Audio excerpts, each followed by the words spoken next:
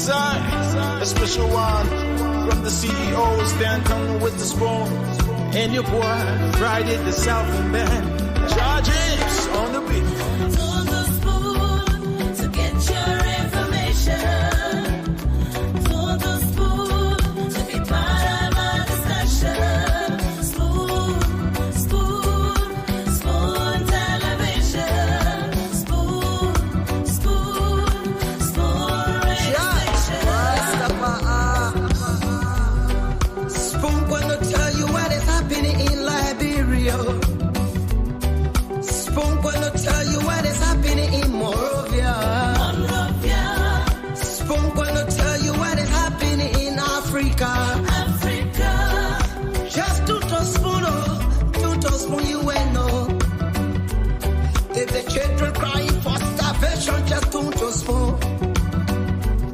You want to get a news update, my brother, to spoon. You want to know what is happening in Monrovia, to spoon. Politicians want to make their decision, just to spoon. You want to know what's happening in the ministry, to spoon. Yeah, to spoon. Yeah, to spoon. You from Vonjema, Maryland, to spoon. Yeah, to spoon. If you eat kepan, gradually, my brother, to spoon. You got a spoon TV, you got a spoon radio, to spoon. Yeah, to spoon. You want to get a news update, to spoon. What? Yeah, Rastafari. Kilibamba, kilibamba, kilibamba.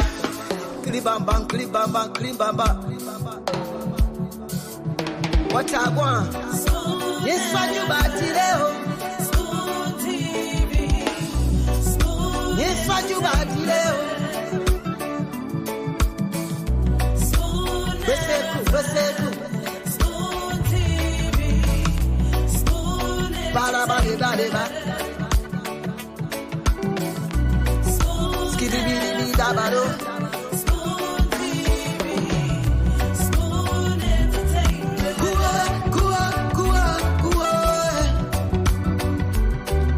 Bese kua, kudileo. Kua, kudileo. On the spoon to get Yes, your information. On the spoon to be part of our discussion. Spoon, spoon television. Spoon, spoon radio station.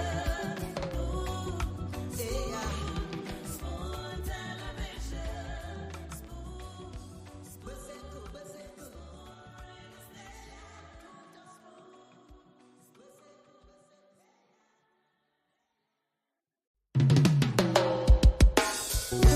Yes, a special one from the CEO, stand coming with the spoon. And your boy, Friday the Southern Band, charges on the beat. On the spoon to get your information. On the spoon to be part of our discussion. Spoon, spoon, spoon television. Spoon, spoon, spoon radio station. Spoon gonna tell you what is happening in Liberia. Spoon gonna tell you what is happening in Monrovia. Spoon gonna tell you what is happening in Africa. Just to spoon, you will know. If the children crying for starvation, just to spoon. You want to get a news update, my brother, to spoon. You want to know what is happening in Monrovia, to spoon. Politicians want to make their decision, just to spoon. You want to know what's happening in the ministry, to spoon. Yeah,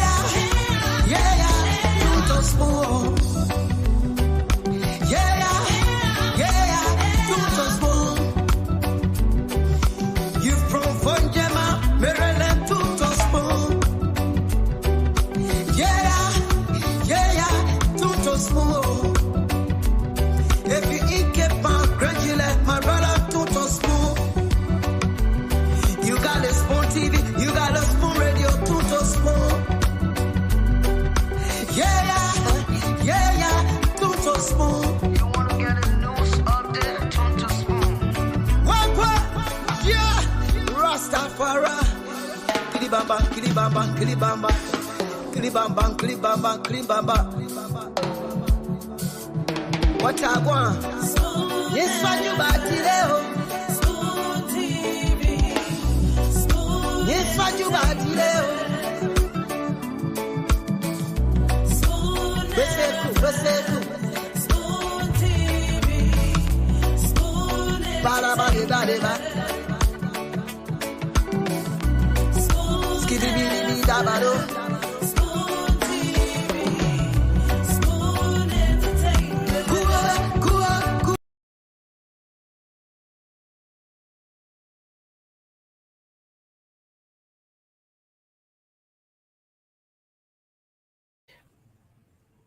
Again, I want to say welcome to the program. Welcome to Spoon Talk. To all of you who have joined us this evening, let me say good morning, good afternoon, good evening, depending on where you are. It's always great being here on the program Spoon Talk. Of course, this is the platform where you get to receive authentic information about Liberia. Spoon Talk is Liberia's most followed news platform on radio and online. I'd like to say welcome to the show tonight. And we encourage you to share the show as you come on. My name is Nelson Colette, and we're live on Spoon TV, we're live on Fabric TV, and we're also live on Super TV as well. Well, if you're watching by way of YouTube, or if you're not on the Facebook platform, then you can find us on YouTube at Spoon Talk Live. I want to say welcome. Thanks a lot for joining us tonight. This is one edition of Spoon Talk that you just can't afford to miss. Share the show and encourage someone to watch along as I invite Dr. Richardson now. Let me bring in Dr. Richardson on the show. Let me say good evening to you, Dr. Richardson. Nelson, hello. How you doing? I'm doing fine. I'm doing well, and I'm glad to see you again. Today we're not talking yellow today. No, we're not talking yellow. We're just going like plain. No yellow, no green, just regularly black. Yeah, Wow. yeah. Uh, It's amazing to be here today. I really happy that I'm alive, at least on Spoon again. I want to welcome all of our viewers. Thank you for joining us. Uh, yeah, Nelson is getting busy. I'm about to go back to school, and I don't want to. Yeah, I've been home all summer long, so I have to. Not it's not that bad. I have to go once a week. I teach 2 courses, so okay. yeah, so I just have to go once a week. But it's just I'm so accustomed to being at home, So working going from home. yeah, working from home. So last night I was having some, like just some anxiety about going back to work, but it's okay. But it's getting busy. But Mhm. there are some who say that some people who say that working from home is more relaxed, but at the same time, it comes with a little bit of distraction. I don't know whether you experience that as well, Dr. Richardson. Um, my kids are older, so I'm able to work from home, and I have such a great relationship with my grandson, who's 2 turning 3 in December. I mean, he's the only distraction. But and I have an office space, so I can just come downstairs, come to the office. I love it. I wish I could do it. You know, um, my husband is really relatively self-sufficient. So are the kids. They can go in the kitchen, in the refrigerator, find food for them. But if they're younger, it may be a little bit challenging. But Yeah. I love it. Yeah, I come downstairs. The only thing I don't like, I don't get a chance. I have to kind of tell myself to go down and walk on my treadmill downstairs because I sit in the chair. Like I'm going to sit here for another 3 hours. I've been sitting in this chair since this morning because I had other Wow. meetings. Yeah, yeah. I've been working, from other meetings. So I don't like it. We have a lot of my school is predominantly white school, Caucasian school. So they're now integrating a lot of culturally diverse people, Black people, not many, but today I got usually I write a letter welcoming all of the culturally diverse students to the campus, giving them a few hints about to be successful in a, we call it PW, predominantly white institution, PWI, what they need to Okay. do. Yeah, so that's what I've been working on all day with. We have a committee called the Diversity, Equity, and Inclusion Committee. So yeah, so I've been sitting in this chair working, moving from one meeting to writing one letter to another. Uh, so it's Wow. crazy. Yeah. But yeah, we are today. So much about that. So any trending issues in Liberia? What's going on? Well, lots of training issues in the country. So many things going on. Hmm. Um, well, the campaign will always overshadow most of the happenings because Yeah. campaign is on almost everywhere in the Mm-hmm. country. Even the political parties that have not officially declared campaigns open, they themselves are campaigning one way or the other. So Of course. yeah, so the campaign is always part of the training issues here. So the president was in Rural Monserrato today in the Fender area, Mm-hmm. and as part of the campaign activities in that part of the country, well, finance minister was there, and the chairman of the CDC campaign team was there as well, Mm-hmm. Commissioner Eugene Nangbe. Well, but the finance minister made some statements, some comments today, Mm-hmm. uh, and it was something that got some Liberians talking and trying to Mm-hmm. sort of evaluate. Well, Mm-hmm. the first thing he said is that the Unity Party government, 12 years of the Unity Party administration, comparing it to 6 years of the CDC administration, the Mm-hmm. CDC has paid more money in salaries to health practitioners than the UP did in the period of 12 years. So, according to the finance minister, for the entire let's say 12 years of the CDC, of the Unity Party, sorry, the Unity Party paid a total of 25,000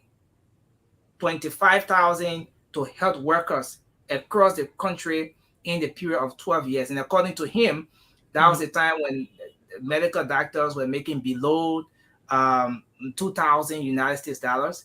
But he said just in 6 years, the CDC government has paid over 50,000 salaries to medical practitioners, especially doctors, medical doctors. He said they've increased their salaries to 2,000, and across the country for the period of 5 years, they've paid over 50,000, double of what the Unity Party paid health workers in the period of 6 years and 12 years, sorry. And he was pushing that point to say that the CDC is more concerned about health and is investing a whole lot. Now, uh, another statement he made that got so many people Mm-hmm. questioning and people trying to do their fast checks and all of those things was that Liberia at this point, under the president, President George Weah, um, the country is enjoying electricity to a point where Liberia have now started giving electricity to Cote d'Ivoire. You No, know, hold up, Nelson. Who said that? the finance minister today. Did he Um, really say that? yeah, Liberia is is is is enjoying electricity to a point where Liberia have now started giving electricity to Cote d'Ivoire. And the question that I saw a lot of people asking under that live stream was, how come the entire country is not electrified and then we're giving electricity to Cote d'Ivoire? How are we in the first place giving electricity to Cote d'Ivoire when we ourselves are still struggling with the issue of electricity? So that was one of the comments he made, but it was part of the campaign activities, and yes, that Is plus other things he said at that. Did anybody get At an that opportunity to fact check both things? Like, for example, did they really increase the salary of health worker or give more money to a health worker from 50,000? And also, are we giving electricity to Cote d'Ivoire? Did anybody fact check that? I've never. This is my first time hearing, especially the Yeah, electricity. yeah, I too, Dr. Richardson, is my first time hearing about Liberia giving electricity to Cote d'Ivoire, and then even the issue that has to do with the total number of medical doctors, because in order to arrive at uh, to be able to authenticate the figure that the finance minister is talking about, we firstly have to know, we have to establish how many medical doctors that we have under the previous administration, how much were they paid, and then on the before we can arrive at the total, and then Yes, compare it to where we are now. How many medical doctors do we have in the country right now? How much are they being paid? And then we could start the fast checking from there. But it is definitely. usually not just a 1 hour thing, No, you I know. know. Gotta go to the budget and all of that stuff. Yeah. See what money they allocated for health worker, for and all of that stuff, or track newspapers. So yeah, so we that our audience, we don't know. That's the process that Nelson explained to you, and also like I haven't heard about this electricity sharing with or given to Cote d'Ivoire. I know that we did owe Cote d'Ivoire at one point. I think Yeah. at the tune of what maybe I think it was nine something $1 million or whatever. So but interesting. Go ahead, Nelson. I didn't mean to interrupt you. It's just, when you're talking these trending issues, it just kind of alarmed me a little bit. But go ahead. Okay, yeah, sure. So yeah, so he was talking about over. Sorry, did I say thousand? It was million. Actually, I meant um, Okay, 25 million. They 25 changed it to million. 50 million. Yeah, 25 million. On a previous administration, 12 years, and they have spent over, yeah, 50. Yes, Million. yeah. So now the next thing is, today there was this there was this group called there is this group called We Are Out Campaign. um that's how they call themselves. Well, they endorsed the presidential bid of Ambassador Joseph Wakai, and the reason for that is, according to them, the CDC government has failed, and they think that we are sorry the Joseph Wakai or the Unity Party administration will do well to ensure that Liberia uh, is on par with other countries in terms of the fight against corruption, improving the livelihood of other people, and so forth. So they endorsed the president today. Yeah, they endorsed the president today. Now, on They the flip endorsed, side, they endorsed JM. You sorry, said they endorsed, they endorsed JMB today. That okay. is what. Yeah. Mhm. So now, on the flip side, Mayor Jefferson Kochi spoke to this issue of the filth in the city, Monrovia Mhm. being very filthy. Some parts of the country, uh, you walk on the streets and you will see stockpile of garbage all around the place. I remember some months back, pretty close to a year, we had uh, Ambassador Delawus, who spoke to that issue when he said, we spoke about Monrovia being very filthy, very dirty. Well, it Mhm. received a very strong reaction from especially those who are supporters of the government, and he had to retract his statement. Yeah. He said that the city is the dirtiest he has ever seen Mhm. since he's been, going to other countries. But the I mayor know. today attributed the filthiness of the city to the previous administration and those Are you people. kidding me? Yeah, the previous administration and those uh, founding fathers of the country, those who were there before the CDC assumed power, before the got in authority.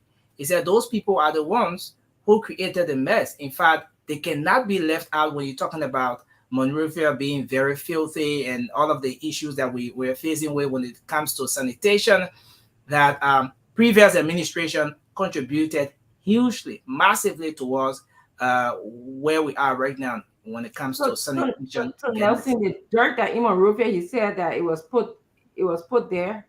by the previous administration or in this administration just piled on the dirt on top of it. That's how I understand it. He said that they're fighting to clean it. He said they're fighting to get to clean it, to make sure that Monrovia is clean. But previous administration cannot be left out. They created a mess, and they're responsible for the serious sanitation issue that the country is faced with. So Diamond can call it the case of Dirty Dirt Jerk. Dirty Dirt Jack. Yeah. That one I get it good, right? Yeah, that are using your local spot on. It's just like you get the serious accent stay inside, you know. Yeah, don't go there. That Yeah. Jack. You know, the colloquial get time for too much error. That's true. Yeah? So when you say dirt, you want to pronounce it as dirt. No, dirt. Yeah. Thank you. No. That's Jack. Yeah. You can call here today, okay? So still on the city mayor, Dr. Richardson, Mayor Koji also accused the Unity Party today of bringing some Russians into the country to incite violence and disrupt the electoral activities. He said the Unity Party has brought into the country some Russians, and they are here, and their main purpose of being in the country is they want to cause violence. They want to destabilize the country because according to the city mayor, the Russians who were brought into the country by the Unity Party, the Russians are already informed the Unity Party that as per their own technology or whatever prediction they have in place, the CDC will win the election. The CDC has already accumulated over 47% of the vote. So he said the Unity Party, the Russians have told the Unity Party that they who brought them in the country, the Unity Party will lose the election to CDC, and CDC has already accumulated 47% of the vote. So the question that so many people were asking is, how did they arrive at the 47% when in fact election is yet to be held? People have now started casting their ballots, so that's the other aspect of it. So, but Mo Ali spoke to the situation today. He said it is false. It is the Unity Party that alarmed on the issue of Russian, and so the CDC is just trying to cover up. Yeah, so that was Mo Ali response to the situation today. That is. I mentioned Mo Ali need a mentioned situation right after it. Oh. So I'm I'm going for situation right now. Okay. All right. Don't be a psychologist on the show, huh? It is your field, Dr. Richardson. When you hear Mo Ali, they hear situation, that the content, we'll be looking at people. We'll be looking at. Direct me, I'm not going there. Yeah, in psychology, you can do content and process. So we look at the content and the process in which it was explained. So you see, Nelson mentioned the process of situation. Okay, I just asked an innocent question also. Nelson, you can go ahead, Chief. Yeah, that question has a motive. It's not. I'm telling you, the underlying motive. So just so I finish up with the training issues. There is this statement that was made by Adolphus, Rolling Duo, over just a few. That was yesterday. That statement came up yesterday when he was, campaigning his own, and he's contesting in Nimba County. So he was campaigning to the people of the county that as one of those individuals. I think that Diamond, since in fact he's in Nimba right now, he may have more details on this. That since in fact after the war, as one of those persons who participated in the war, quote unquote, protecting the people of Nimba County, since after the war, there were 3 major actors from Nimba County. 2 have been awarded governmental positions. Senator Prince Johnson and It's off Yeah. solo. Yeah. So he said the people of Nimba County, it is a time for them to pay him back for the protection and everything that he provided during the civil unrest we had in the country.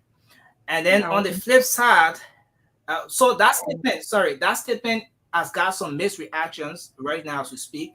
Well, some think that individuals who were active participants of the war in the country should not be boasting of their past, since in fact it's a very dark past. And so they should rather focus on reconciling the country and expressing some remorse for their actions in the past, and not using it as a means to campaign to the people across the country, especially during the campaign period. Yeah. Well, just so I end with this, Dr. Richardson,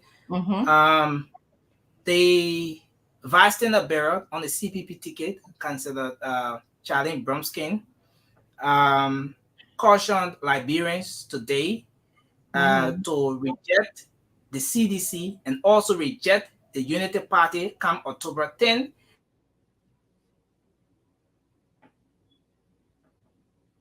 Oh, Damo, how the minister to my CPP just stuck. That Richardson, are the question there? I was just enjoying something smiling. Then let's see, I come back and finish this story, and you come back to come back and finish the CPP story. Yeah, you say reject CDC, reject Unity Party, and then the internet rejected him.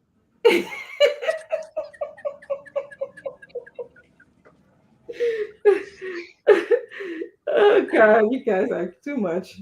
So Nelson is frozen, Dr. Richardson. And, yeah, so I'm sure he will. Okay, we'll put you here. But anyway, I'm gonna get started. Maybe you'll come back. Okay. Yeah. Nelson. Nelson is back. Yeah. Nelson, you are frozen. I don't know how you started talking about rejecting. No, as soon Diamond came on, my internet started giving problem. You know, usually my internet didn't give problem, but that virus. So oh really? All right. No that problem. Virus with Diamond internet. Even joining the former CEO, eh? Okay. And the Russians play with your internet.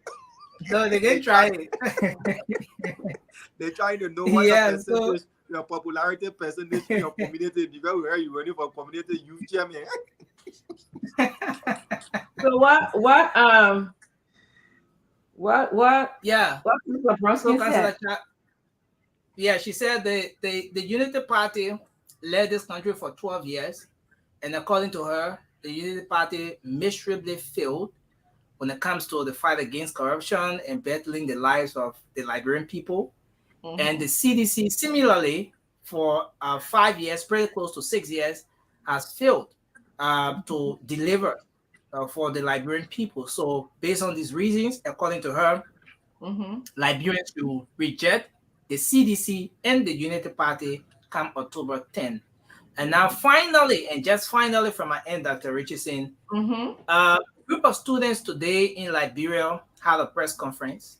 The press conference, they gave a 2-week ultimatum to the Ministry of Education, to the government of Liberia through the Ministry of Education, to include Abraham Day, which is a holiday in the Muslim calendar, and Ramadan Day, to include it in the educational calendar, so that when those two holidays come, the academic activities will be, on a pause. There will be a holiday so that they can go and observe.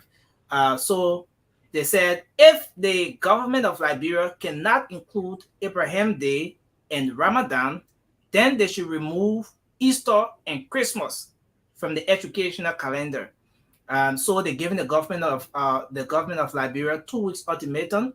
According to them, if the government fails to listen to their demand, they're going to rally 10,000 students across the country and stage a nationwide protest in demand for either the inclusion of Abraham Day and Ramadan Day, or the exclusion of Easter and Christmas from the academic calendar.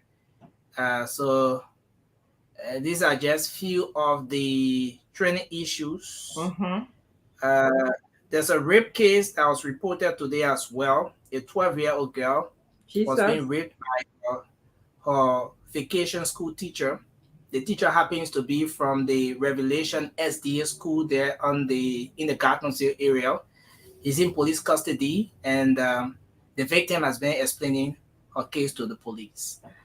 So these are some of the updates. Plenty of things happening in the country, but I just saw here. So plenty. I'll plenty. Diamond, you come on and tell us. Yeah.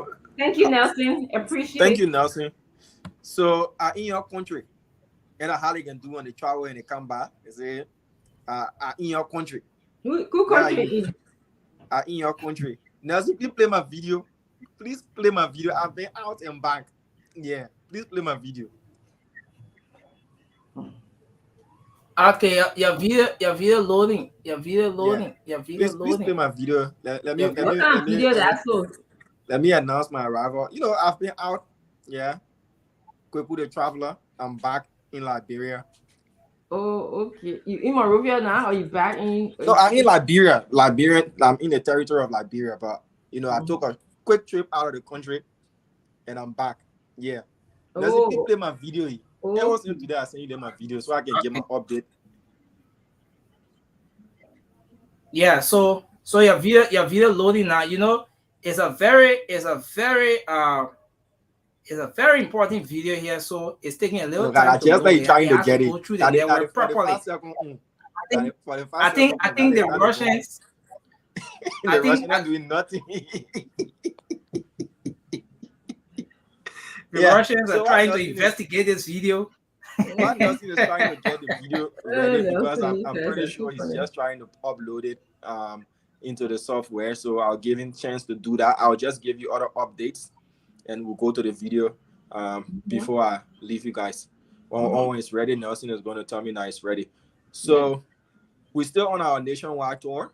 We're still in Nimba. Today we had the opportunity to visit San Nicolas City, the capital of Nimba County, and subsequently made our way to Saclay, you know, the other end of the county.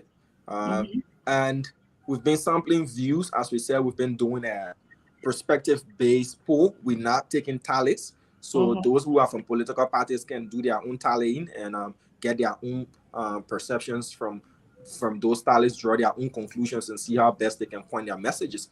So while in San Nicolas this morning, we bumped into the vice standard bearer of the Unity Party Alliance, Honorable Jeremiah Kwankun, you know.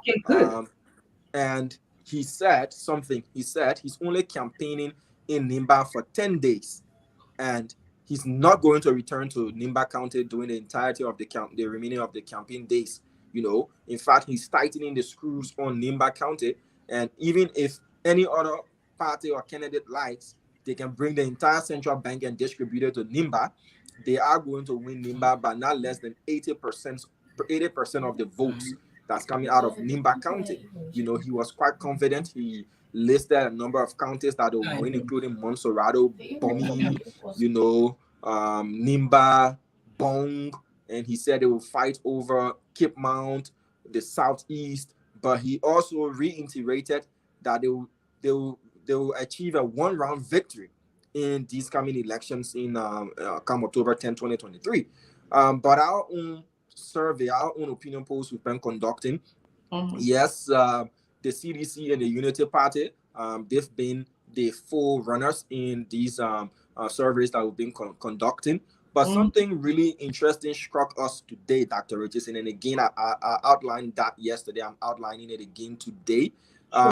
We don't really see the presence of the CPP, you know, advertising in Nimba County. And we even went to Saclay District 7 today, where the CPP chairman is contesting. And we have video evidence to that effect, Dr. Richardson. There is only one Cummins Bromskin signboard. It's not even a big one. It's a small sized one, you know.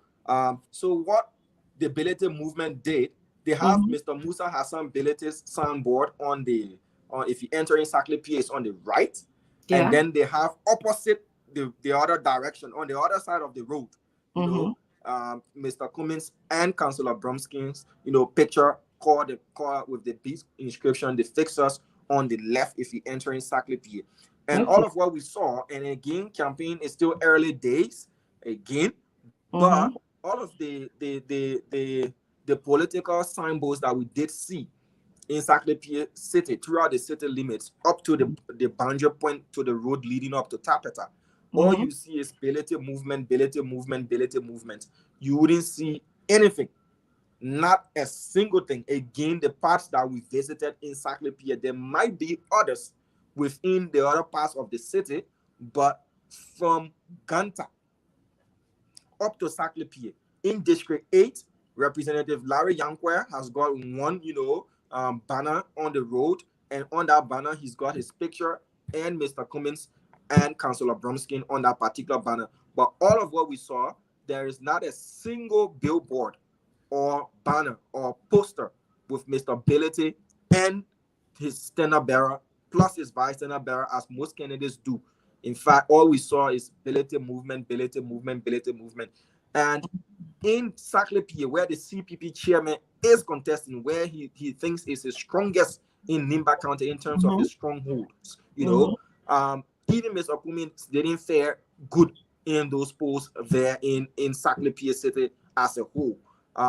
So from Bon County, again, as I said, all the way to Nimba, we've now been seeing the CPP as visible. We see other candidates. We see the We Are 2023. We see the Unity Party. We did see some presence of Councillor Tewon Gonglo, but what is going on? And the question is, why so far up to now, Mr. Ability has not replaced those billboards with, his standard bearer and the vice standard bearer plus himself, like the way most candidates do? Why is it still bearing the Ability movement? Why is it distancing himself from the CPP, in district number 7 and want to run almost as an independent, though he's on a party ticket? These are many questions, but visibly, we haven't seen anything of that sort, Dr. Richardson. And I'm talking about with crisscross Nimba, with the exception of Campley, and Tapeta. But we've been all around so far, and we haven't seen anything of that sort, Nelson, you ready to play my video quickly before I leave you? Well, I mean, while we wait for the video, that's good observation. Thank you. I'm sure. Right, so I'm finally departing from Liberia to Guinea, and by stepping right here across this bridge, I'm in Guinea. Guinea is right here. I'm in Guinea. So Emmanuel is going to cross and come to Guinea. I'm not going to Guinea. Be Liberia, Emmanuel. Don't come to Guinea. No, I will jump back to Guinea. So I first I jump back. Yeah. I jump back. Yeah, Guinea. It's just funny how borders, divide us. These are man-made borders, but you see the kids and everybody crossing in between Liberia and Guinea to tell you that we are all one. All right. Oh, that's a nice video. Yeah, so I went to Guinea, and I'm back in Liberia. Through all the hard work we're doing, we did have time to play. It was also important to show that how united our people are. We won, Dr. Richardson.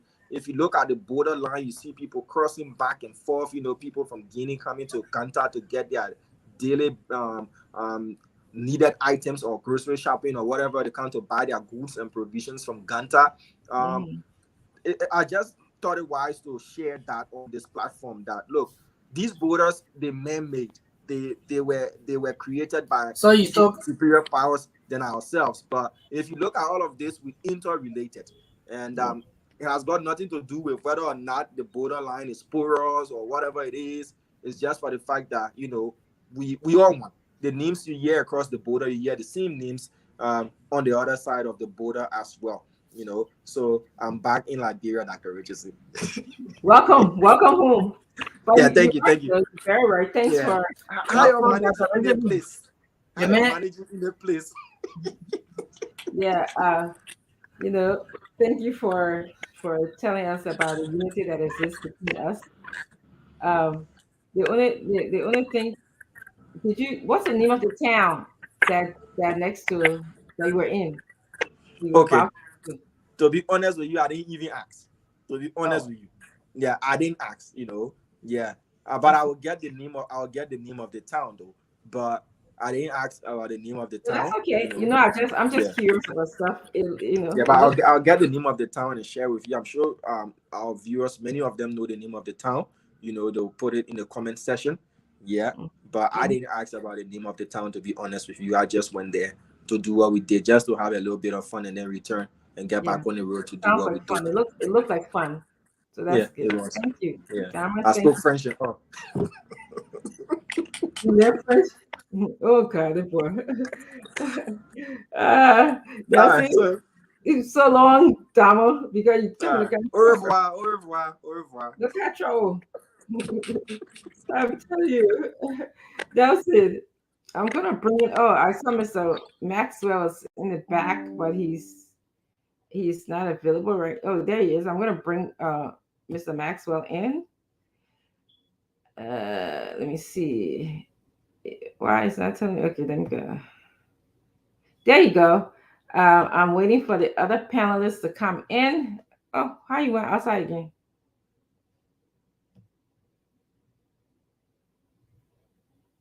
Let me try this. There you go. All right, good, good. Hi, how are you, Prince? Good to see you. Good to see you, Dr. Richardson. Yeah, I'm here we well. are again for Here we another are day. again for Another another day day of to school. engage the 5 plus million people of Liberia. And for Spoon TV, once again, to leverage this democracy through communication for our people. So definitely, I'm excited to be here every day as I have been to give the message of Dr. Moniba and I my knew you were going background to see Dr. Money. I was just waiting and for to it. and to speak to Liberian people, to speak to their anxieties so that they understand that we care, to speak to the issues that matter right now on the ground, because the next 6 years is the future of Liberia. It's very, very important for each and every person, so Mhm. as to make sure they understand what that means. Okay, good. Thank you. Thank you very much. So let's just welcome at least a few of our viewers. I always like to include them in the program because I think, they make a instrumental part of Spoon Talk. So you want to help me? You can pick anybody or start anywhere. Where just do about 5 or 6, and then I'll come in and do 5 or 6. Hopefully, by that time, other panelists will roll in. If they're not here, we'll just start. Yeah. Okay. So I will go with Philip Bella. Thank you very much, Maxwell. Okay, the comments are moving so fast, so I know I'm Yeah, trying to be yeah, able to get it yeah, up. But thank yeah. you very much and welcome to the show. Okay, I understand. No, I'm not an opportunist. I'm a pragmatist. So as a result of that, I'm waiting for my colleagues to get here so that we can have a stimulating challenge of ideas that the Liberian Mm-hmm. people would like to hear.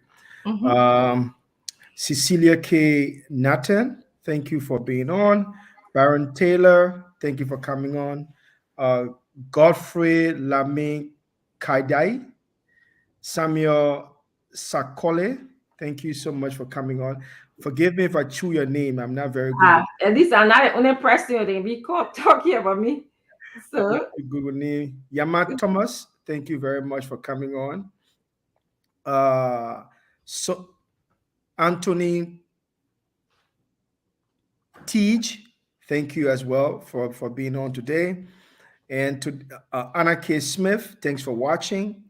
I know it can be difficult sometimes, but you always try to come on. Thank you so much for being here. mhm. Yes, I'm just gonna start from anywhere. I want to welcome Ezekiel Mako Kon Segeli. He's from Nimba. So thank you so much for being here. To Gerald just said ANC. Thank you very much for joining us. To Mohammed Sherry is watching keenly. He says Tony Sikba is also here from Soul Clinic Garza Community. Prince Dream Chaser says ABC. Adolphus Taylor said I'm here. Let me just see. This stuff is going fast, so please forgive me if I don't see call your name. Uh, I don't want to skip over anyone's name because uh, I lost my spot. Okay, so Archie Weah is here from Dubai. Archie, I hope everything is okay in Dubai. One day I'm gonna go visit Dubai. In fact, my husband asked me what I wanted to do for our wedding anniversary, and that's what I told him. I wanted to travel to Dubai. Oh, So, most definitely, you have to visit Dubai. It is a wonderful, beautiful place. It's a yeah. place of innovation, dreams come true, and Uh-huh. real infrastructure development. You will love Dubai when you get there. I visited Dubai, and Uh-huh. believe me, it's a wonder. It's a marvel. Yeah, I can't wait. I'm sure he's going to make it happen. So I expressed my wish, and it's his duty to make it happen. So he said, I mean, he actually talked about, we were talking about erosion. I think I saw something on Spoon was doing something about erosion, and he was saying Mhm. like how in Dubai they develop a whole city just by blocking erosion and up putting the sand and all of those things using real modern innovation and technology that we probably can use in our country. And let me just extend this to international development from the perspective of international infrastructure development. Mm-hmm. Liberia, Dubai was literally built on the intellectual intelligence of the Dutch, Mm-hmm. because the people from the Netherlands, they are very good when it comes to reclaiming land from the ocean. Mm-hmm. So their technology, intellectual properties, machinery, and everything was used by the people of Dubai for them to be able to rebuild our city. Yeah. Funny as it is, and as beautiful as it is, Liberia has a very strong relationship with the Netherlands. Unfortunately, we've been unable to cultivate that relationship with the Netherlands. Why can't we do that? Get them to fix our ocean. Uh, We've been slow in engaging the Dutch. We've been very passive in our international affairs when it comes to our relationship with the Dutch.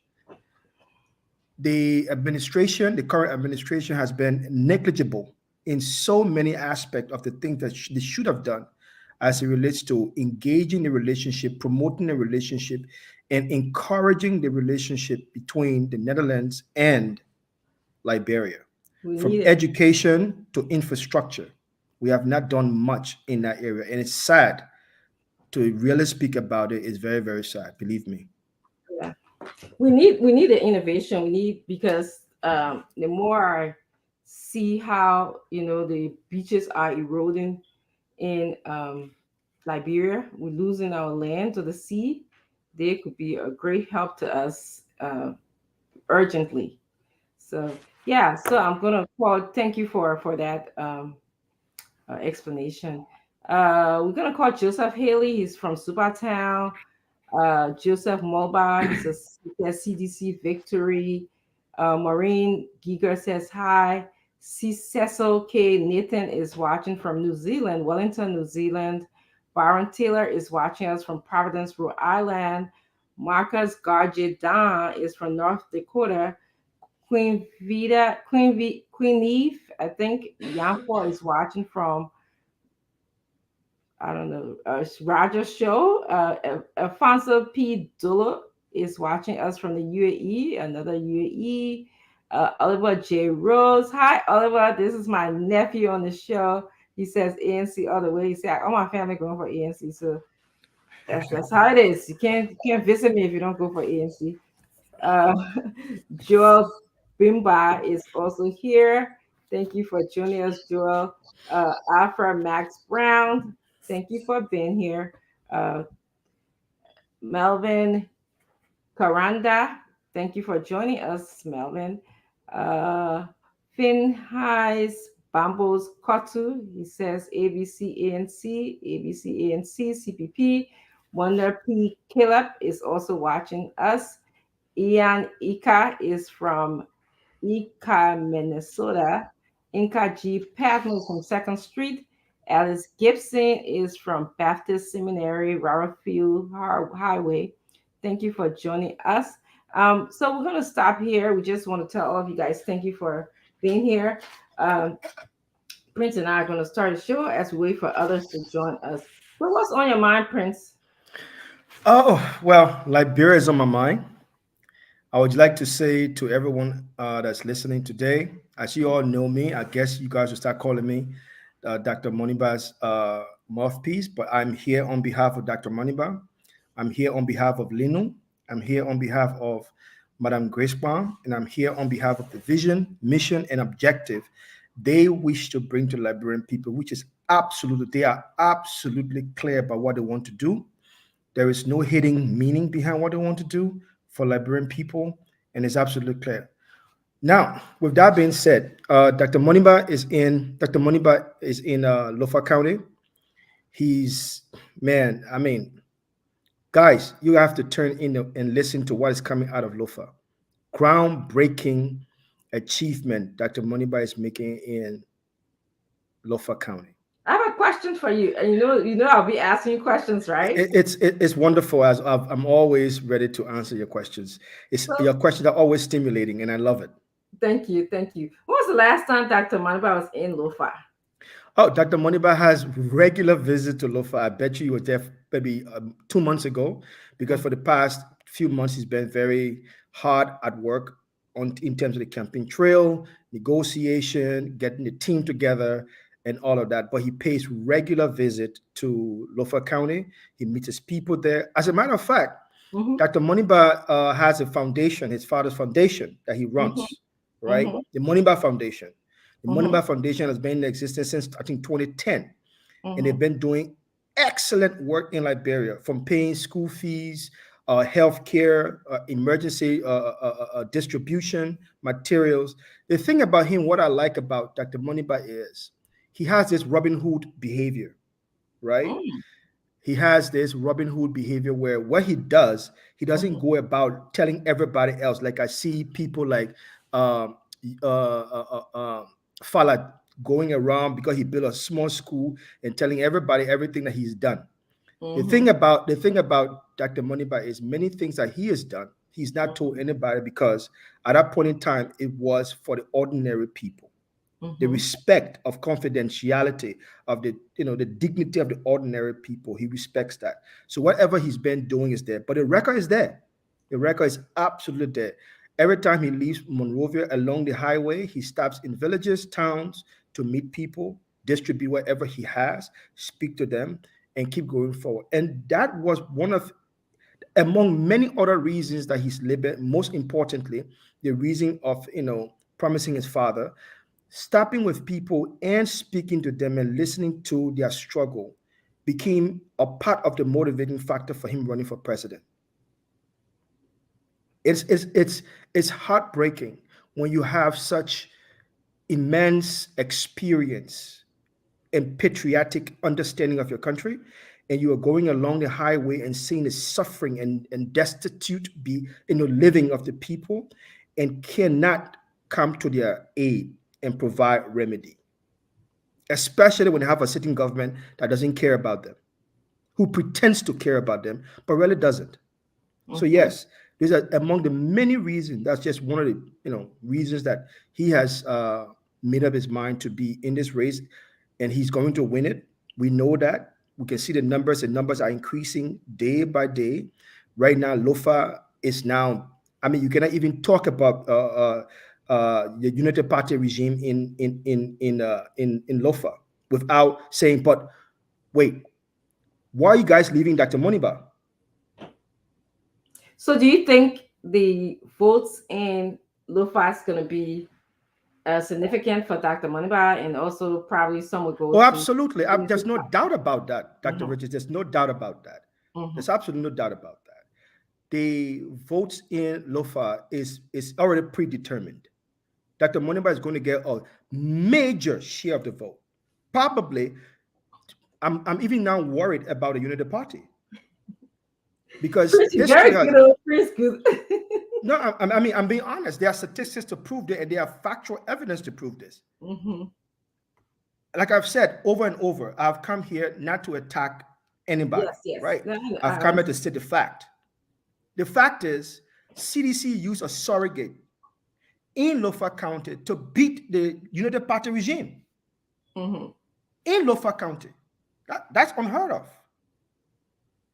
Isn't that a fact? It is. So the calculus has shifted. Also, we need to be cognizant of the fact that, and we need to understand the fact that Lofa County, the youth are more than the old people now in Lofa County. Of course, yeah. So they're looking for another young person ahead of them. The Lofians are smart people. They are respectful people. They are peaceful people. They are dignified people. And they want somebody who brings that, somebody who brings the future for them. But, it could be argued that, they have Unity Party standard bearer who may be respecting the people from Lofa as well. He's aware of the culture. So what makes him different from the both are? Oh, absolutely. Absolutely. The Unity Party leadership is respected in Lofa. Lofa is a traditional society. I'm not going to take that away from the politics of Liberia. No, I'm not. But we need to understand the sensibility, the thinking of the ordinary people in Lofa County. Lofa County they're looking at 30 years from now, they're looking at 6 years from now or 5 years from now. No. They know what they want. You see the movement towards Dr. Moniba as he moves in. Why do you think the Unity Party comes here and consistently attack Dr. Moniba? Continuously. Dr. Moniba has no record that he can attack. So they attack his youthfulness. So when you said Dr. Moniba has no record, Dr. Moniba did work in the previous government. He did work in the Unity Party government. Absolutely. So that's his record. He was involved. No, when I said no record is what I mean by that is when in Liberia we say the person got no bad record, right? That's what I mean. He doesn't have a bad record. You can say, oh, he was corrupt. Oh, he did this bad thing. Oh, he did this bad thing. Oh, he was part of the war. You can't say none of those things, right? So where is the attack line? Oh, he was planted. That argument is completely gone now. Oh, he was surrogate. Nobody can believe that. The last time again, it came as, oh, he was part of CDC, because he won't be foreign minister. The other argument, everybody like, really? You're really now? You're really? So nothing is left. Nothing is left. And we will continue to respect the leadership and the regime of the Unity Party. We'll continue to respect the establishment of the Unity Party, but we know fully well they have been absolutely decimated and weakened in Lofa County. And we are now in the position. Dr. Moniba is now in a position. Linu is now in that position. Madam Grace Kwan is now in that position. So right now, they now have to now recalculate what they are going to do. Now, instead of them being ahead, they are now behind. And we are taking the lead and we're not going to stop. So if someone would ask you, how would you distinguish the President Ellen Johnson Sirleaf, who he served, her policy from his? How would you do that? To distinguish Dr. Moniba's policy from Madam Sirleaf's policy. Correct. First and foremost, Dr. Moniba is not Madam Sirleaf. Second to that, they are both not in the same generation. Now, Madam Sirleaf served nearly 6 years ago for a 12-year government, right? The conditions at that time is very different from the conditions now. The demand for attention is very different from that of present realities. The realities of the time Madam Sirleaf served were serviced based on the availability of resources at that time. So it would be unfair to sit here and analytically compare the two, because as I've stated, these factors are vastly different at this point. One, Liberia has electricity now in the country. When Dr. Moniba becomes president, he won't be looking at, oh, let me go and start electricity from square one. His approach will be, how do I now extend transmission and distribution and make sure that consistency and continuity of electrification of Liberia is something core invested in the policy of Liberia that supports the economy and the social fabric of Liberia. That is far different from Madam Ellen Johnson Sirleaf, who I respect highly, policy. Madam Sirleaf's policy was, how do we rebuild the energy sector of Liberia? But right now, it's how do we secure the energy sector of Liberia? I don't know if I would say that to Prince, because there's a majority of the country do not have electricity. Hence, transmission and distribution. Well, I think hence availability. As I spoke to that, because now we have a hydro, the key policy but the project only serve what, a certain amount of kilowatts or whatever they call it. And hence I've said to you, there are many other aspects to Dr. Moniba's policy. I was only referring to what we already have. The moment we have solar energy generation, we have the ECOWAS line for coming out of Cote d'Ivoire for extension and continuous distribution. These are critical aspects to our current electrification process in the country that Dr. Moniba will be looking forward to extending. His approach will not be, let's go rebuild right at this point, right? Because it's something, we already have something there. But how do we now secure what is there and create a sustainable policy around that serves the Liberian people, that is extended to Liberian people where they are, in their villages, in their towns, and in their cities, and in their schools, and in their hospitals, at the airports, at the churches. That would be the approach. And Dr. Moniba has a plan for that already. Okay. So just give a few closing comments about your thoughts for the day, and then I will share mine, and then hopefully by that time, our other colleagues will be here to join us. Wonderful. Thank you so much, Dr. Richardson. I was privileged today to have gotten wind of, first and foremost, let me just say this. To the armed forces of Liberia, to the gallant men and women that serve in the armed forces of Liberia, Dr. Moniba and Madam Grace Brown would like to salute you for the work that you've done and you continue to do for this country. To the leadership of the armed forces of Liberia, we say thank you. A force for good is always a force for good. And we appreciate the work that you've done and you continue to do to protect the nation. We'll also, Dr. Moniba and Madam Brown, would like to thank you for everything you continue to do. Today, I was lucky to have wind of the AFL code of conduct that has been right now emphasized relative to the elections, that AFL officers and personnel have the duty not to get involved, that it is not their place to be involved, that no logistic of the military should be used for campaign, that officers, when going to elections, should be in civilian clothes and not uniforms. That, to me, is democracy. That, to me, is solid leadership. That the military establishment in Liberia is able to think about these things and to inform the Liberian people about it. We can only say thank you so much for coming up with this brilliant idea of and upholding the code of conduct of the military. Thank you so much to the establishment. I will go as far as hopefully extending this tool, because what people don't understand in Liberia is the military and the diplomatic service share similar code of conduct.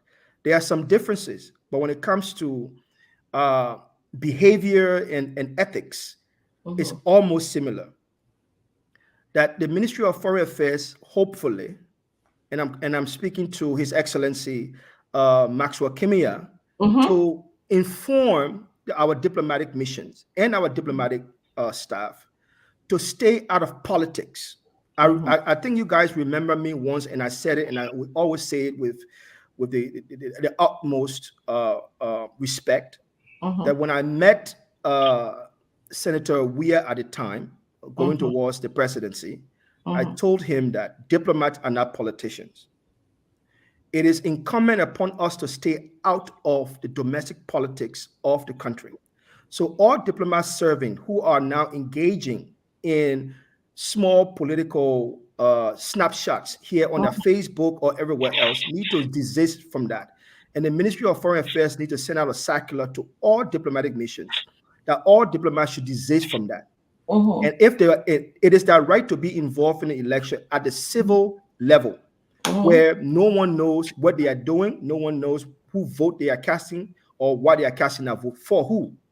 But publishing articles or posting posts on Facebook is a complete no-no in the Ministry of Foreign Affairs Code of Conduct. And they need to uphold that. So we are asking the Ministry of Foreign Affairs to make sure that diplomats around Liberia should respect this code of conduct and uphold to it. Okay. That's one of the things on my mind. The second thing that's on my mind is this. 30 seconds. Yes, 30 seconds. The Amos Claudia Sawyer debate is which will be taking place on August 22nd or running up to September 14 is coming up. Dr. Clarence Moniba has replied to the Amos Claudia Sawyer Foundation that he has accepted the invitation for the debate. And at present, the information I'm getting is Dr. Moniba is the only presidential candidate.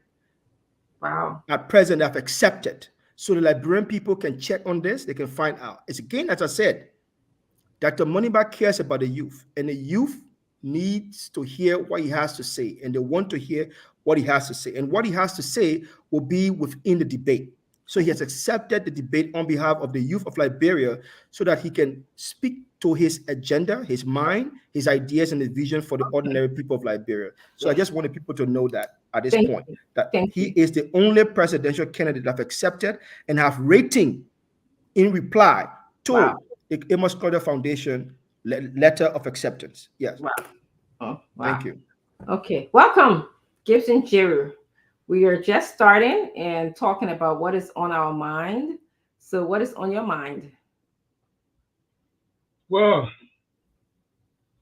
so much is on my mind, but I want to restrict myself to a first one has to do with this campaign period. And Councillor Gonglo is very busy. He is again going back into the Leeward counties. As you know, he is a kind of Jehovah Witness type of campaigner. He might have some large crowds sometimes, like the one in Buto, like the one in Kample, like the one in Banga, like the one in Grand Jede. But a Jehovah Witness type of campaigning is what he is more interested in. Our VP is busy in Bon County, especially in his district and the surrounding districts, going from town to town, from village to village, introducing the team and urging them to cast the ballot. I think this is a strategic way. It's a new paradigm in the campaigning process. Because when they say you are an honored dog, you accept it. You do not fight it. You do not say, no, I'm not an honored dog.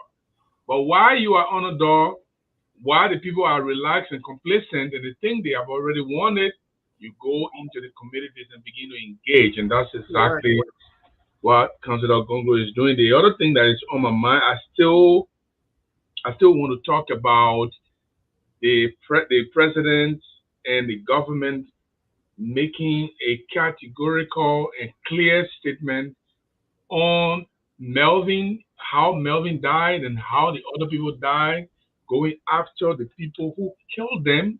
It is in the interest of the Liberian people that they know who are the people that are killing these people.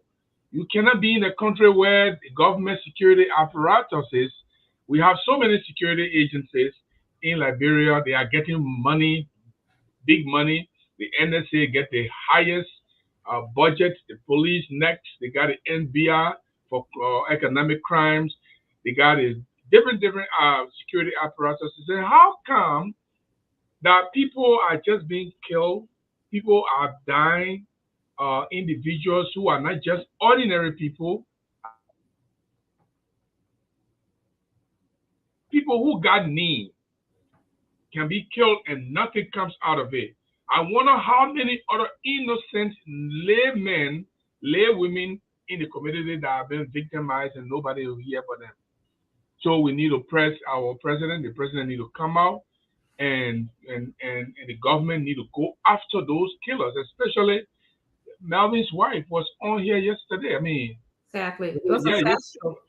yeah, It and was she made very, a passionate plea that she yeah. wanted justice. And it's not just the government now, all human rights organizations. Those days, human rights organizations used to really go vigorously after government, after events that take place, murder, misuse of funds. Everybody's scared. You go talk, then the next I day. don't know. Yeah, no, Dr. Richard, it just surprised me now. We hear human rights organization, Morovia, St. Tao, and other people. And those days, they used to dig, they used to collaborate and send people to investigate and come up with their findings. I don't know what's happening now. So, But and look, even the journalists, but Jeru, I told you what's happening. The people scared.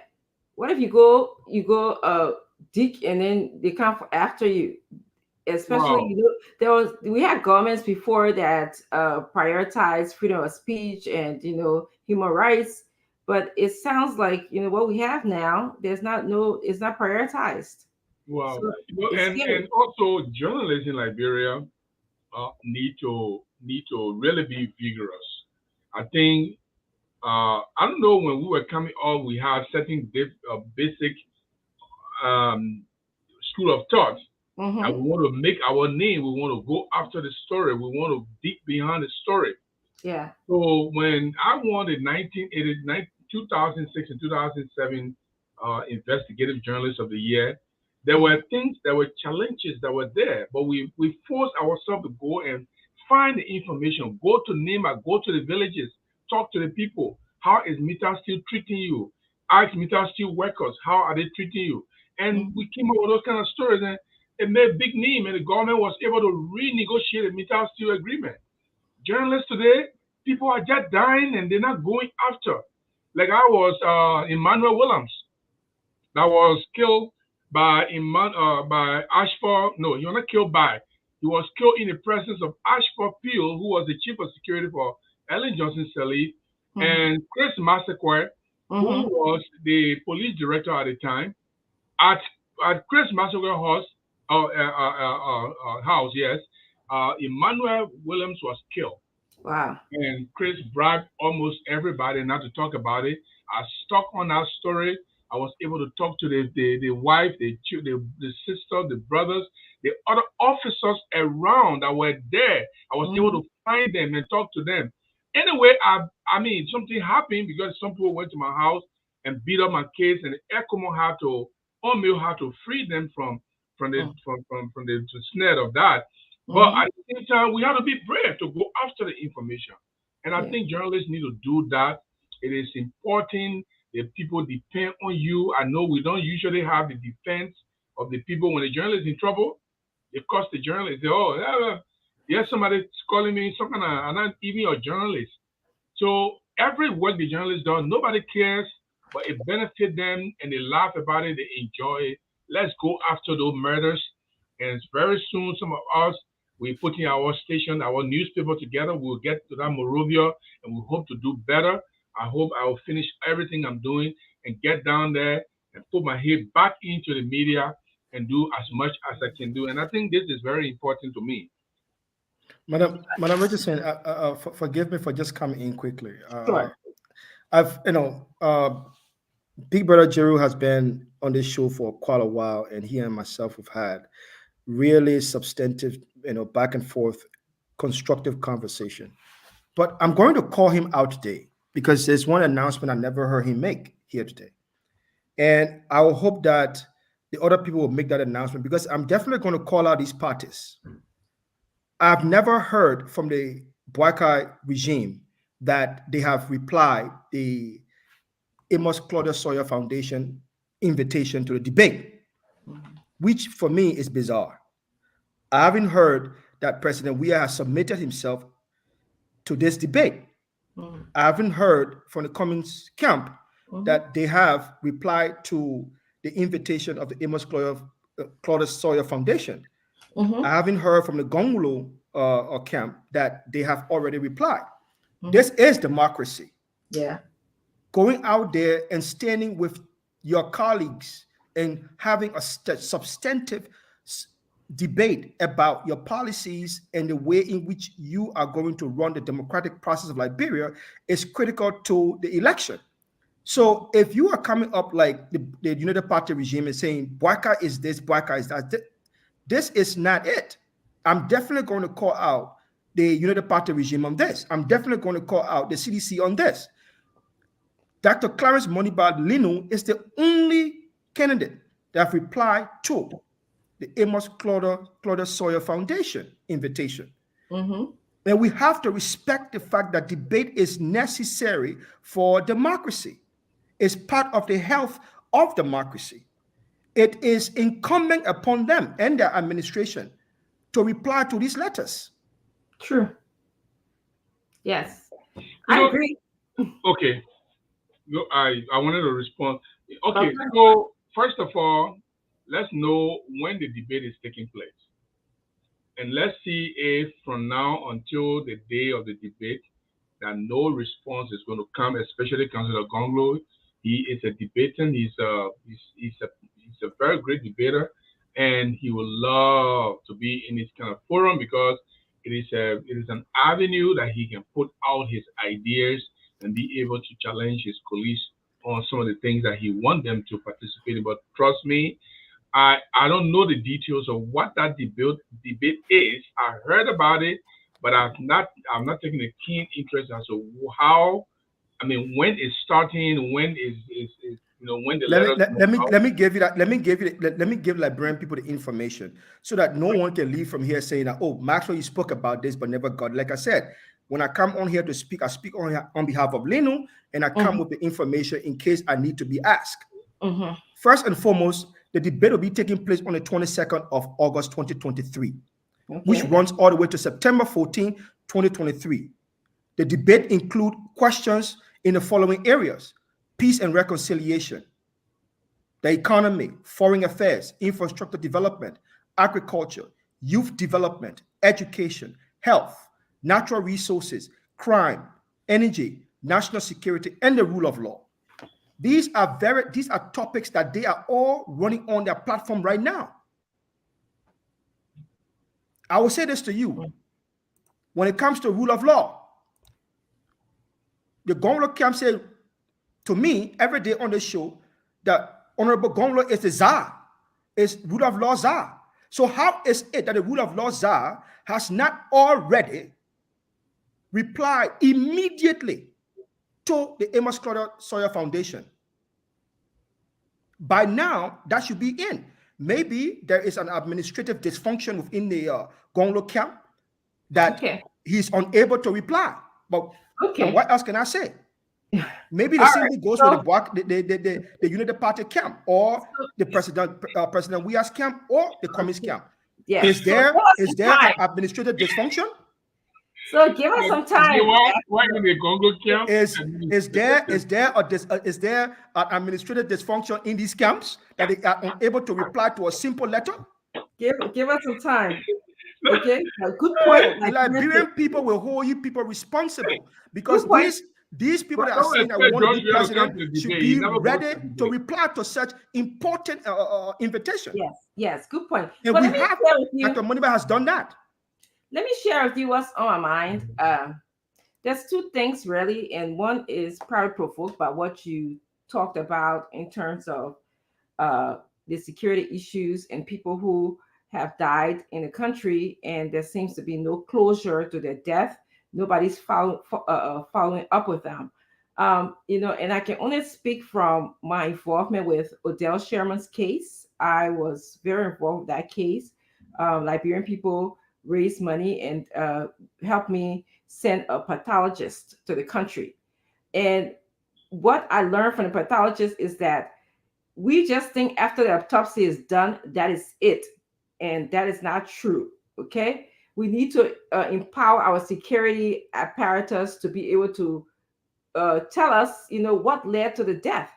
The autopsy is just one piece of it. The autopsy can just tell you what is going on with the person who died. You know, if they found foreign object or foreign agents on her, you know, what part of her body got harmed. Those are the things that they can tell you, but they can't tell you, you know, how the person died, whether the person was killed or whether the person, you know, what kind of instrument was killed, where did the intruder come from. All of those things are the job of the police. And so why is he? Why do we have you? I don't know who's doing that. Okay, And so they're trying to put me off stage. Something is amiss. and the thing about it, It can't happen for nothing. let me just welcome Stanton. But the thing about it is, let me just finish my thought too. So when the pathologist went to Liberia, he said that the cause of death for Adele Sherman was. Yes, can you mute yourself? Somebody mute yourself. The cause of death for Adele Sherman was descent from height. So, you know, he said he specifically didn't use the word fall, okay, because he wanted the police, he wanted the other security people to find out why and how. How did she descend from height? She didn't fall, or did she fall? Was descent from height part of her falling, or did somebody push her? You know, so all of those things were involved, and I think that's what we miss in our country when it comes to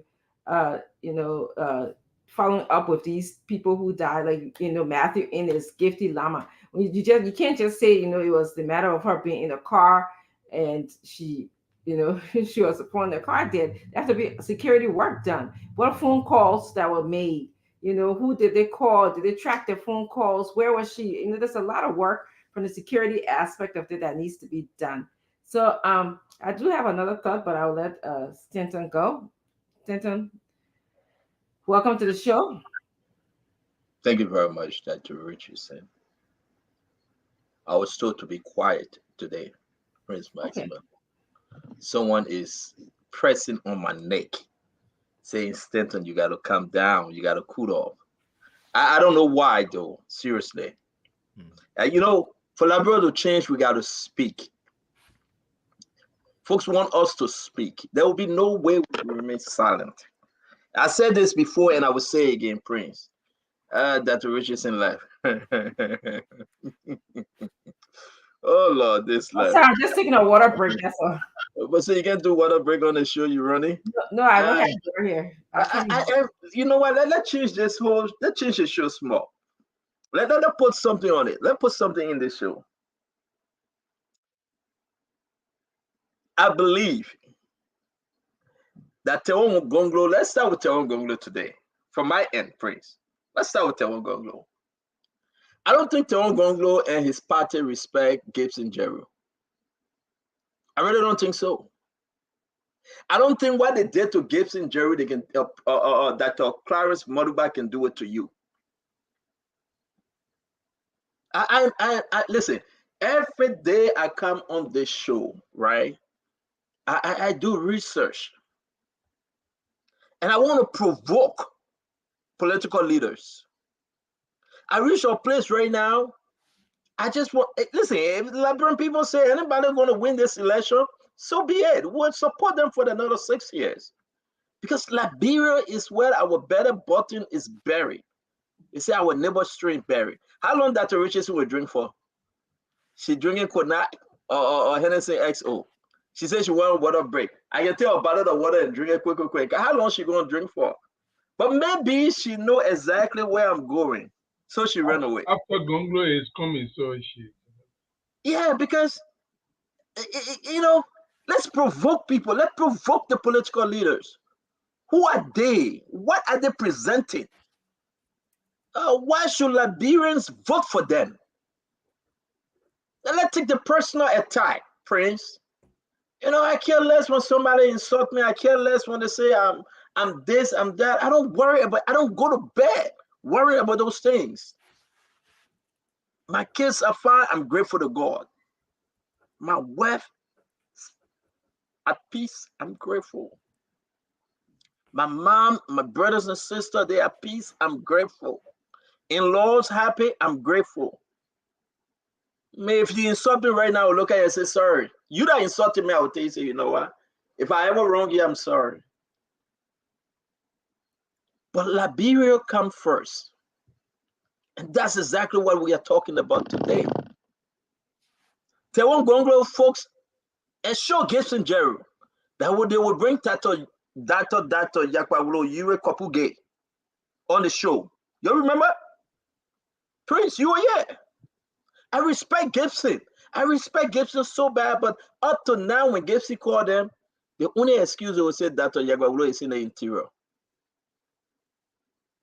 I am disturbed. And I can pick up the phone and call Dr. Moluba right now. He'll say, Stanton, when you want me to come on? Because listen, every day I get into like Dr. Moluba. Maybe I will have my second choice, maybe 2029 or there so. You go. There you go. Maybe I will have my, I'm not saying it'll be Dr. Moluba though, but though he's not married, and I will question that, though, I want to get more information on him, but maybe I will have my second thought because he's young, he's smart, and I think the youth going to come around him someday. Maybe it may not be today, but someday they are coming. They are coming gradually. But I want to say though, why we Yakwawulo Kopuge just gave Gibson Jerry Huawei. I was on the phone with Gibson. Gibson called him, man. How can you be a vice president and you're running away from a small media group? What are you hiding? Is that your real name, Yure? Is that the reason why you are hiding? What do you have to offer the Liberian people? And you make Gibson to be a liar almost a month now. Yeah. I will remove, let Gibson move from the show. My people, mommy, I can't eating flowers or real flowers or hot rice. No, man, look at Gibson running away. I am so ashamed to hear that Gibson make a promise to the Liberian people. That was somebody last night. I saw another show while going through Facebook. They were blasting at Gibson. I said, Gibson, they will blast at you because your own party making you to be a liar to the Liberian people. Yakwawulo Kopuge, Mr. Yure, Dato Yakwawulo, he cannot come on a small platform because he got no story to tell. My second issue tonight. No, I got so many, but the second one tonight. Let me play this video. And if Nelson don't upload my video, I will get so mad at him. I hope he gets this. Folks, I want you guys to pay attention. And I want you to be, hey, Nelson, where's the Sanikwede Sakrape video that Damo sent you? Here you go. I thought the only person who didn't know how to pronounce the towns and villages in Liberia. Sanikwede. What you said? Pronounce the other one. Sanikwede, that's what I said. The Sanikwede Sakrape video. Okay. Sakrape. Okay, thank you for your correction. I take that. I won't get mad. I accept that. If it's how you say I pronounce it, no problem. But I'm concerned. And forgive me because that video will be played today. When they say welcome to Sakrape, that good English, right? I pronounce it right now, right? English, yeah. That good English. Yeah. When they say welcome to Sakrape, no, that bad English, that one. But let's go ahead and have this conversation today. Only one, Prince Maxwell, one soundboard I get Mr. Cummings and Shadin Bronsky on. In the entire district number 7. One soundboard. And the man, the chairman for CPP, my own best friend Musa Benete, my dear brother Musa Benete, he put it on a soundboard far away from Mr. Cummings' soundboard. That's your perception. No. Let me finish now. I beg you. Please go buy a drink of water. We get an honorable Yaka Koduba. Hey, Yaka Koduba coming on the show tonight. I fire. Honorable Yaka Yagbawulo Koduba coming on tonight. The man put his soundbar way at the end. And on everything about Musa Benete, there is no Mr. Cummings in the entire Nimba County. That's not true. It made the county chairman for CPP so mad that he resigned. We get the letter of resignation. Don't say that's not true. Okay. We have the letter of resignation. Please don't say that's not true. Okay. Please, my dear sister.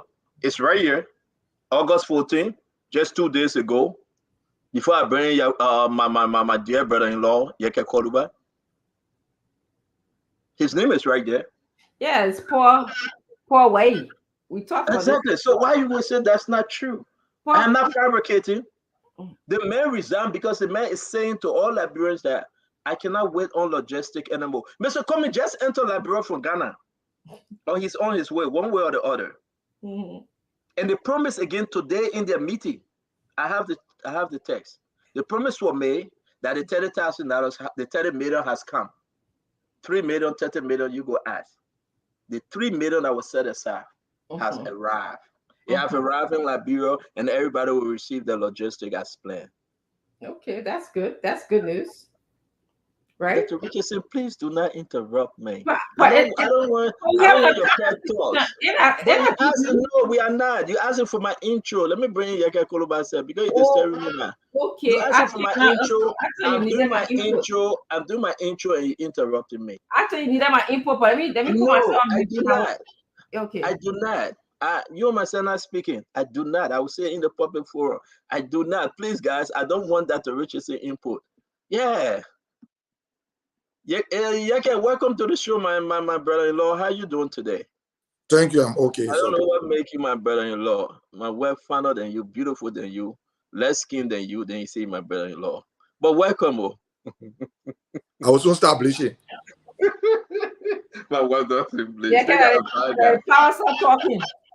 And a hard flower, so Yaka. But Yaka, that's my frustration though. I got a couple of things I want to say. If you make a promise to your partisan, that Gibson Jeru, we need to see Dr. Yagbawulo Kopuge, Mr. Ure. Which one is the last name? Dr. Yagbawulo or Dr. Ure? I don't know. Sorry. But Gibson, go ahead and we'll bring Yeke in for his intro. Talk to her, Gibson. Why are people hiding him? He got no message for the Liberian people? Yeah, muted, Gibson. I made initial contact, and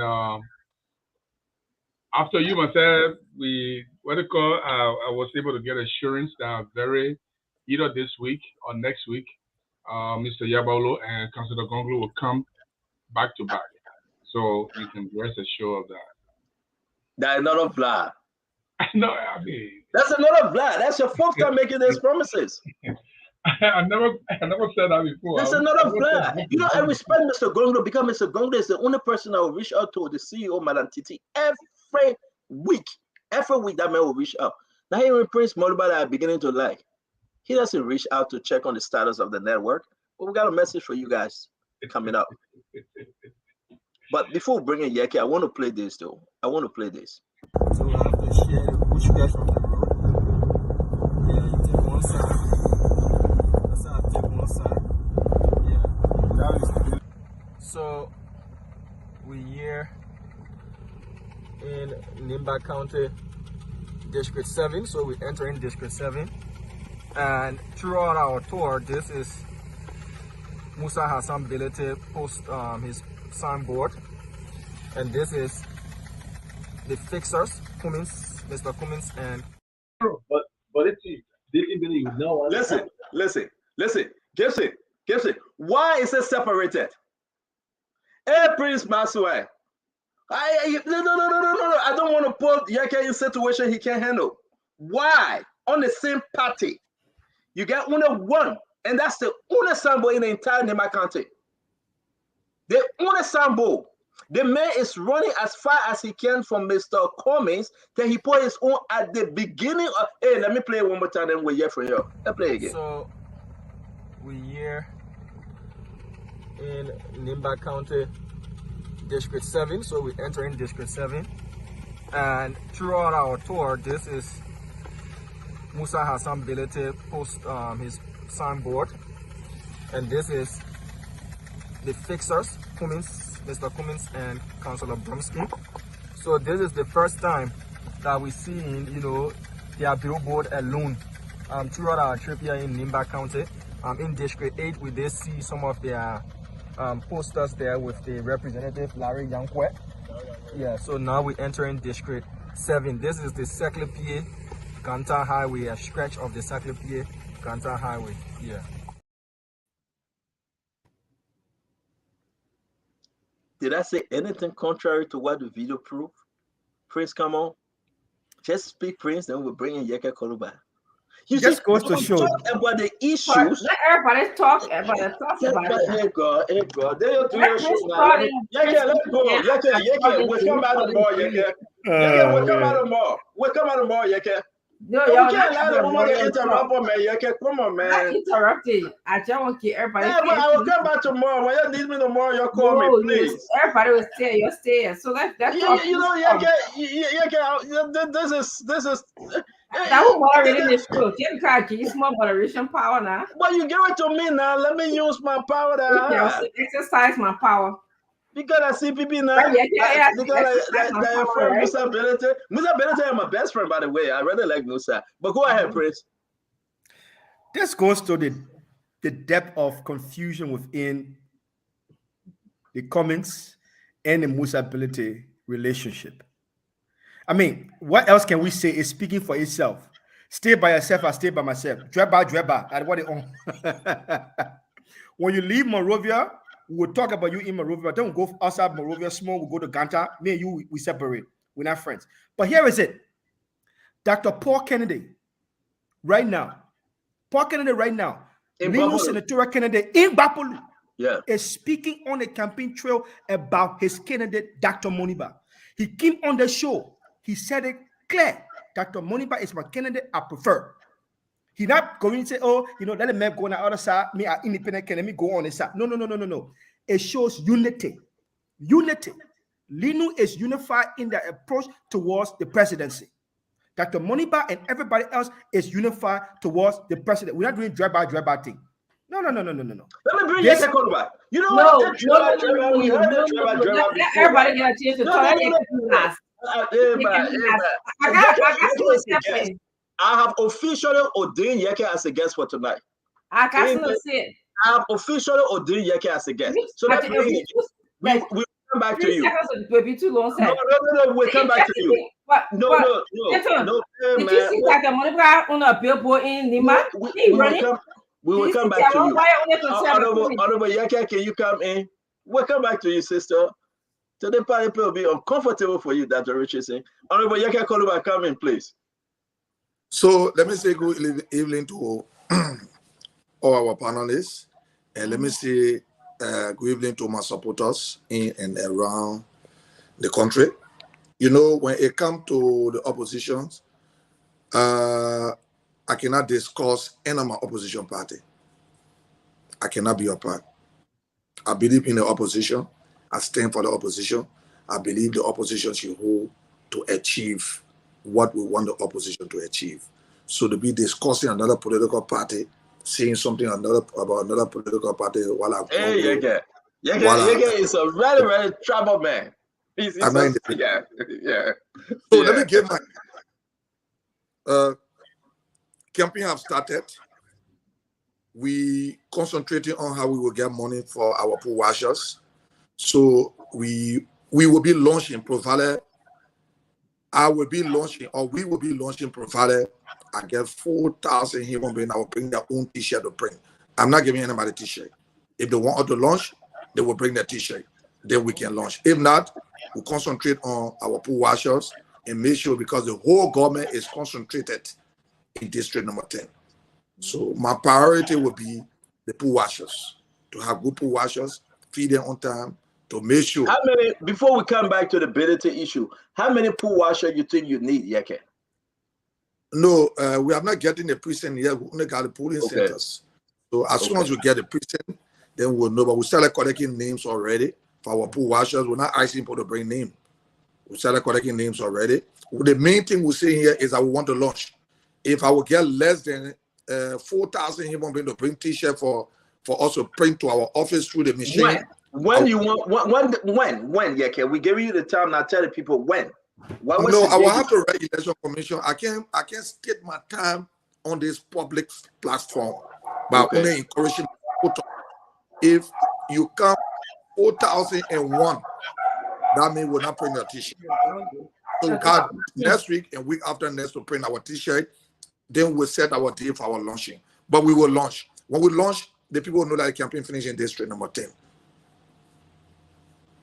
You are launching this thing, and we'll come back to you. It's very interesting that you're saying that pool washers is interesting. People should bring their own t-shirts. You will provide your ink, you will provide your material. You just want them to bring their t-shirt, correct? That is to show loyalty. We have Okay. sacrificed for 6 years. Yeah. So they need to in return pay back to me. And that is only pay I want because I want to launch. And I don't want more than 4,000 because we'll not be able to control more than 4,000. Because I'm saying you talking about the same day? Yes, week after next printing stop. We'll start printing next week. So we're calling our supporters to bring the t-shirt so we can put the stickers on it. We'll have the machine. Let me ask you a question before we move around, because you here as a guest, we must respect you. Let me ask you a question, Yeke. The last election, you won the last election by, tell us how many votes you received. I got 16,800 votes. Okay, against how many folks? How many contenders? We were about 13, and the person that came second to me was the former representative, my brother, peace be to his arches, Honorable Barron. He had 4,500 votes, followed by Molba Molu that had 4,000 votes. And I was so you had 16. This election, the total population in district number 10 were how many? We're around like 43,000. This election, those are registered to vote were how many in district? It's around 60,000. It's around 58, 59,000. So I'm hoping to get 40,000 from the 60,000. You hoping to get 40,000? Yeah, we will get the 40,000. We'll give the remaining vote to the other people. They can share that. Wow, folks. This is district number 10. Let's stick with district number 10. We're going to talk about my brother Musa Hassan Benete a little bit. We're going to talk about Mr. Cummins and the 3 million. We're going to talk about folks that live in Mr. Cummins camp. We're going to talk about George Manawia. We got a clip on George Manawia that will surprise you guys. It's coming up. It's all set. We'll play that clip. We'll talk about George Manawia. We'll talk about the issue about Liberia in the coming election. But I want your question right now to be focused on Yeke district. District number 10. Honorable Yeke, we'll be moving around with questions, but let me say this to you. We get Charisma, district number 10. We get Josephine Davis, district number 10. We have Yeager, district number 10. We got other folks, Anthony, another Anthony from Texas, district number 10. We got other folks that are saying that they can beat you, Yeke Yagbawolo Koruba, because you have done nothing for the people of district number 10. Can you tell Liberians tonight, those that listen to you in district number 10, what have you done for the people of district number 10, sir? My job is to advocate for the people of this country, and I have served them very well. I've taken the race for the people of this country. I'm not a public work minister. The executive is to implement. If we will start implementing, then that means we are carrying on the function of the executive. So our job is to put in the budget. You know, I listen to people, what you have done, what you have done. You know, my job is to critique the government, to see the wrong things and say it, to bring the government to the spotlight. Have I done that? Yes, I have done that. That is why, Stanton, let me say this today, and we keep this recording. Anybody get 10,000 votes, 10,000, or can they get 10,000 votes in district number 10, I will give them the support. Seriously? If anybody come up to 10,000, anybody come, any candidate that come up to 10,000, I will give them the result. I will surrender to them. Wow. Yeah. Yeah, the last time you were on Spoon, but I'll pass because this question is very important though.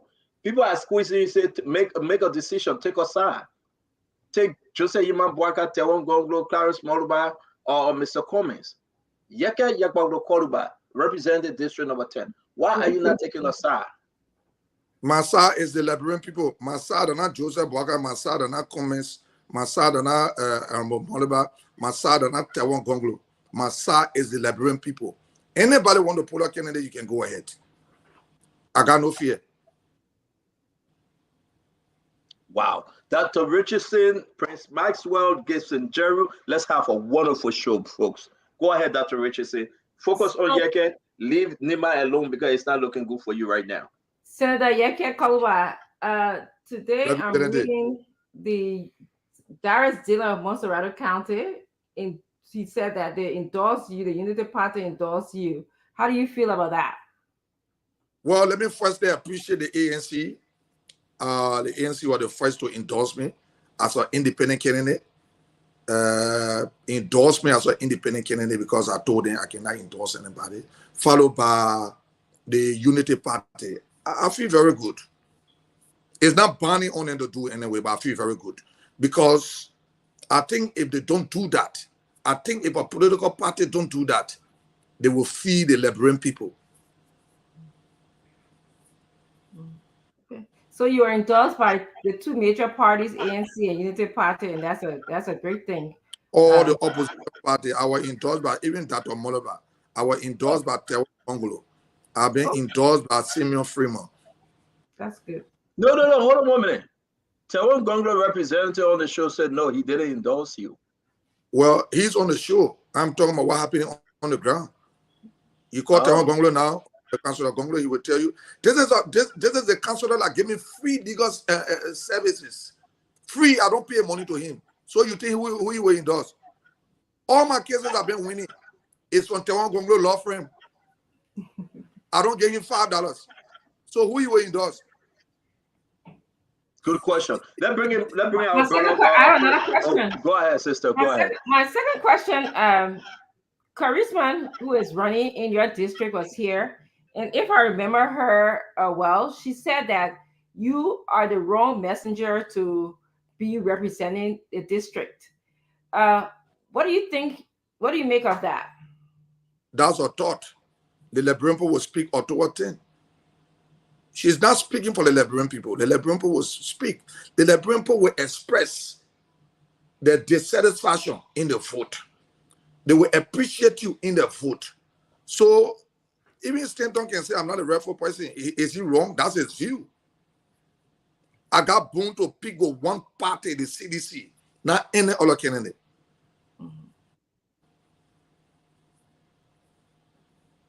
Okay, thank you, Yeke. Thank you, Mr. Maxwell. My powerful big brother. Yes, sir. District number 10, Iron Man. Yes. The landlord. The landlord himself. Yes, sir. The man who speaks not just for his own district, but for Liberian people. Thank you, sir. What kind of question I get to ask you, big brother? I just say, God bless you. Thank you. I receive it.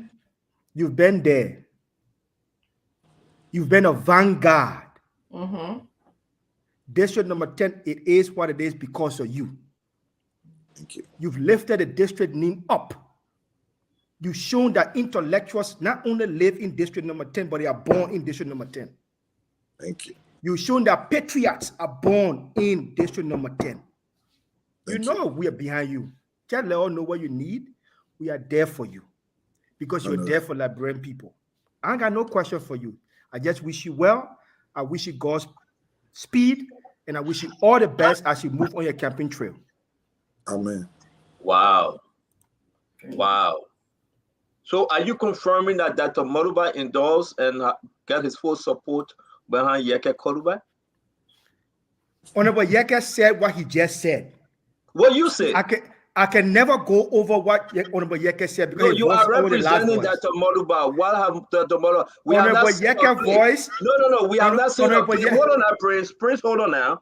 We have not seen a clip of Dr. Moluba saying, I support 100% Yeke Koluba. So what are you saying? The clip coming. When? After the election? The clip coming. Honorable Yeke has a direct telephone contact. Can you confirm? Because you are representing Dr. Moluba. Can you confirm that Yeke has the full support of Dr. Moluba? Don't push you. Now, there you go. Look, listen, Senator, let me let you know something. Whatever Honorable Yeke doing, Dr. Moluba and Honorable Yeke, they have a long relationship. A long relationship. So true. I have said what I've said. But you're not confirming that Yeke got his full support of Honorable Yeke came on air. He spoke his mind. He stated. Why can't you say yes? He called Dr. Moluba name. Why are you hiding? If anything, I would have objected to that. You know I object to anybody. So are you confirming it? Yes or no? Honorable No, Yeke, he's not all your confirming it. best. All your best. Thank you. So let bring it. Taiwan Gonglo representative Jason Jerry. Why are you saying no? Taiwan is not supporting. He have not endorsed Yeke Koluba. Why? You're muted, sir. You muted. I have some questions, but I have to clarify that. Councillor Gonglo has neither confirmed nor denied Yeke Koluba. First of all, we have discussed Yeke Koluba many times in our room. And one of the reasons why there's no public announcement of endorsement for Yeke Koluba is because of the toxic nature of his politics. His very, very demented way of discussing issues. That's why there has not been a public announcement of Mr. Yeke Koluba. Mr. Yeke Koluba is the mistake in our body politics. He is one of the worst politicians that have shown his face on the political scene in our country. And so we are not going to, I'm not going to be part of anything that publicly announced, confirmed Yeke Koluba. But you asked a question, Dr. Richardson, and I wanted to go back to that question. The question he asked is not about talking about Liberian. There are so many lawmakers who are in the representative or the Senate who advocate for benefit of their community and who undertake personal projects that benefit people. Dara Dillon is an example of that. Mr. Representative Koluba, I want to ask that question one more time. Apart from using vile words, apart from using provocative words, what have you advocated for the district number 10 and you realize it came to fruition and it happened? What is it? Is there one thing that you can name for us tonight? So thank you. Can I go ahead? Yes, sir. You are highly respected here, so we don't we use the Lebrenpo money to face the place, the Dequencon fee they call the Spoke Park. It was true, man, good work. I'll lobby for it. It's in my district. It was true, my good office that the keyhole row was fixed. It was true, my good office that the old road market was built. It was true, my good office that the Peace Island road is built. It is true, my good office that Peace Island get electricity today. So that is just the name of few, the Chuba road. So unless you want to tell me that somebody took the Cocoa Farm money and built that place. But we put it in the budget. I'll lobby for it to go in the budget for the road to be built. So if somebody is using their personal money, then that we can talk about. But as long as we are using the Lebronco money, then I put it there on behalf of the Liberian people. You want to argue that, Gibson? Yes, I want to argue that. I want to argue that. I don't want to filibuster the guests. We are not used to doing that. We respect our guests, but I can argue that. I can argue that. Yaga is a free man. He doesn't care. You did that already. You filibustered him already when you said that his utterances disqualify him. Don't you think it was a form of filibuster? I will argue that and say, and not every time the budget item appeared and he voted, it means that he personally negotiated for anything. So there can be argument that so many budget items that have appeared in the Liberian budget, and he may have participated, and most of the time, we have seen his participation to be screaming at his chair, disrupting the section, walking out of the section. I don't know at what point in time he ever voted. I've never seen Yeke Koluba in the section. From all of what I've watched, social media, video, I've never seen him actually voting for an item, either negatively or positively, apart from walking out or cursing everybody and leaving. So I'm kind of amazed that he said he put it in there, he advocated for it. Did you advocate by insulting the chairman, the chair of the house?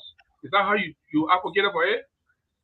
So can I answer the question now? Yes, sir. Yeah, you can go ahead. So let me just ask you for the projects that have been done in my district. Can you say that again, Yeke?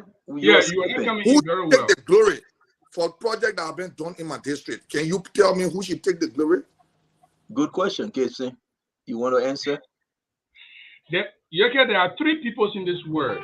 People who take glory out of other people's sweat, people who engineer glory at the expense of their own sweat, and people who sit on glory. So who should take the glory, Gibson? So you are taking the glory on other people's sweat. That's why that So who should take the glory?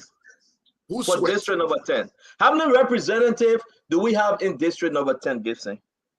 One representative. Oh, why are you laughing? I asked you a fair question. How many representatives do we have in district number 10? Okay, thank you. I'm not a guest, so I don't know if I No. Maybe it's a fair discussion. It's a fair discussion because we're going to go to CPP and CDC and Unity Party. How many districts? Gibson, you gotta be fair with the Liberian people tonight now. I don't like Yeke. I like you. I really don't like him. But how many districts? How many districts do we have in district? How many representatives do we have in district number 10? How many representatives? In district number 10, Yeke is representing the district number 10. Yes. So how many Yeke do we have in district number 10? As representative? Yes, sir. Oh, we don't have a single Yeke. And when the man is driving his way to the Capitol building, whether he fight for a, whether he calls for a, whether he slaps somebody for a, the people got it, right? Or am I wrong? Well, the distribution of national budgetary benefits is not contingent upon a district representative who just appear in section and does nothing. Regardless, my brother, let me make it simple now. Simple. I'm asking you a straight question. Don't tell me about the distribution power. I have to make the people to understand the answer that I'm giving you. Okay? Sometimes you and I can be in the House of Representatives. Yeke will be there, then Springs will be there, and that Regency is going to be there. And then in my district, the government budget bureau decided that there should be a national budget distribution of benefits, and they put that in there. And the fact that they put that in there does not mean I should take glory for it. It is so who should take the glory? Oh man! So you want the executive to take the glory? No. You putting words in my mouth. I'm not. I'm asking you a question. So you want Joe to take the glory? Let me give you one more example. Probably it will help. So let's say I'm from Grand Jide. So our lawmakers have never actually. That gives you wasting our time, remember? Let's move on. Why wasting my time? No, Gibson. I always respect you on this show, but today, part no. I get 10% of the respect I take it from you. You wasting my time. Yeah, man. Prince. This is the owner representative from the district. This is the owner representative from the district. Directly or indirectly, the man said we build a bridge, the government build a bridge. The government do X, Y, and Z because of my influence.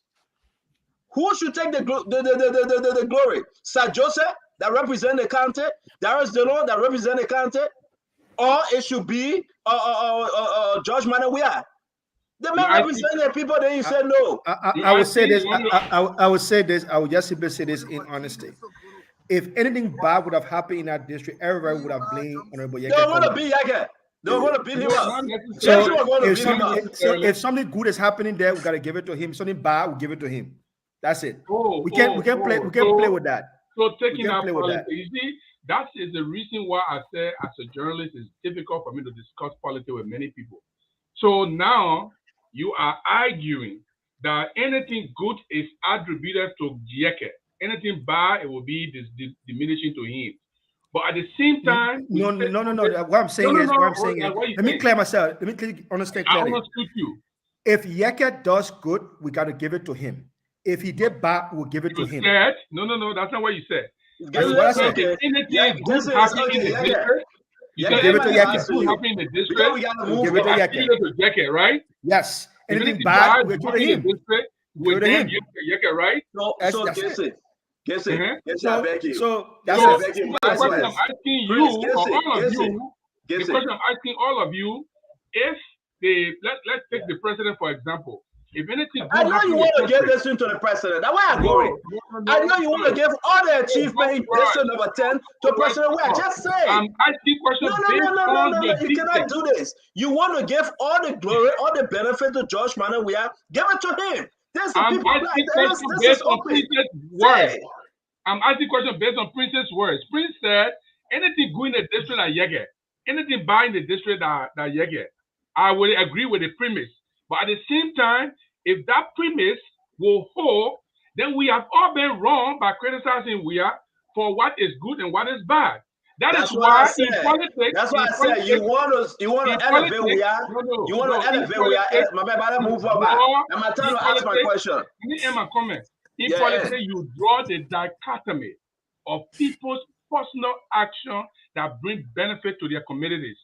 It's the fact that there's a general allocation because we got so many representatives fighting for the county. The fact that they fought for a certain part of the county to benefit does not mean that Yeke definitely did that. But the question we are asking Thank you, Dave. Yeah, I still have one more question to ask. No, we passed you a long time. You already gave your last question to John Weah. You gave your last question to John Weah. No, you gave your last question to John Weah. You want me to ask George Weah now?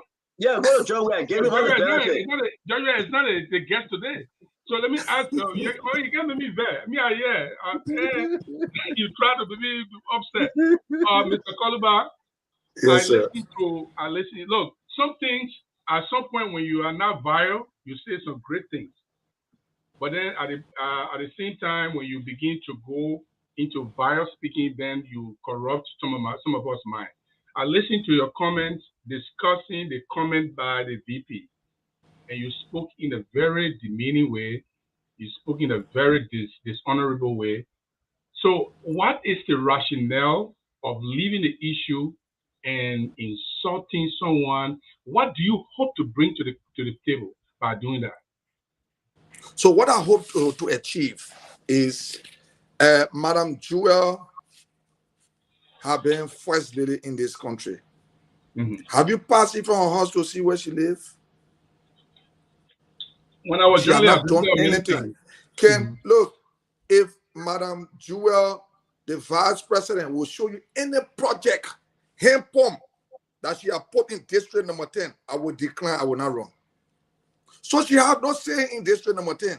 Why come to my district and say, we want Ms. Josephine David representative, I will be next to her, I will be a representative and a half. What do you want to achieve? The president is in my district.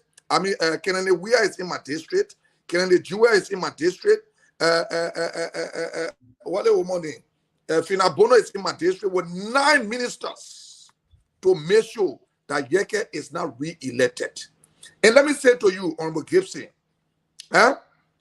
look, if it was something that you are here, I can bet anything I will win the election with wide margin.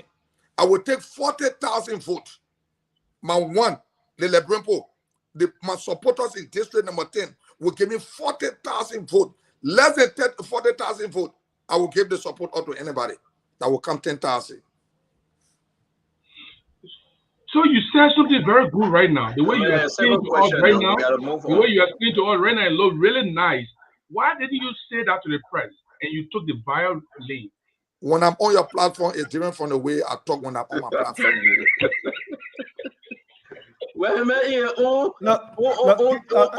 Stanton. I understand. I understand. Big Brother Jerry wants to be critical of the Honorable Iron Man Yeke Koluba. He has the right to be. Honorable Yeke, I appreciate how you've accepted that gracefully. I really appreciate that. I listened to you speak of Honorable Yeke, his senior talks and everything else. He has a style of politics. We all have our style of politics. Are you defending Yeke? For me, all I would say to you is this. Right? People are Jeru, I would say this. Honorable Yeke is the Iron Man of Liberian politics. He showed no fear. He showed no fear. He's not afraid to speak his mind, and he has spoken his mind for Liberian people. I am very confident that Honorable Gonlo has appreciated Honorable Yeke's constant advocacy. That is very, very important for us to understand, and that is very, very important for Liberian people to understand. On come the day to vote, the Liberian people can make a decision, and I'm sure. When now, let the man talk to now. But man, you the oldest here among us. But I'm sure. Fully well. Why you talk about Molpa? So what? So I've said it already. The both of them. Uncle VP is in hiding. We're talking about Gonglo. Listen. Dr. Moniba has appreciated the work of Honorable Yeke Koluba, because Honorable Yeke Koluba has never been selfish about his position. He's been for the youth. He stood up for the youth of Liberia, not just only in District 10. And Dr. Moniba stands up for the youth of Liberia. So they both have common cause to stand up for the youth and make sure the youth is protected in Liberia. As simple as it is. Honorable Yeke, thank you very much. Your campaign, we wish God all the best behind you. Yeah, but let's move on. Honorable Yeke Koluba, let's talk about the issue that when you appeared the last time, like 3 appearances ago, you were very angry. Have you guys resolved this issue about Jeremiah Kun, adopted son? Have you spoken to Joseph Yemabwaka? Have Unity Party reached out to you and resolved this thing? Because Delon saying Unity Party have endorsed you. Have you guys settled this issue? Look, my issue with Senator Kun is the issue I have with him, and I'm not going to rephrase my issue with Senator Kun. I do not have any problem with stepchild or whosoever. No. I said the problem we are in today, Senator Kun has made contribution towards the problem we are in today. He was in bed with George Weah. What advice did he give him? And that is why when I speak, sometimes people look at it different. We shouldn't be associating with people that brought us to where we are today. And I stand by my statement. I owe no regret for my statement. Have you accepted? We have not resolved anything, and we have no problem. My issue will be the issue. When I'm discussing Ambassador Weah, people can be very happy. When I'm discussing other people, they must be very, very, very happy, because I'm being very, very independent. Yeah, I want Ambassador Baka to be president. I want Honorable Cummins to be president.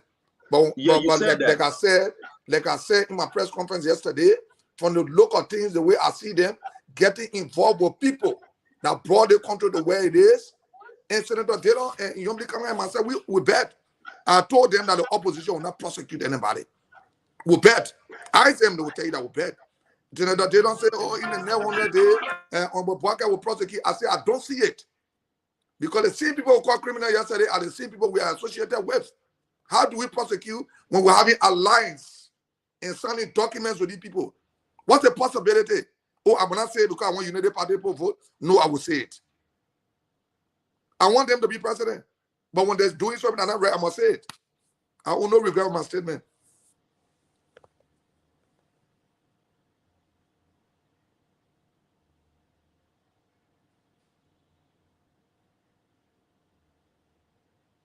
It looks like Stena got frozen. So I have a question for you, Yeke. He ran away from the show because you brought fire, huh?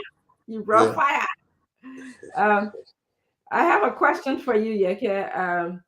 Today, the finance minister was out on a campaign trail, and reportedly, he said that Liberia have enough electricity, that we are giving some to Ivory Coast.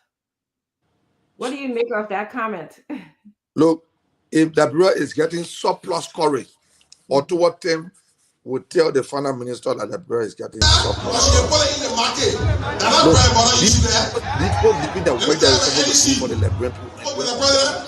Now, my first time seeing John, we are walking in the mud. Have you seen that before? John, we are wearing rainbow and walking in the mud. That means it's serious.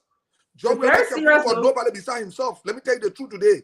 John, we are saying everybody on their own beside district number 10. The only district that CDC campaigning, the president and the vice president campaigning in, that district number 10 for our candidate. But besides that, John, we are saying, you saw John, we are walking in the mud, in the first time, and you saw Lena before you crying your legs. But today you walk in the mud. Because you don't see a way through. Change the dynamic of campaigning in Liberia. You remember last day he was the only person. It couldn't be George Weah. George Weah never campaigned before. George Weah always sat That's in the election come to him. The vote come to him. You know, Yep. we are looking at what happened in the past. Yeah. Campaigning has Yeah, changed. we are looking at what happened in the past. For George Weah to go walk in the people water, I will walk in the water. You walk in there because the people don't favor you anymore. You're not walking there because you want to walk there to prove something. You walk in there because you have been abandoned by the people. You have failed the people. You have become an embarrassment to this country. So you got to pass there to prove something. You say you get election, all day you printing laptop. Every day CDC get program. Just today again they get program. Wow. Abusing the resources of the Liberian people. Mm-hmm. The opposition need to wake up. We need to wake up. Spoon problem should be the opposition problem. We should get in the street. The spoon issue has become a political case. It's no more a normal case. Spoon will be shut down if the opposition don't wake up. Spoon will be shut down. They had to shut Costa radio station down. Mark my words. We need to wake up. We need to call the international community. All the people that Water Spoon talking for. What are you people giving back now? That time for you to give back. It is because of opposition today, the radio station being closed. That's not because Water Spoon talking. That's not because he talking. Is it because of opposition?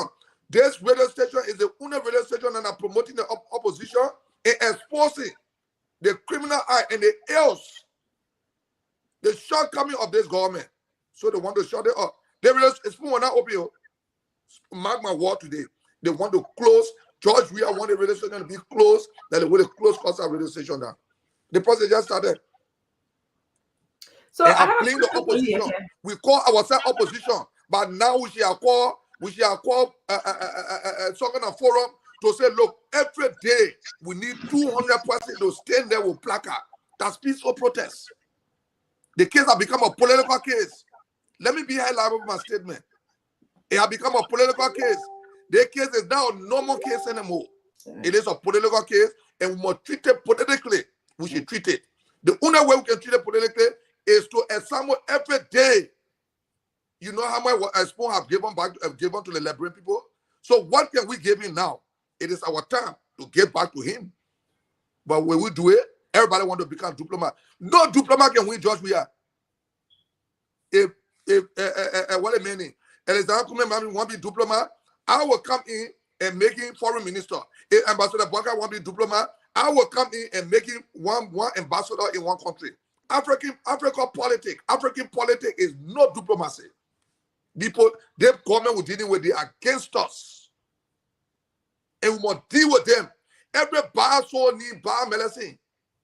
The president went to one forum in my district. The next time you can myself meet in the market, all I always stay there. Myself had press conference yesterday. I said, Joe, we are myself something for you. The day with me, I will kill you. Oh, our president will be trying to make control, but we'll stay there. So I have my own press conference too. That what people understand. You saw what I did to Unity Party headquarters the day they were naming the campaign people. When I saw the point in the fence, I put them outside in the street. I said, let's move. What happened to them must happen. And that's what we need to do as opposition to hold together. We should do the same with the ANC. We should do the same with the Taiwan Gonglo. We should do the same with Dr. Monba. If we're not very careful, people will break election and we will sit down and be afraid. Look, I know, Yeke, I know. Let me come in. Thank you very much for raising the issue about Spoon. I know the date is set for 8 a.m. on Friday 8 a.m. the 18th. The court has set that date. Every loving Liberians that's supporting the network and supporting the cause, they are saying they will be there and they should be there to observe, the process. To observe the process. Because listen, it been 1 month. It will be 1 month, 1 week on Friday. 1 month, 1 week on Friday. The work of Samuel Twe and the rest of them to hijack and close the network because they want to shut down the opposition. But yet and still, today, Spoon Network covered President George Weah with the highest group following watching George Weah. CDC. Every day, the network, the guys are still working. Diamond is in Nimba County asking folks and the rest of the crew here and there, how can you shut down the network? Yeah, And you that say you that benefiting yes, from. and you are benefiting, and you're saying that yes, you fight for press freedom. You use the case of Wilmer Smith to shut down the network because he's been sponsored by other folks within the CDC government, like Simon Toy. But I would say this though, the over 60 employees that we have that have family members, those are the folks, George, who are taking bread from the mouth. Yeah, okay? He don't care. Those are the folks that will not get paid. Those are the folks that are trying every day to feed a family. And Liberians need to hear this. The network have not received a dime from the network since the network came to be the Spoon Network. I would say this, CDC can rejoice, but CDC are benefiting, keep saying.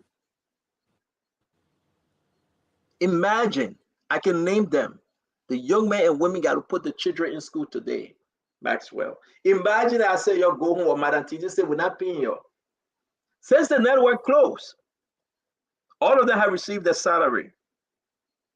The full salary. 1 month, 1 week, we are going to every one of them have received the full salary. Thank God for Madam Titi. And they continue to ask. Go and ask Baron. I don't want to name them. The spoon talk will be spoon talk.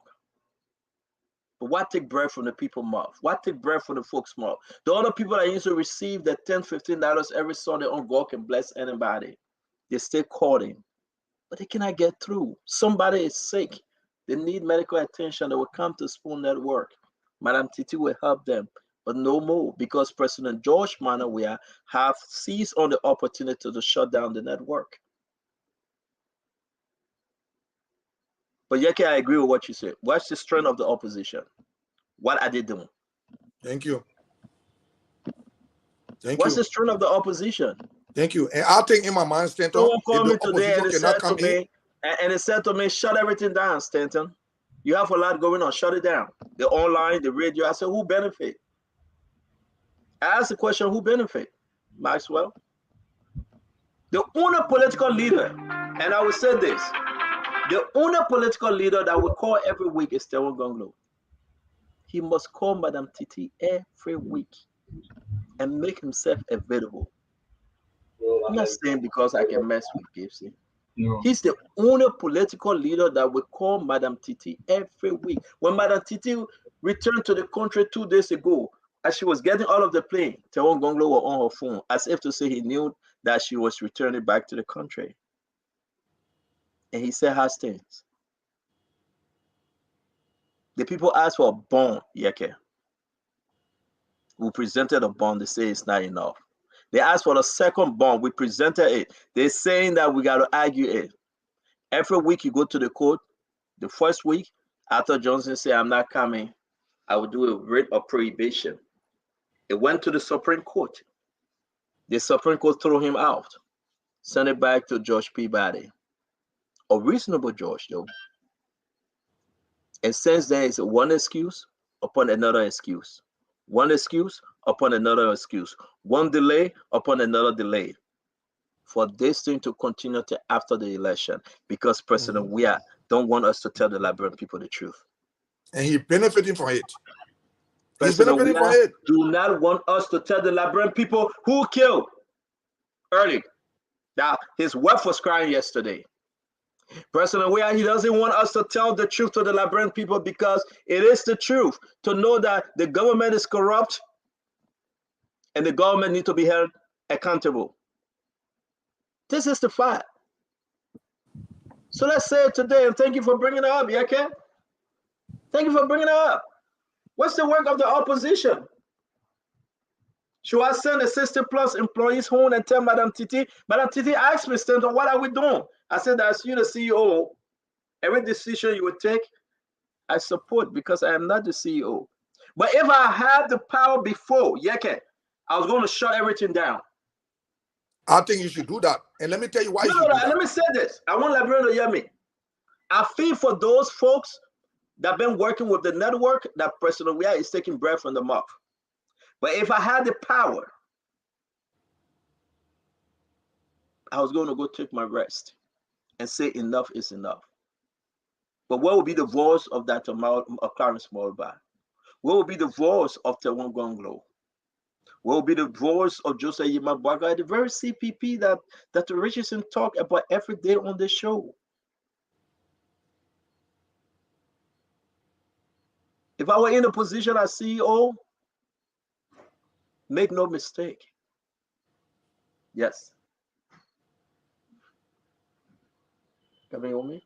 I got something to ask on what you about his salary he talk about. No. Hold on 1 minute. Hold on. Let's stick to this phone issue. We are not going towards that bit because it's very important. And I don't know why Yeke brought it up. So on Friday by 8 a.m., the folks will be at the civil court. Let's see. And Stanton, let me tell you something today. Let me tell you something today, Stanton. If we, the opposition, cannot stand with you, don't stand with us. We're not giving you nothing. That's why I always tell people, I say, what Yeke have benefited from Stanton? Nobody, even your manager or your CEO have not benefited it. It's because I know it. That is why when something happens to your station, I'm always there. But my one cannot do anything. We need to come out. This is a political case. If the opposition cannot come to you, Stanton, don't come to us. Don't come to us. You're wasting your time. Why you keep promoting us and we can't help you in the process? This case is a political case. We need to call the attention of the international community. Not to carry on violent protests. We can hold our placards. But I see the radio station being closed, like how Costa radio station was closed. And we are calling, we believe in the court, but we are calling on the court to not become a party. Because a problem will come in the country. The court can be the cause of problem coming. Because we can get justice from the court. That's supposed to bring justice to us. We can get justice from the court. We will see justice elsewhere. And what will be the next alternative? We will find an alternative. It can be any way. We will find it. Let's bring in Fagon. Fagon, thank you for joining us today. We were talking about District Number 10 and Yeke Koruba. We were also talking about issues of political party. But Yeke managed to squeeze this thing in, of which I am definitely saying, if I were still the CEO, seriously speaking, make no mistake, I was going to announce that we're going to shut this whole thing down. But here we are. Yeke is squeezing in the proceeding that will be taking place on Friday, 8 a.m. at George Peabody Court, the civil court, I believe. And then let's hear you out, Fagon. Talk to us. Well, thank you. Let me greet everybody on the panel, including Representative Yeke Koruba. I don't want to be his friend, but I have to be his friend by force. And the reason for that is, you remember that day when he had a press conference, he dealt with me and you on the press conference to the point where when we call each other, we started almost wanted to cry. Because the man we gave our whole life up could deal with us. Yeke dealt with you and Yeke dealt with you and he make you cry? Wow. You steady over there. What you were saying that day? I would never cry. You never told me that you didn't even believe Yeke was a brother-in-law again. I would never cry. I would just disown him as a brother-in-law as well. Come on. Okay, but let's get to the real point here. Stanton, the issue here is, I agree with you when you say I'm not the CEO. But Dr. Chinwe is here and you are here. Dr. Chinwe is the host, you the co-host on this particular Spoon Talk. And this Spoon Talk platform goes beyond just you and Dr. Chinwe. It goes again with the platform itself. What has happened is that on a Friday over a month ago, these people closed down 3 radio stations, Fabric, Super, and Spoon, that was providing information to the vast majority of our local people that don't have these things called cell phones, and they don't know how to flip through. They only depend on us for information. Now, they said that they needed what they call an attachment bond to be filed. I remember on the Monday, the bond was taken. And Arthur Johnson said, no, the bond was not correct. And they asked Arthur Johnson in court, what do you want for a bond? Arthur Johnson stated exactly what he wanted. They brought it back on Wednesday. Arthur Johnson said for were hurting. They brought it back on Friday. The judge was sick. They went to the next week, which was week 2. I'm not going to go through the whole 4 weeks. It was one excuse after the other excuse after the other excuse. To the point, instead of a bond hearing, Arthur Johnson went to the Supreme Court without a verdict or an investigation or a hearing. He went to the Supreme Court. The Supreme Court sent him back for the hearing. Week 3. They reached the week 3. Arthur Johnson gave excuse. The judge gave excuse. 1 month has passed. And I will not miss my word again. The Spoon Network continued to cover Jefferson Koji, George Weah, Nathaniel McGill, Molba Molu, and I proved beyond all reasonable doubt to the Liberian people that because they have money, it was the programs that were being covered. We suggested here that this platform and this station belongs to the Liberian people. And if this government, who doesn't know that Wilmore Smith does not have what it takes to put this station through what it's going through?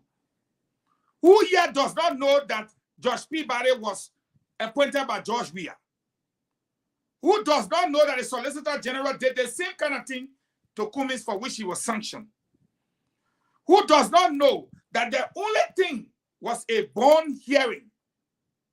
And lo and behold, this Thursday, they went there again, and Peabody said he got to validate after 1 month the bond. Only to say he don't even believe the people who submitted the bond, who gave them the authority to be a bond company. Look, man, you don't go before the court and make fun. The judge is supposed to be able to make a determination whether the bond company is legit or not. And if they are legit, then whatever bond you file, the judge needs to determine if the company is legit, whether the bond is legit. They play with the Liberian people, and we are covering them 24/7. We are doing a disservice to our people. Our people cannot hear the radio. Why should George Weah watch himself on our TV? Our people don't have smartphone, they don't have data, they don't have money. Therefore, they cannot hear us. Why should Jefferson Koji be on our screen? Our people do not get information from us. Why should Molu be allowed to get information here? My brother, we have done the greatest disservice to our people. And yes, you may not be the CEO, but you have the power. Dr. Francine has the power. And Maxwell has the power. And Gibson has the power for us to decide to block out those people from every nook and corner of our network as a means of making them understand that if our people for whom this station was established cannot hear us by radio, then they do not deserve to be seen on our screen. It's a 50-50 ball game. But again, we have given it to them, and they say we can get everybody news. Even Dr. Francine Shays, we talk about it on this platform. But since this case happened, we have not explained to the Liberian people what has been obtaining for the last 4 weeks. George, we have brief he can wear. Y'all let me talk today, man. Hey, brief he can wear, we'll get you the color. When he went there, we want him, we talking. But our own station, we able to tell the Liberian people what happened, what has been happening. They deserve to know. Then every time, no judge put a gag order on us, no judge stop us from reporting. But we keep saying, let the court play up. I'd like to inform you, Stanton, I don't know, I think we have 50 or 51 more days to election. We were looking at a 90-day window to make our case. Prince Maxwell is making his case for Clarence Moniba. Gibson is making a case for the councillor, Gonglo. I am here making the case for Boakai, but we are making the case for people who can afford to hear us instead of people who should be hearing us and we cast a vote. We have done injustice to the people of our country. And I'm calling on this network. Sending people there Friday will not cut it. These people, if our people cannot hear us, these people don't deserve to see us, or we should not see them. And I'm saying it again and again. It makes me weak every day that Koji, my own brother, McGill, George Weah, these are the people we are covering because they got money. How much money can these people pay us? $200, $300? But they shut our people down for the past 1 month. And now, every program they have, you have said it over and over on this platform. They will call Spoon. Where you at? We're going in District 10. But meanwhile, they have Voice FM, Freedom FM, ERPC, and all the other stations. Why are we doing this to our people? This is totally and utterly unfair. And they are treating us wrongly. This was only a bond hearing. Remember, we have not gone into the case. It was only a bond hearing. And we have 51 days to election. And I want the U.S. government to take note that they are watching and they are seeing. They issue a statement. This is the beginning of a fraudulent election. The opposition does not have their voices heard. They have no radio station, no platform to which they can debate the issue. And I'm challenging the U.S. government because there is a Gonglo man here. There is a Clarence man here. There is a JMP man here. There is a CDC man here. And if democracy is a marketplace for the exchange of ideas, then the United States have done us injustice too, because they are watching the progress. And with 51 days to go, I'm calling on the CEO to take again the necessary action. Failure on her part to do so, she has created an unlevel playing field, and I will hold her responsible for that. I respectfully submit. Thank you very much, Honorable Eugene Lamin Fagon. Again, as I said, it just came about. Let's go over to Yeke. Why you want to make this a topic? I'm happy that we should talk about this and talk about other issue that is concerning the Liberian people. I didn't know Yeke was going to bring this up, Maxwell, but I think it's important that he did. And Fagon spoke his mind. Fagon did. And everybody needs to speak on this issue because it is important. Absolutely. Go ahead, Maxwell, then we'll go to Yeke. Thank you very much. No, let Honorable Yeke speak, then I can speak after that. Thank you. Honorable Yeke, please. So, Stanton, let me say this again. Where we have reached, these stations are the stations that the Liberian people can clue to. The old man can go get a battery and put it in a small radio. They will charge a bonanza to put the radio on to listen. Because you know this station have become a serious embarrassment to this government because people are exposing a lot of things about the government and the Liberian people just got to know. And this program is very, very educative to the extent where the old people that go in the market to sell the pepper and bitter ball, they put the radio on. When you do tour right now, all the old people can listen to Spoon. You know why they listen to Spoon? It's because Spoon is the voice of the people. The power that Spoon has, maybe Water Spoon, you don't know it. That's why people fighting you. It's like the same with me in my district. People will fight you. The government do not want the station to open until after election. That's the way they find it so. This is the way they find it so.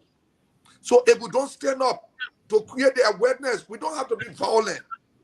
The Constitution says we can carry on our peaceful protests. We have been protected by the Constitution. And I will be there on Friday. We call it on all our supporters in the opposition. I don't call one party new. All our supporters in the opposition, come in your white t-shirt. We are going to stand there with our flyers, with our placards. We will print some. I will give it to people and we'll hold it. If the people will arrest us for our peaceful protests, let them arrest us. Too much is too much. Too much is too much. People can be pushing up because they don't want their station to be heard. You know that their station is being heard in Freetown. You know that their station is being heard all over the world. You think Spoon is their only liberal? What is Spoon? You think the thing you have created, like there for Oro, you think it's only for Oro? It's all around the world. And people watch it every day. People want to make their input. What are sending messages on the live feed? People are making their input. And that's what the government don't want. The government want this station, George Weah want this station to be closed until after election. So we need to stand up. You stood up for us. I come on the show today, I talk about my launching business. You promoting me. So in return too, I need to do something. You promoting all the opposition. So if we can't stand up for you, then what you doing? Oh, Yaga, you doing well. Yaga, you doing well. Oh, you're not standing up for Yaga, say Yaga doing well. That ought to it. It is about time for all to pay back. What we're supposed to pay back? It will cost nothing. You have sacrificed enough for the opposition. It is about time for all to pay back. If we can't pay back, you got your decision to make. If I don't want to have this station, if we can't pay back, I pay the workers off, and we look at the opposition. Where the measures will go? Where? It will not go nowhere. The CDC radio station again, how far I can go? The Freedom FM, same sign like running behind full of people, he call himself NSA man. This is the first time in my life to see NSA people exposing themselves, fighting over cocaine in the street, arresting full of people. How far a radio station can go? But your radio station, you in Nimba behind the people, you all over behind the people, you promoting the people, and the people don't understand your strength. You know where your strength is.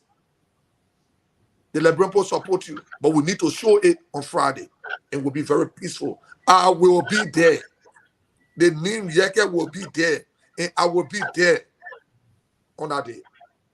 And again, Yeke, I want to say to you, because Madam Titi will be holding a meeting tomorrow. Again, I will say to you, it's been a month. Today will be, we are going to 1 month, 1 week, 5 weeks. Okay? This is very, very serious. Just for common bond. A decision is, why would this man take this thing to the Supreme Court? Rate of prohibition, and they send it back down, and the man just in court, and he questioning. But what was he prohibiting? The judge had not made a decision on the bond. They said, come for the hearing. Then he went to the Supreme Court for no reason. And these people are being covered. They are being covered for a bond. Not the hearing, just the bond. To stand somebody bond, it takes 6 weeks. And today, we're left with 54 or 53 days of the campaign. How do you expect there's no way. Let's bring in the other guy's Prince. Talk to me. Yes. There's when no way, right? You close down 3 other people radio stations. And Fagon is right. You got Super, you got Spoon, and you got Fabric. One of the 3 powerful radio stations in the country. Yes. The Super TV. Yes. Let me say this. Thank God for Madam Titi. Brand new equipment. The government couldn't hold us on our listening because Mika, we took care of Mika, we're good. LTA, super good. They ran all over, searching. But we are current with those lessons. We are current. So there will be no way to pull this thing called, the man said you talk about him. Look at the LSCC report. Listen, let me say this, man. I'm not benefiting from this thing. When we were celebrating CDC on the show, they were singing hallelujah. When we were celebrating CDC on the show, they were jubilating. But when we begin to tell them the truth, they say, oh, we are slipping in these elections, a decision will be made. And yet, I must say thanks to you. What's the work of the opposition? What's the work of the opposition? Some of them are celebrating. Well, what's the press freedom? The group you call press group or organization in Liberia, where are they? They issued a statement and they went and sat down. Yeah, the PUP because or they know PAP or what's what's up. the name is. Where are they?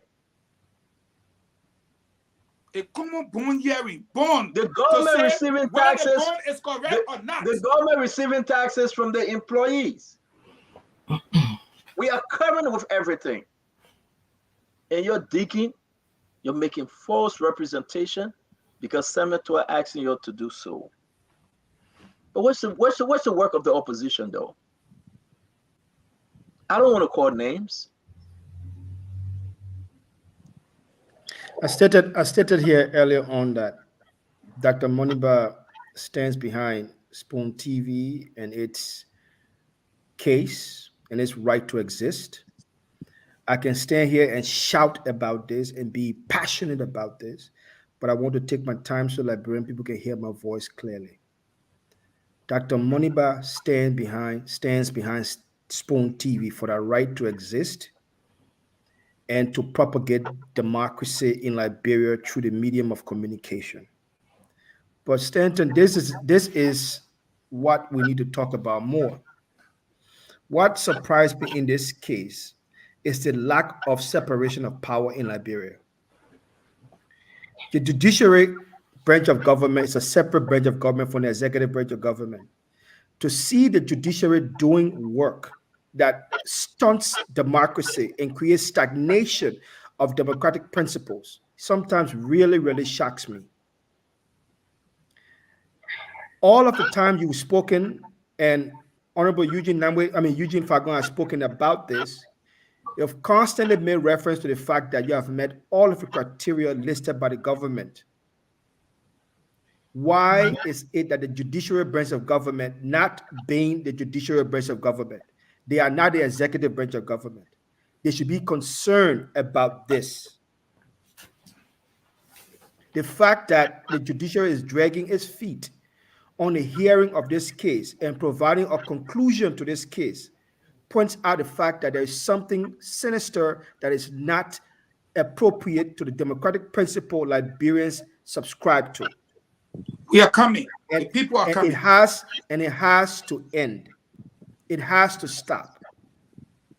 The politicization of radio station and democratic communication in Liberia has to come to an end, because very soon the judiciary will find itself in a very, very deeper place, and it will need these very media to pass the information to Liberian people, and this media will be crippled by that time if they don't act as swiftly as possible. There is a separation of power in the Constitution of Liberia, and the judiciary needs to hold up to that part of the Constitution. They are not the executive branch of government. By now, Spoon TV case should be heard, and there should be a conclusion to the it's fact just of a the bond case. hearing, Prince. Just bond hearing to know whether you are grant bond or no bond. Regardless of whatever the case is, by this time, there should be a conclusion to the case.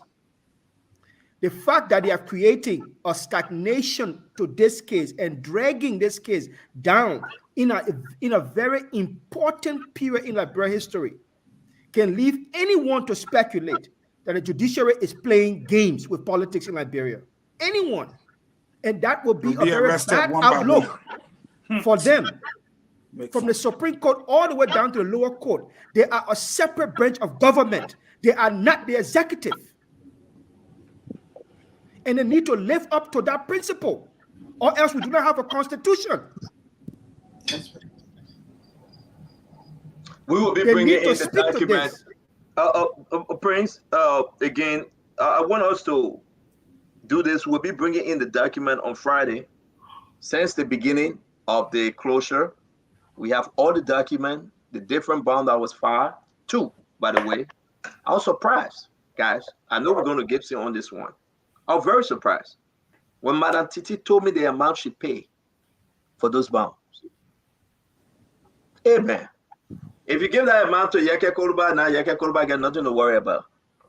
The amount she paid for bond in Labrador, something to say yes, we are here, and the amount she paid twice, almost $60,000. Whoever told you that a judge cannot be arrested for corruption? Almost $60,000. We are here. And over and over and over.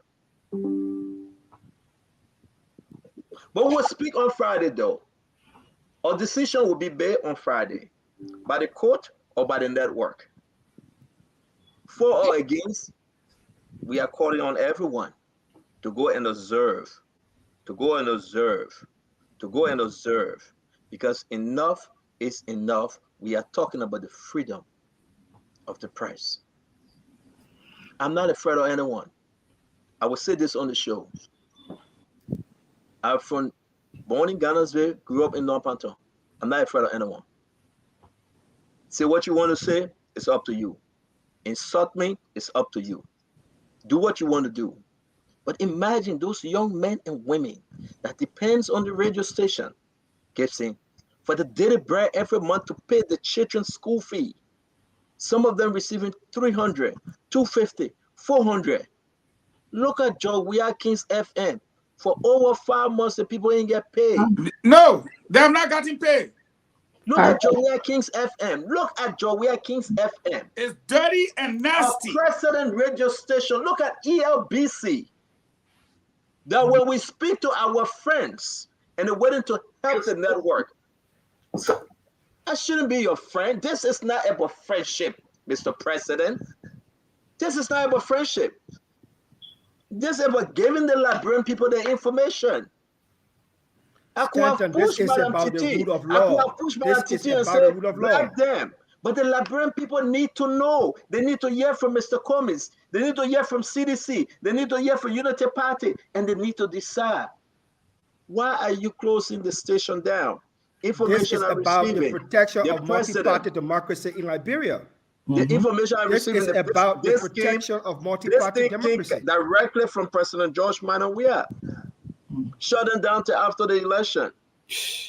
When they used to threaten me, I'm not going to call this my friend name, but Friday I will call his name because I got text message to that effect.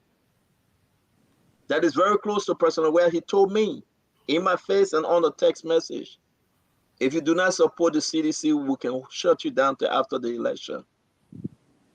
They are hearing me. They know. They know.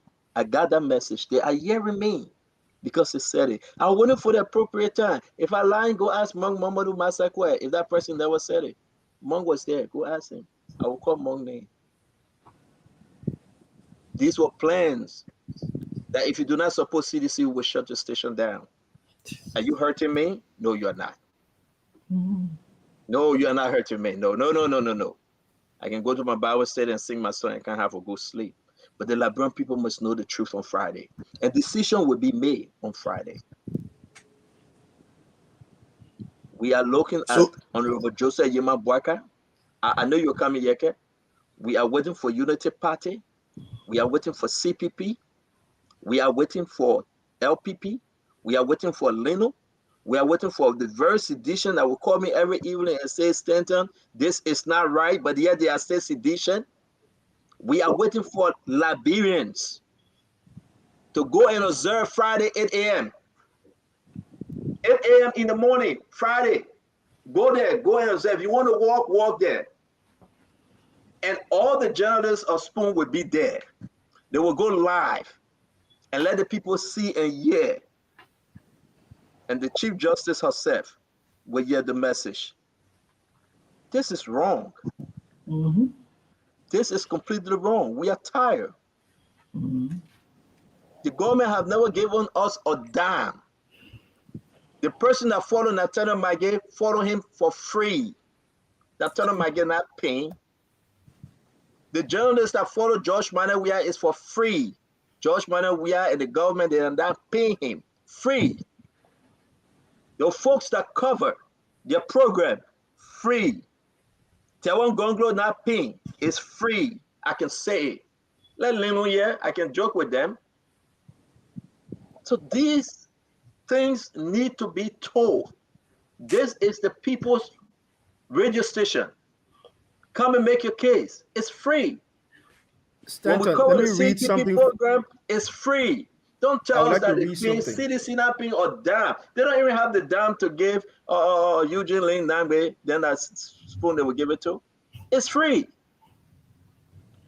But let's go to Dr. Richardson and we'll come to our brother Gibson because we have to be moving. I want to take question on Yeke and let the people talk about the station and let the people talk about Yeke, whether he's going to win or he's going to lose in district number 10. And then we'll talk about the station, about them going to the courthouse on Friday. Listen, nobody going to say that protest. No, the people going to observe. That's the right. That's the courthouse. They can go there and observe.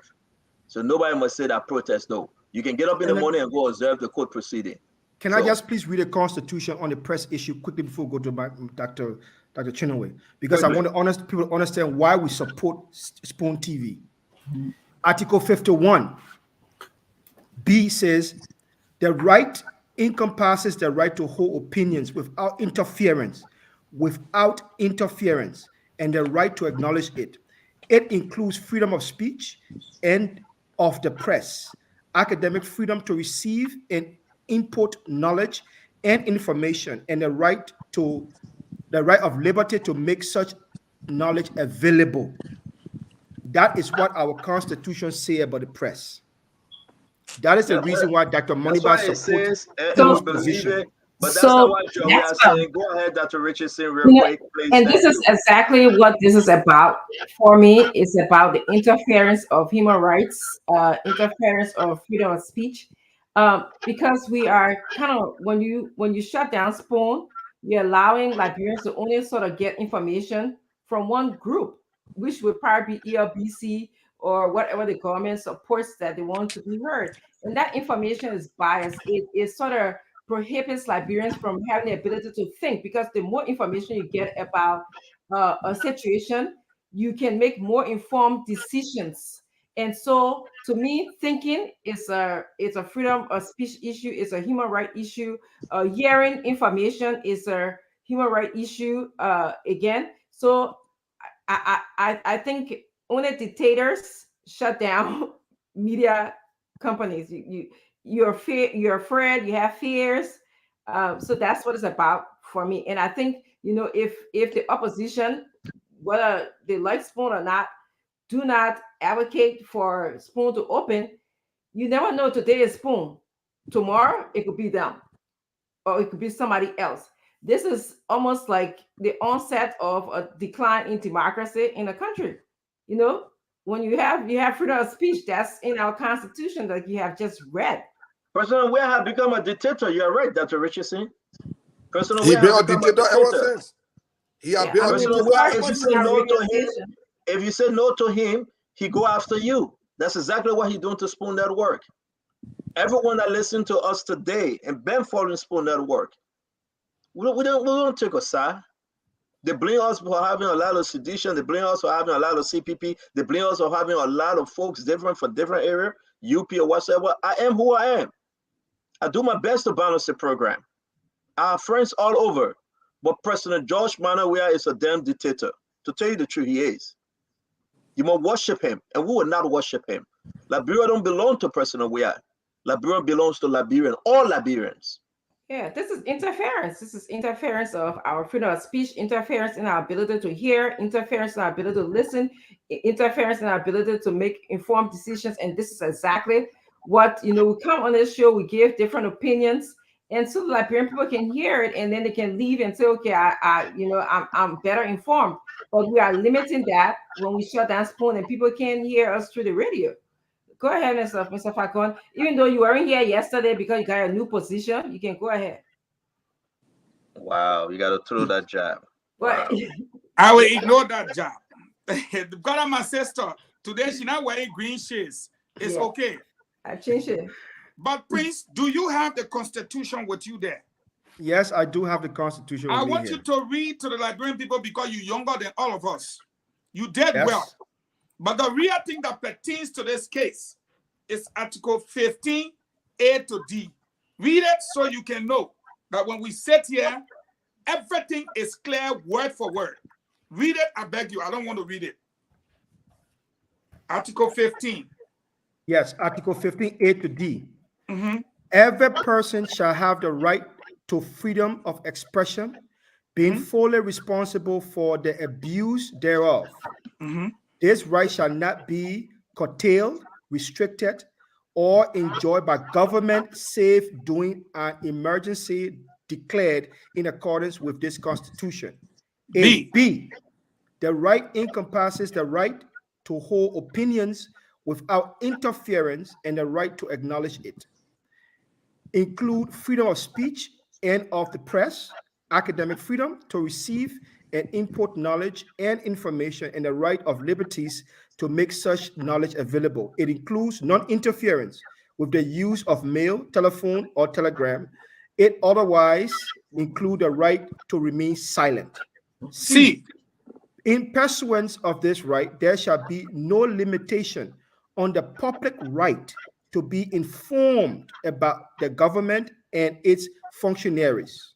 D.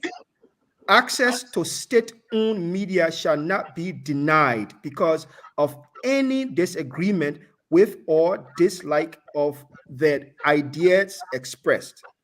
Denial of such access may be canceled in a court of competent jurisdiction. May be challenged. May be challenged, exactly. May be challenged. C.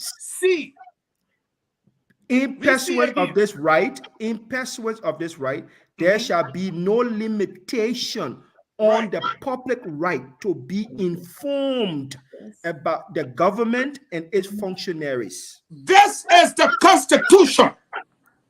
And this is what this boy is playing with. And this is what that judge is playing with. And they think a judge cannot be arrested. Let them look at Donald Trump today. If they think that they are above the law, it's in George Weah administration that they are above the law. And they think that they have cover up from investigation. I warn Josh Kennedy, I'm not threatening you, but look at the Solicitor General. The U.S. sanction fell on him. Who are you? Look at what you are doing. We have 3 separate branches of government for the purpose of separation of state powers. And you are setting there a simple bond. You have crippled almost 45 political parties to satisfy only one because your friends are there. This is not the law because the law says what the law says. But if a judge is not sick, the lawyer foot is hurting. The lawyer does not wait for judgment. He goes to the Supreme Court. The lawyer comes back. He said today he's not ready. Nobody served him an assignment. And Stanton is my witness. We will not go there tomorrow. I have the right to ask questions. You, the judge, you were made the judge for a reason. Not for people to push you around. Fagon. Again, I can announce because Madam Titi is telling me, she's sending me information that again, she have, or I don't know what I should say, there's a meeting to be held at the American Embassy tomorrow. She will be going there with this complaint and the European partners as well. So, you know, when we sit back and say we don't want to talk, Fagon, you have visited my office here in New Jersey. I pointed to you to a congressman. Yeah. Office right by my office. And those are, they know. People that came to the office know. I requested for the copy of that document to present to him as well. It is important. It is important that they are stepping on press freedom. I don't know what PUL, but we'll do everything we can to push this and make the people aware that George Weah have turned to be a dictator. They didn't take your $60,000 that you just distributed, Mr. President. The $60,000 that you gave other media institutions, we refuse it. The Liberian people need the transparency of the information.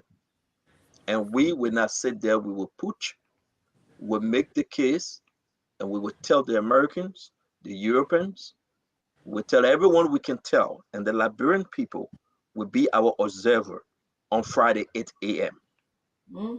People are calling me that they will be there. I want to make a particular point real quick clear, because we got to Stanton. bring in Gibson. Real quick. Yeah, quickly. Before people think that we are crying, no. The right of the individual to sue the entity was respected. The individual went to court, and the court set a bond. Said this is the bond. Since the court set the bond, I want people to understand again. I will repeat myself. We did not say the individual did not have the right.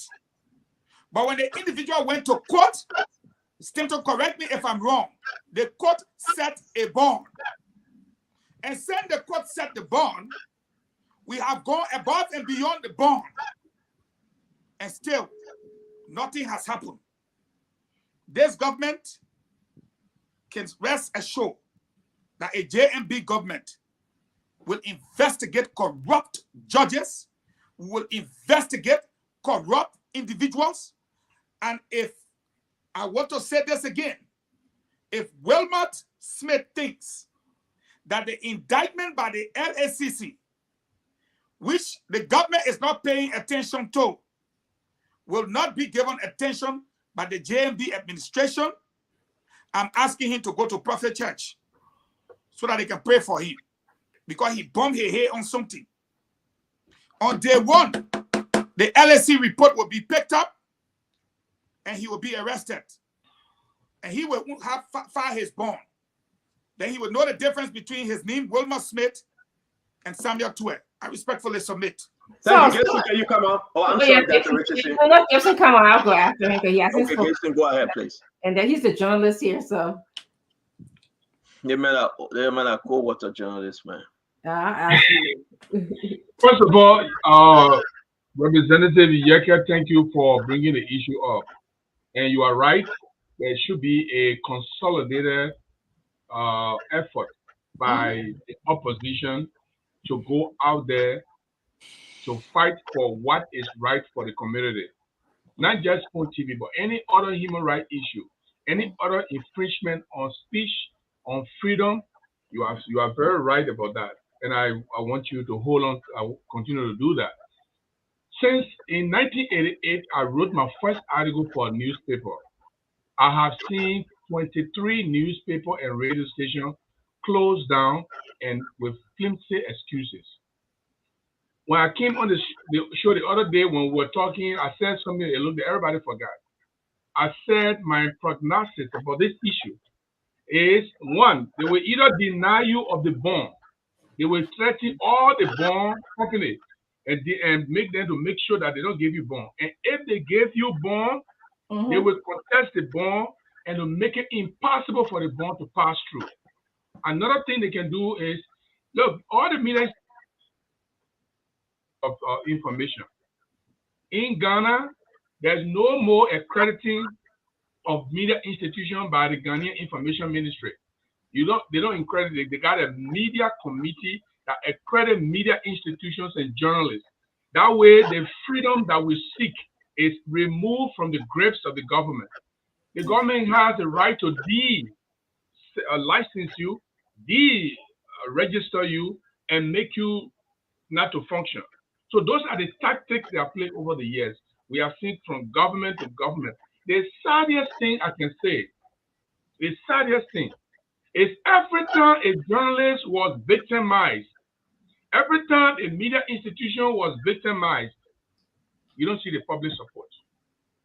If you call any journalist in Liberia who have as long experience as myself, they will tell you, every time media institution is closed down, the very people that you fight for are the ones that will cost the media institution. They don't fight for us. So it's not strange to me that the people are not fighting for Spoon TV. You will fight your own battle, brother. You will be ready. And some of us who are available, we will be able to, I'm far away. If I'm in Morovia, I will be involved. But you will fight for yourself. The public have never fought for media institution Liberia. But the last part of that Constitution you read, it says there should be no effort by any individual to curtail the dissemination of information to the public. Yeah. Brother Stanton Stanton Witherspoon, you have been patient, continue to be patient. If you close this platform today because of anger, you have just made the day for the government. They are wishing so much. They wanted so much that you get mad and close it. And then they are left with the people that continue to praise them. Yep. The fact that you are open, it is still pinning them. You're still punching them. You're still embarrassing them. You assign your reporters to them. You embarrass them when they look and see Spoon reporters. Say, man, we close the men are covering us. They are still embarrassed, and you are still doing what is called the journalist public trust. Don't waver. Don't waver. Don't close this station. Don't close this station. If you can do anything to fight this legally, do it. This battle that you're fighting, you are not the first person that fought it. You are not the second person. You are not the 10th person. You are not even the 20th person. They have always used this tactic. We are lucky that you even have a bond that they accepted, but they are still validating the bond. They will have threatened all the bond companies, and they will go there. They will tell them, no, we can't get you bond. We can't get you bond. And then they have you closed for good. But here is what I suggest. I think people like Yeke Koluba, Representative Yeke, I'll call you honorable because you call me honorable. That's a very good thing to do. Honorable Yeke Koluba, and every individual who believes in the power of the media, in the resourcefulness of the media, they can speak, they can mobilize people, and they can carry placard at the Temple of Justice tomorrow and hold a placard up, Open Spoon Network. Stop the clamp down on media. Do not frustrate, do not restrict free speech. You talk about Friday, that's tomorrow, Friday 8 a.m. Yeah, Friday, sorry. Friday 8 a.m. They should go there. My people, they say one time in our life we must support the media. My brother, they are closed media institutions like bro, and nobody say anything. The only thing they do is to cut the media when they close them. Because the people have tried to demonize the media, and the media is fighting its own battle, my brother. So please, Brother Kolba, I think you are the right person to do this. And you are doing this. It's not about violence, but you are doing it to raise the concern. And I really, really want to encourage you because you have a following, and you can take them there and they can have the placard and let the message go. Let other media institutions, international media institutions carry it, and let it be shown that this is not a court case. This is a honor hand that is operating through Wilma Smith. Wilma Smith is insignificant in this thing. That Joe, we are making political. Joe, we are making political because he's afraid of the media. He's afraid of Spoon. But I can announce, folks are reaching out to me right now that would be at the courthouse on Friday 8 a.m.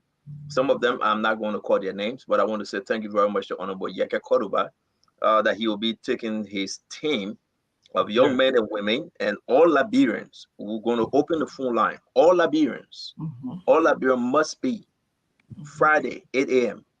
They must Let me remind you of something. At the Temple of Justice. I wanted to ask you, Casey, a quick question.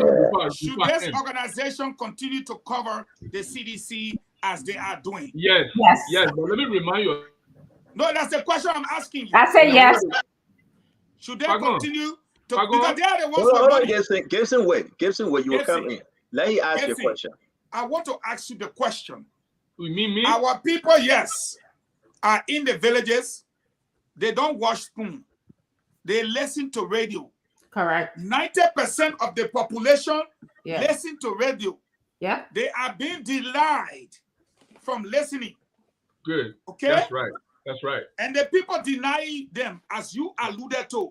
That's right. Don't have a platform like this to show themselves to the world. That's right. So they deny our people from listening.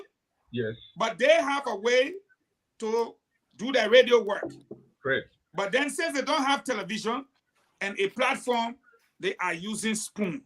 Yes. Should they have it both ways and our people suffer? Or should we issue a blackout? I just want to get that to you. It's a question. I'll answer it two ways. Real quick, Gibson, I beg you because we got to go real quick. Yeah, very quickly. I'll answer it two ways. Phone line today? We will. That's why I want us to go to. If you close the station, you deny the people more, and you give the government. Hey man, don't do that. Hold on, I'm answering you two ways. No, but the radio station closed already. Let me answer you, Don't be. Let me answer you. Closed already. Don't say if you close the station. Fagon, let the man answer you. Give the man a chance. Oh my God. Yeah. Fagon. The station closed. Fagon. Since 1988, I have participated in many blackout sponsored by the president of Liberia. Speak to them one. That's never helped. You want to do blackout? Go ahead. You want to do blackout? Go ahead. I can't stop my one. Answer the man question. Let's go. You can jump from. I have a quick thought about that. Go to Dr. Richardson. Can you just answer it, Gibson? That's what I'm saying. I'm answering. I said blackout will not help the situation. You would try it. You would say, I don't want to publish any positive, because blackout is publishing and running stories of positive news about the government. But you are still discussing the negative news of the government. That's what blackout is. I don't anything you do. I'm not talking about it. Dr. Richardson. No, thank you. The reason why I think that we shouldn't stop. I said a complete blackout. Then you say partial. Hold on, Fagon. Go ahead, Dr. Richardson. I said a complete blackout. Positive. Fagon, hold on 1 minute. Fagon, hold on 1 minute. Dr. Richardson, go ahead. A complete blackout. CDC go in district number 10 and cause problem. We not talk about it. Don't interrupt the lady now. Let she speak. Go ahead, Dr. Richardson. The reason why we shouldn't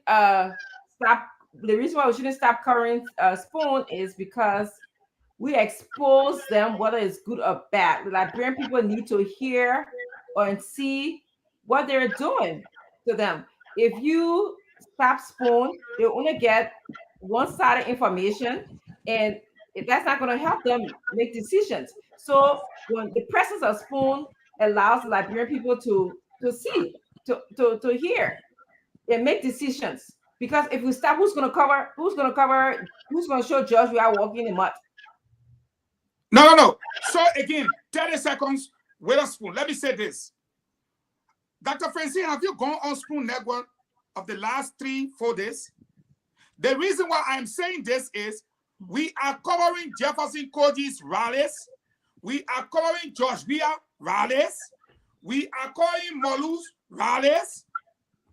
Are we covering the radio stations that the people are supposed to listen to about where they go, what happened there, how it is happening? Our people don't know anything. But the only thing they see is the celebration of these people. Where they are going is what we're showing. If we decide that since you don't want radio station for our people to hear, it's only fair that you not be seen. I think that is the debate. But you are saying they will not see them walking in the poo-poo water. So then you not have nothing to talk about. Open the station. No. We gotta go to Honorable Yeke. We gotta go to Honorable Yeke. Hold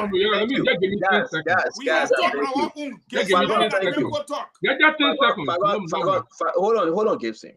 Hold on. I beg you, Gibson. 10 seconds. We gotta go to Honorable Yeke. We gotta go to just 10 seconds. It is because that Spoon was able to cover the rally that we saw the people beating people and hurting people. It was because Spoon was able to cover the rally that we saw Joshua standing in the rain, in the mud. It was because Spoon was able to cover them that we saw the places, the people water that they were passing in. You stop Spoon, you don't get it. You don't inform the people. That's what media is. You don't get the positive things of the government. So, guys, let's bring in the Honorable Yeke Koruba. Then Nelson, get ready. We're about to open the phone line, please. Yeke, please. So, Stanton, yes, let me say this. From the time George Weah decided to impeach Kabila Janet illegally against the Constitution, I concluded that he was a strong dictator, or real 100% dictator. The Constitution says any gift that is given to the president, that more than $200 US must be declared. They get a president plane. Did he declare it? No. People don't respect the Constitution. And these are the kind of things they want to use to break election. And it will be very bad. We are calling on all our supporters that believe in us that because of them that we stood up for 6 years to assemble to the court 8:30 to 9. 8 o'clock. 8 o'clock or 7:30 to 8 o'clock. I will be there. I'm calling you on you to be very peaceful. You'll go and observe. Then we'll take the next radical approach. Maybe our next approach will be we go and say to the embassy, we go to EU, we go to Don't talk it all, yeah. Keep some. Okay, I will keep some. But according to all our supporters, your strategy. I'm calling on all our supporters to be to the court 7 o'clock in the morning. I will be there. Me, I will be there. Thank you, Yeke Koloba. Yeke, please don't you leave, because we want to ask the people of District Number 10 whether they're going to be sending you back to the house. Well, if I go I want to also ask them about I say you know, I say I dare you. But the shutdown of Spoon, Radio, Spoon, Fabric, and Super. Nelson, let's open the phone line. Folks, you are free to call. This is about Liberia. George Manawia has suppressed the freedom of the press, freedom of speech, and freedom of everything. George Manawia knows no freedom. So I want to say again, the phone lines are open. Nelson, can you pull up the numbers, please? And let the folks call. This is their program. Nelson, are you there? Where is Nelson? Nelson acting like James Goode Flomo this time. Yeke, where is James Goode Flomo? What have you done to James, Yeke? Yeke, you are muted. Into my European food is stomach running. You know, he used to the toboggy. Oh. Okay. So, folks, we want to say thank you for joining us. Let's take the first call from our end. Good evening. Your name and where are you calling from? You are live on Spoon. Thank you very much. My name is James Yama, and I call from Lungate, Sierra Leone. Yes, our brother James from Lungate, Sierra Leone. Wow. Yeah, Liberian. So I just want to speak to Gibson. I know him for a very long time from Buse Quarter. You talk about Mr. Honorable Yeke Kolba, you have some problem. Myself used to have a problem with Yeke back in the days. But I bet you, Gibson, if we had 10 of Yeke or 15 of Yekes currently in Liberia, the problem things that the CDC is instituting, they will not be doing it. If we have 10 or 15 of Yeke Kolba, all of the things the CDC regime is doing now, they were never ever going to be doing it. The only thing that the CDC understands is the language that Honorable Yeke Kolba speaks. If we had 10 or 15 of Yeke Kolba, thank you. So let's talk about the network real quick. And this is just very unfortunate. Yesterday it was Costa. Today is a Spoon. Tomorrow it will not only be radio stations. They will start moving from horse to horse to go against people who talk against the regime or against the president. People who will just be saying the fight about people. Today is that radio station, my brother. But tomorrow we'll be talking about individuals. They will start hunting people down. They will start closing people businesses and start shutting people homes down. Thank you very much. So let's go to Nelson. Nelson, you take one, and we'll come back on this end. Okay, so I'll go back to the line and see. Okay, hello? We lost this person here. See, we lost this person. You lost the person? Let me take this one. Good evening. Your name and where are you calling from? This is Evangeline Mamita. Yes, ma'am. From Iowa. Talk to us. How are you, everyone? I just want to first suggest if we can do a fundraising for Spoon TV, even if you're rich or not, but we just want to tell you thank you for your hard work. And Honorable Yeke Kolba is listening.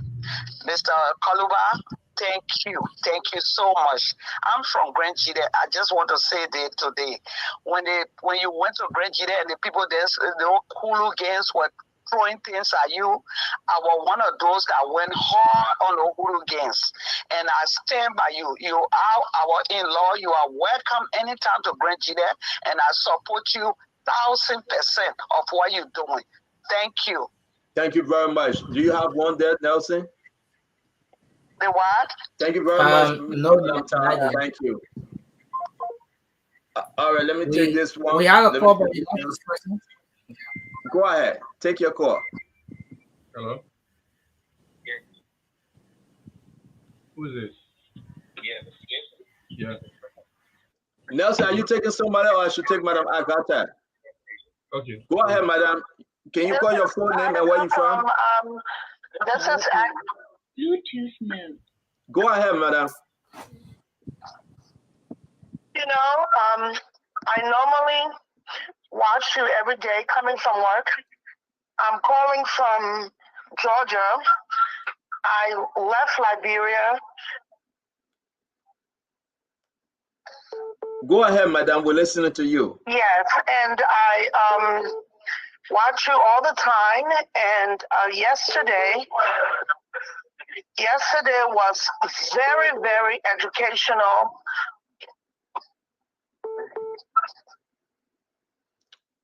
Okay, we'll get back to you, Madam. We hope you can call when you're in a good reception area.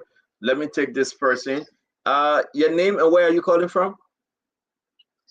Yeah, Senator, how you doing? This is Chairman Daniel Wah calling from Columbus, Ohio. Hi, Chairman. Talk to us. Yeah, I just want to say a congratulations on our Columbus. He has been a motivational factor when it comes to our body politics. And I agree 100%. Government is completely doing this service to the media sector in our country. And I will call on all those under my voice in Liberia to accept Friday at 7 to make sure they stand up for the media sector. What they're doing is totally wrong to condemn it. Thank you. Thank you very much. Gibson, you say you got somebody? Nelson, if you do, you got to come on now. Yeah, so the number was wrong. I just corrected it. So okay, thank you very much. Let me take this person. Go ahead, talk to us, my friend. Hi, good evening. My name is Francis Yanfo. Go ahead. Yeah, I'm calling in favor of Honorable Yake Kalua. And I want to say this. It's Liberian people.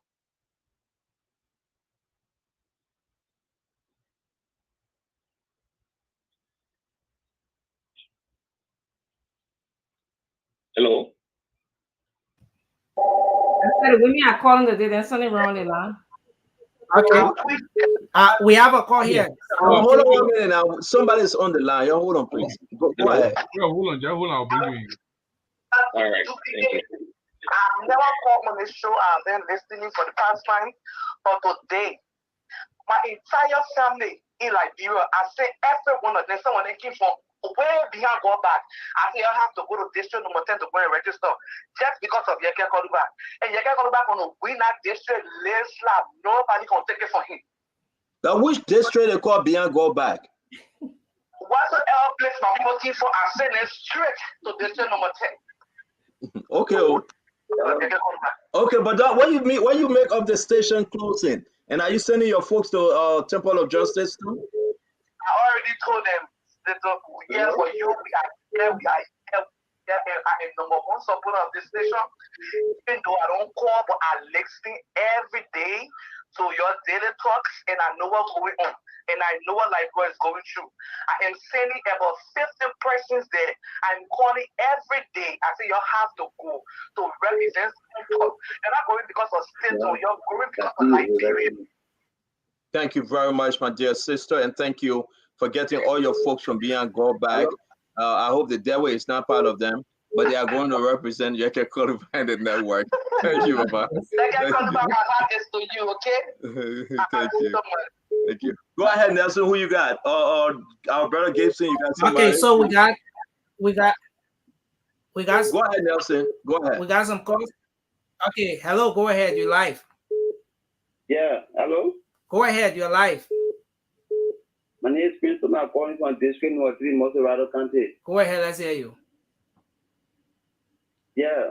For me, I registered in District number 10 because what really we can see they are doing. That is why really gives me that momentum to go and register in district number 3, but residing in district number 3, only to go and give my vote to Yeke. I support Yeke. I like the way that you do. Okay, so what's your take on the closure of the station?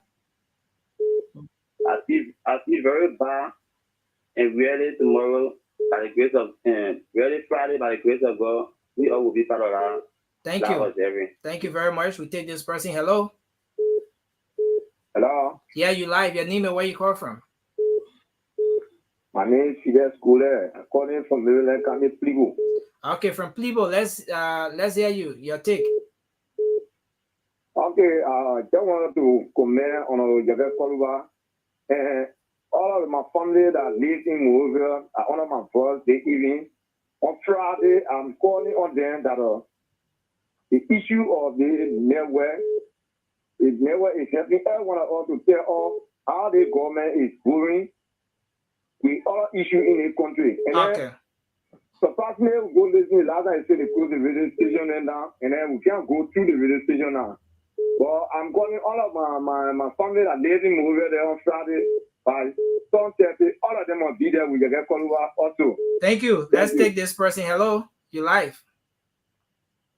Hello? Yeah, hello. Yeah, go ahead. Hello. Yeah, your name and where you call from? Yeah, my name is Ryan Jubea. Okay, go ahead quickly. Let's hear you. Yeah, I just want to give small clarity on the phone network. Clarity? Okay, go ahead. You're saying you can give information on everything, but you're not giving the rest of information. Okay, so let's hold you there and take this person. Let me take this one real quick. Go ahead, my sister. Your name and where you calling from? Yes, go ahead. Where you calling from and your name? Hello? Yes, ma'am. I'm talking to you. Can you give us your name? Yes, hi. My name is Susan. Yes, Miss Susan. Yeah, what I'm calling on behalf. Let me say something to Gibson. Gibson, you should be happy we got somebody like Yeke, who in Liberia talking for us. Because there's nobody in Liberia that will join Yeke. If we got like 10 of Yeke, Liberia will be the Liberia we want. So it's so sad that most of the time, I'm not a politician. When I see him talking, like nobody will go side him to say, okay, we join you, Yeke. He's the only one putting his life at risk. We should be very grateful for a person like Yeke. So don't sit there and badmouth Yeke. Yeke will go and he will win. So once Yeke is the person that speaks for us, we will put our hand around him. Yeke, you got our vote. We for you all the way to death. I don't take part in politics, but I'm hurt to see you risking your life, your family life, you standing, and nobody can come to you and say, oh, let's join you. Let's fight for this country. That's our country. We need to fight for our country. Don't be asking him what he do, what he ain't do. Anything he do in a town, that's him. Okay? So we should be grateful. Thank you so much. Thank you very much, my dear sister. Thank you. Go ahead. Okay. Yeah, hello? Hello? Yeah, go ahead. Yeah, go ahead quickly. Eugene Pierre calling from Minnesota, aka the councilman. Yeah, go ahead. You are very awesome. You are great. You are powerful. It only hurt me to see you being a little bit jittery because one little boy in our community said he's running. People who we consider to be Gucci clan, you don't need to worry about their jacket. You have been doing well, but we, the Liberian people, we know that this is what we've been standing behind you. We have been calling people all over Liberia to make sure they register in your district to vote for you. Do not worry about Gucci clan. You cannot wear Gucci brief, Gucci shoe, Gucci slipper, Gucci trousers. That man is a Gucci clan. Don't worry about him. The second thing to the station, your weird days are normal. He knows that. Those days that you go play Ludo, the Liberian people give you opportunity to resuscitate your lifestyle, and you take advantage of our people. Rest assured, when Spoon TV don't open, you and Spoon TV will be buried together. Thank you. Let's go ahead, Nelson. Okay, so we take this person. Hello? Hello? Yeah, go ahead. You are on. Go ahead. Let a man start listening to the one he's listening to. Okay, yeah, listen, Maurice. Cut the radio or let's say cut the thing you're listening to, call it off or walk away so we can hear you right. Can you do that quickly? Okay, yeah, go ahead now. Let's hear you. I'll tell Congress, I can come out for the study. For all my wife and myself, we go register to the therefore, you can come back. According to radio station, one of the codes, I will be the first party about going to be someone to the court. Okay, thank you. Thank you very much. We take this person. Hello? Hello. Yeah, go ahead quickly. Let's hear you. This is the voice of the AMT District Coordinator of Mangini, and I called from my phone for this night. What is your name, sir? Your name?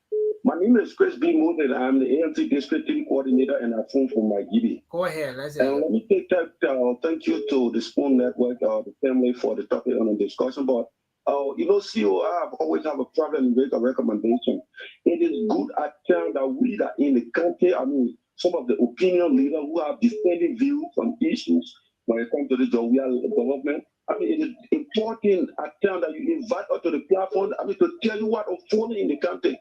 Like the less of my day that is masquerading here, distributing criminals' money, joining the first society or whatnot. Thank you. Manipulating a lot of things. And the issue that to conclude the issue of the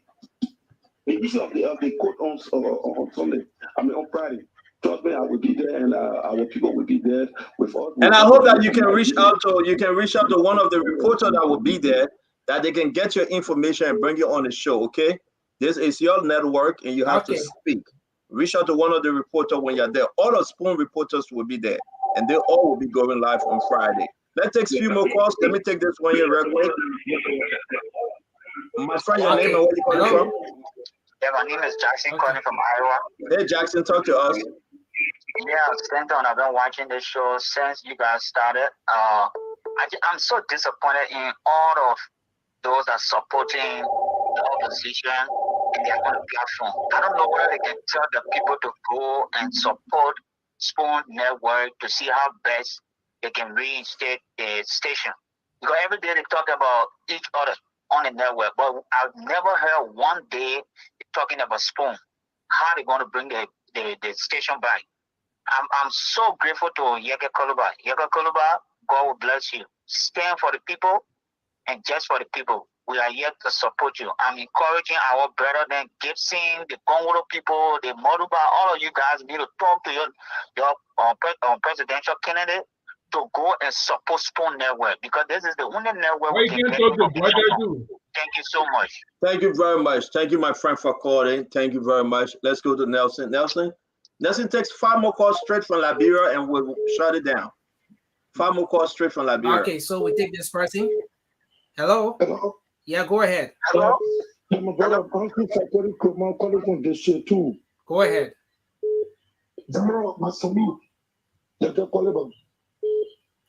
Go ahead. Tomorrow, my father will be the soon.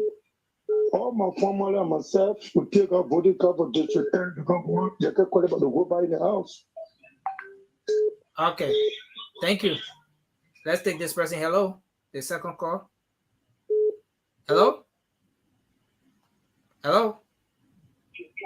Go ahead. Yeah, go ahead. Can you go ahead, sir? Hello? Yeah, go ahead. You're live on the show. Yeah, this is Sam Kaiwe. I'm calling for District 10. From District 10, Moserado County? Yeah, Moserado County. Okay, go ahead. Community. Go ahead, let's hear you. I will vote for Yeke Koluba, and I will mark Yeke Koluba vote and JNB vote for District 10. Okay. And the radio station will be there live, because every day buying data will tire. Okay, thank you. Let's take this person. Hello? Hello?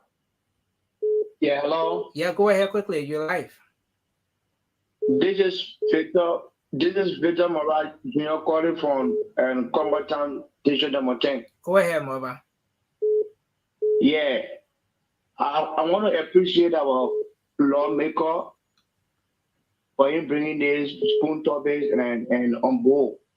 And we'll be at the cohort by 7. You might be able to that will be there again to be there to have better than bring a network by. Thank you. Thank you very much. We take this person. Hello. Hello? Hello? Hello? Yeah, go ahead. You're live. Hello? Yeah, go ahead. You're live. No, we will have to let you go and take this person. Hello? Hello? Yeah, go ahead. You're live. Good morning, sir. I'm calling from Nimba County. I'm Prince Henry. Okay, from Granger, let's hear you. Yeah, I'm a fan, the fan of Yeke Koloba. And I pray that Yeke Koloba should have people like him in the house and people will listen to, because Yeke is only a person in the house when he speaks, people does not listen to him. And I pray my own Kennedy will sooner join him with Thomas Nimneyaya, that they will talk, that people will hear them, that this country should be straight. Because you can say alone, so how can you fight a 20 person or 34 person in the house? Thank you. So anything what he said, that the focus in the house, they don't listen to because they alone in the house. Thank you. So this one coming Thank you around. very much. Thank you. Thank you. Thank you very much, Nelson. We said thank you. Thank you.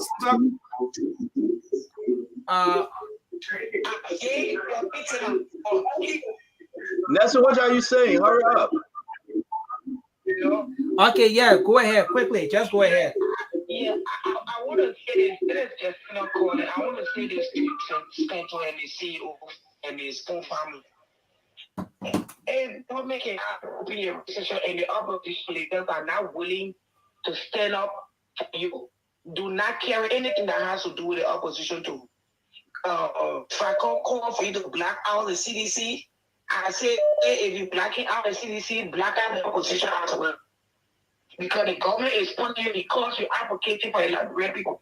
The opposition who claim to be standing up for Liberian people are supporting, they're not saying anything. They say that the opposition, the members come on the platform to make their cases, to send a candidate, black everybody out.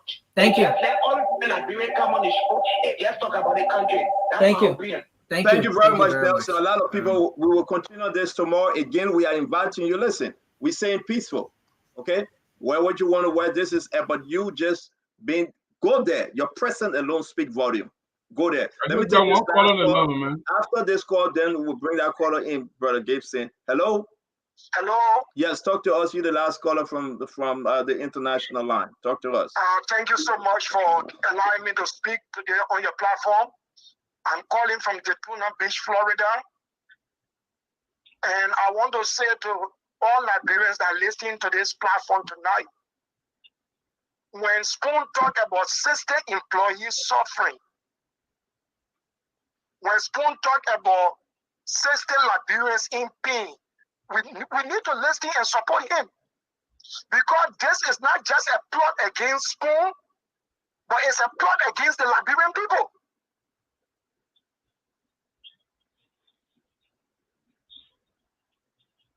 Go ahead, my and friend. So every Liberian must wake up.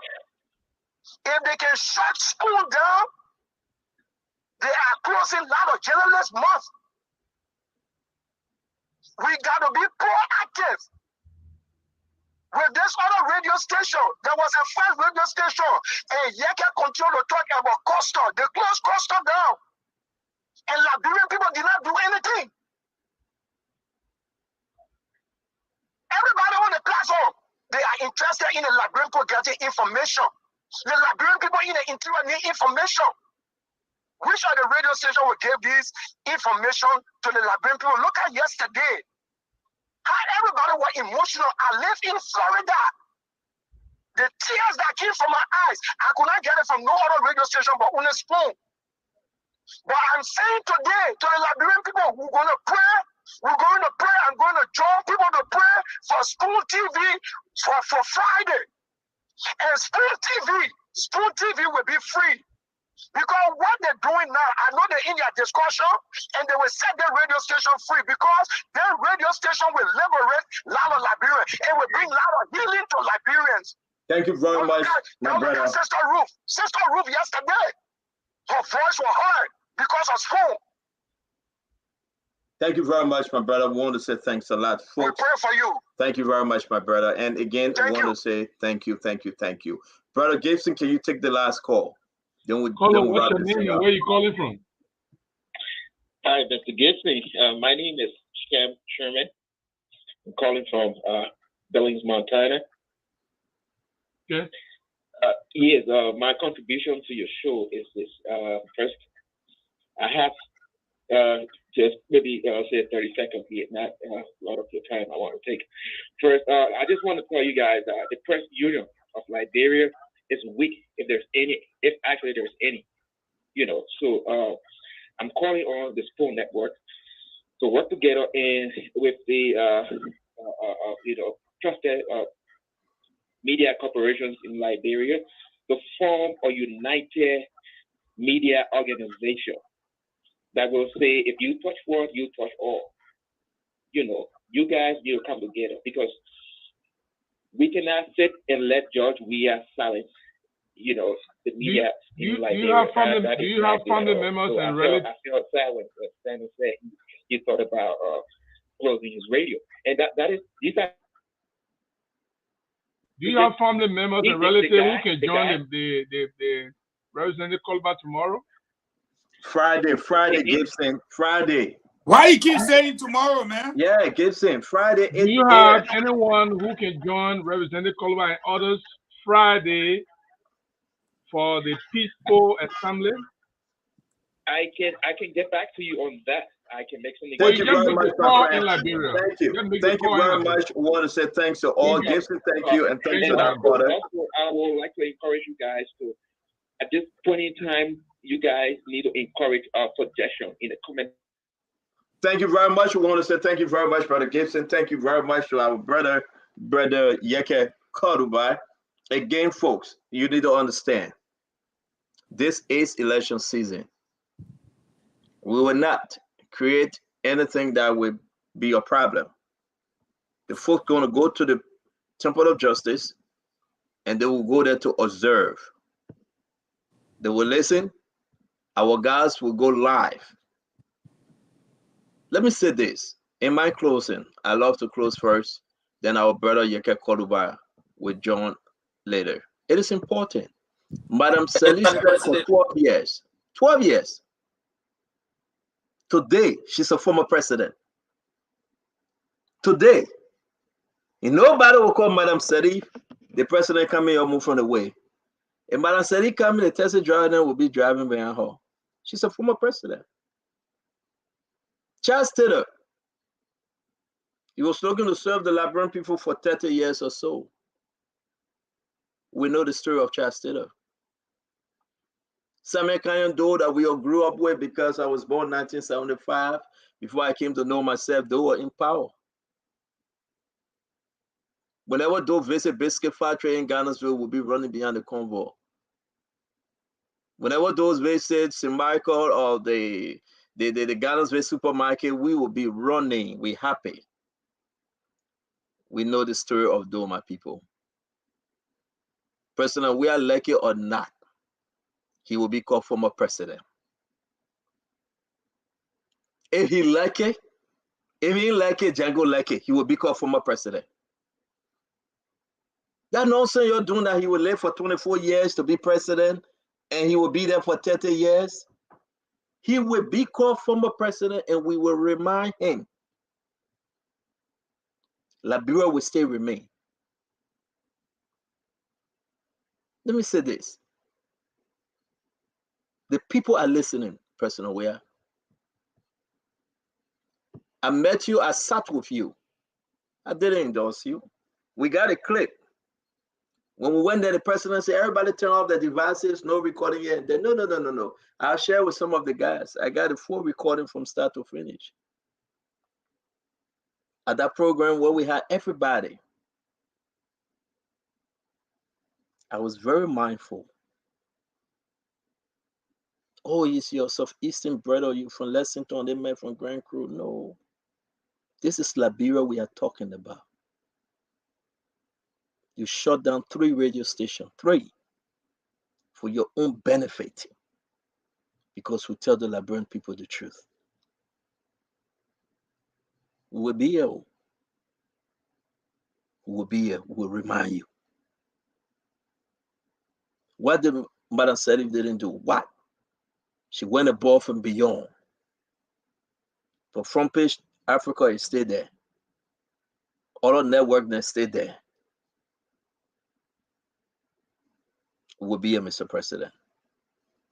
So allow Samuel Tua and the rest of your guys to run around and lie to the Liberian people and shut the station down because we are giving the people the information they deserve. Enough is enough. We will go to the temple of justice and observe. We respect the court. We respect the legal system. The law will be the law. But Arthur Johnson will not hijack the system. There's a man that going behind me and asking everybody, what Central own in Liberia? What Central have? Asking everybody. Arthur Johnson and the rest of the sedition. I am a Liberian, and Liberian I will remain.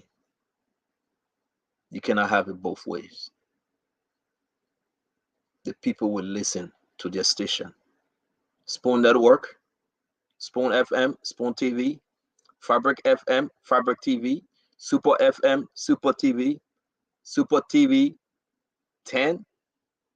We pay our dues, our taxes, our registration. The people will listen. I want to say thanks to all the radio stations that relaying us today. People calling for Grand G there, Grand Cape Man, Nimba. I want to say thanks. The message will be heard. The people stay hearing the messages. It's coming. I call on Joseph Yema Boaka. I call on the leadership of Unity Party. This is not about Spoon Network. This is about you. I call on Reverend Tapper, Amos Twe, Mo Ali, Yombli Kanga Lawrence, Rescue Mother, Jose Yema Boaka, and Jeremiah Kuhn. We have fought a good fight. Let's see what you guys can do. I call on the leadership of Tewon Gonglo, LPP, his party, his vice standard bearer, Dr. Yakwaglo Yuri. I call on Dr. Clarence Maduba and Grace Kwan. I call on Sharon Bronskin and her political leader, Alexander Cummings.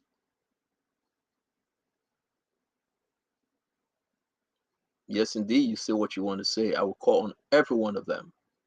And I call on Sedition. Sedition that I talk to every evening. I call on them likewise. This must stop. This must stop. We are not calling for any protests. We are not calling for any violence. But this must stop.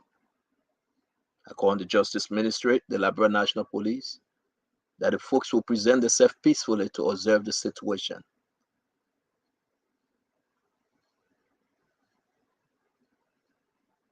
May God bless us all. May God bless the Republic of Liberia. Thank you, folks. We'll give the announcement again tomorrow. I want to say thanks to everyone that will make it their way. Folks that called me, I'm concerned. But I will beg you, go. I call on Darius DeLong. I call on Sir Joseph, senators of Moserado County. I call on Prince Moi. I'm calling on the rest of the Senator Prince Yeru Johnson. And everyone that I've ever crossed paths with the network to stand tall and make the presence felt. George Weah is not the owner of Liberia. George President Weah can never be the owner of Liberia. And we stand tall to say you are wrong, Mr. President. Samuel Tua, you are wrong. And we'll say as it is. Thank you, folks. Honorable Yeke, please give your parting statement, Honorable Yeke, and then we'll do this thing as it is, and we'll see you guys tomorrow by God's grace. Go ahead, Chief. So let me say a big thank you to our supporters. I know they will be there on Friday. We will be there. We have to be very peaceful. We are peaceful people. We are going there to observe the proceeding because we want to know what's going on. And if anybody think they think will just be about Friday, you're wasting your time. We're going to keep this government feet to the fire. Keep the government feet to the fire. We are calling on our supporters. Start next week. You need to start bringing your t-shirt. Week after next, we'll close the t-shirt business to get ready for other issues. Former President and Kennedy Weah, you said to me that when we meet under the market table, we will all remain there. Jah, you set it for me, now I set it for you. So if you can't get me, I will get you. Let me say thank you and God bless everybody. I will be on tomorrow again so we can inform our people to be there in peace. And we will be there. We will be there. We're calling on all our supporters. Everybody that believe in Spoon, believe in me, believe in all the panelists on the show, and believe in our political leaders to be there on Friday. Please come in peace so we can live in peace. Thank you. Thank you very much, Honorable Yeke. Prince Maxwell, you want to go, then we'll bring in Dr. Richardson, Gibson, and Eugene will take us home. Yeah, quickly. We've all listened to the grievances expressed, the hope and fears expressed by Liberians. And this is the reason why I'll always say this. 63% of the youth of Liberia support Dr. Clarence Moniba simply because he understands the importance of this factor of freedom that we have in Liberia, which is the freedom of the press. We'd like to take this time. At this point in time, we are not calling a pawn, because every time I hear Liberians, when they're trying to make this statement, they always say, we are calling a pawn, we are calling a pawn. At this point in time, we are not calling a pawn. At this time, we are reminding the international community, especially knowing that this is Liberia's 4th election post-war. This is Liberia's 4th election post-war, and it's very, very important. We also are aware that democracy is under attack around the world and soon to be in Liberia, simply because some of the tenets of democracy is being tampered with. And one of those tenets is the freedom of speech, freedom of the press. So we are not calling upon, we are reminding the EOM, which is the European Observer Mission, and the European Mission in Liberia, of their duty to protect democracy and of the freedom of press and free speech. It is incumbent upon them to be involved, because democracy is getting to become under attack in Liberia. If the freedom of the press is curtailed in Liberia, it is diminished in Liberia, then democracy has been diminished as well. Because democracy is the marketplace of ideas, exchange of ideas, good or bad. So it is incumbent upon them to do so. Lastly, I'm very grateful, and I would like to congratulate my brother Eugene Fagon for his position, his official position in the Unity Party as consultant thereafter. But now I would like to pose this question to you, Honorable Eugene Fagon. The Unity Party regime has not replied to Amos Claudia Sawyer Foundation concerning the proposed August 22nd debate that I believed the Unity Party regime received an invitation letter to. The Liberian people would like to know, and we would also like to know, what is the position of the Unity Party regime as it pertains to this? Because this is democracy. This is a program that Spoon TV will be covering for Liberian people. This is where the honorable leadership of the Unity Party will be espousing their candidates and their agenda for Liberia. So it's very, very important that we hear from them, because Dr. Moniba is the only candidate at this point who has said yes and who has replied to that particular invitation. So I hope that you have a very good answer for Liberian people, since now you are in official capacity, and I respect that wholeheartedly. so that the people can know what the United Party regime is doing about this. Thank you.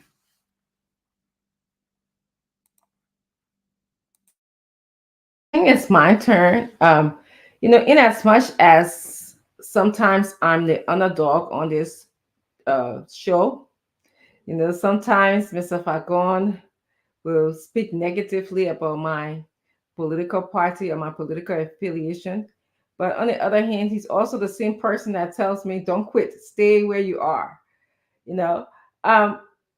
This is not about a political party for me. This is about interference with the freedom of speech, freedom of information. This is about interference with Liberians having the opportunity to hear information. This is about interference of Liberians having the opportunity to listen to information. This is about interference for Liberians making informed decisions, especially during this crucial time where we are about to select or elect new leaders. These are all symptoms of authoritarian government. When a government is behaving like this, like shutting down radio stations, they are on the verge or they are deep down or deep inside being authoritative. And the reason why authoritative government do not like freedom of speech is because they want only the good side of information to be presented to the citizens. They want the ELBC to say how great President Weah is, or to talk about all the good things, like we have like they told us today, we have electricity to the extent that we are giving some to Ivory Coast. That's what you'll be hearing, because that's what the government believes. With Spoon, we'll do fact checking of that information. That's what we do here. When we sit on this panel every day, I'm fact checking Fagon as he's fact checking me. I'm fact checking Stanton as he's fact checking me. I'm asking Maxwell some difficult questions. I'm asking Jeru some difficult questions. You guys who are the viewers, you guys are also fact checking us. And I don't know. I mean, you guys, of course, love me in the viewer comments, the viewer section. But why are you laughing, Fagon? But just being serious. I can hear you. I said, because I always remind them when they talk in the comment section that I'm a man with. Yeah, thank you. Okay. So, the ability to maintain Spoon, and for all of you guys to speak for Spoon, and don't think about your political party. Again, it is not about a political party or political ideology. It is about freedom of speech and the way that our government is moving, which is in an authoritarian fashion, is not about democracy. So that's all I have to say for tonight. Thank you, Dr. Richardson. Gibson? Thank you very much. Again, I want to encourage those who are going on Friday to peacefully assemble. It is the right thing to do. The Constitution guarantees peaceful assembly and to voice out your concerns and your grievances. This is one of the major concerns and grievances that is plaguing our people, the right of the people to free information. I don't think any government should use the judiciary and making the judiciary a tyrant to clamp down on the media. This tactic has been played in Liberia forever and ever, and this other government is even trying to do the same thing and even succeeding, having closed radio stations down. I am in support of people going there, and I think I'm going to call my regiment commander. I mean, when I say regiment commander, it's not a military. I got people who are ready anytime to move in terms of political campaigning and stuff. I will encourage them to recruit people as well to go there. That's a register talk about the people in the comment section. I think I'm the most villain of all the people on this platform. But I enjoy it because it's a beauty of democracy.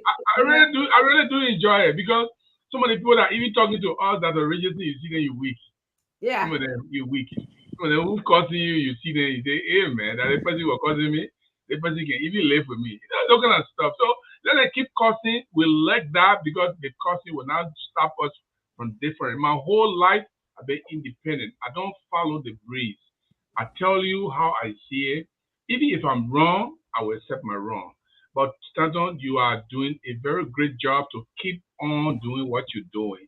Tell Madam TD to take her. It is very difficult where she is right now. She needs your encouragement. I was in that position before. When they close your station down, when they close your newspaper, you are confused. You don't even know what to tell your reporters. You don't know what to tell your business office. You don't know what to tell your editors.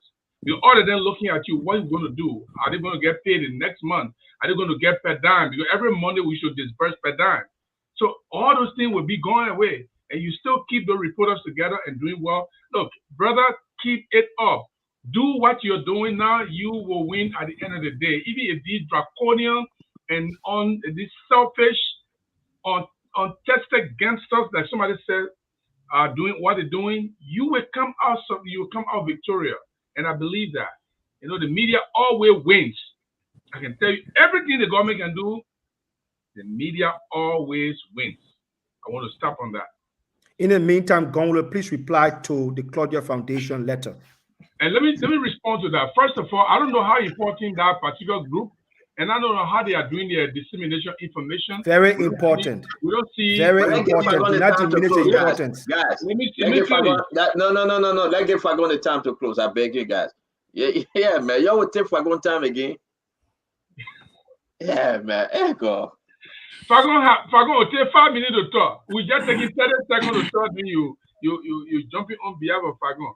I will time it. It's after 8. I will time it. I will tell you how many minutes Fagon talk for. Let me put it there.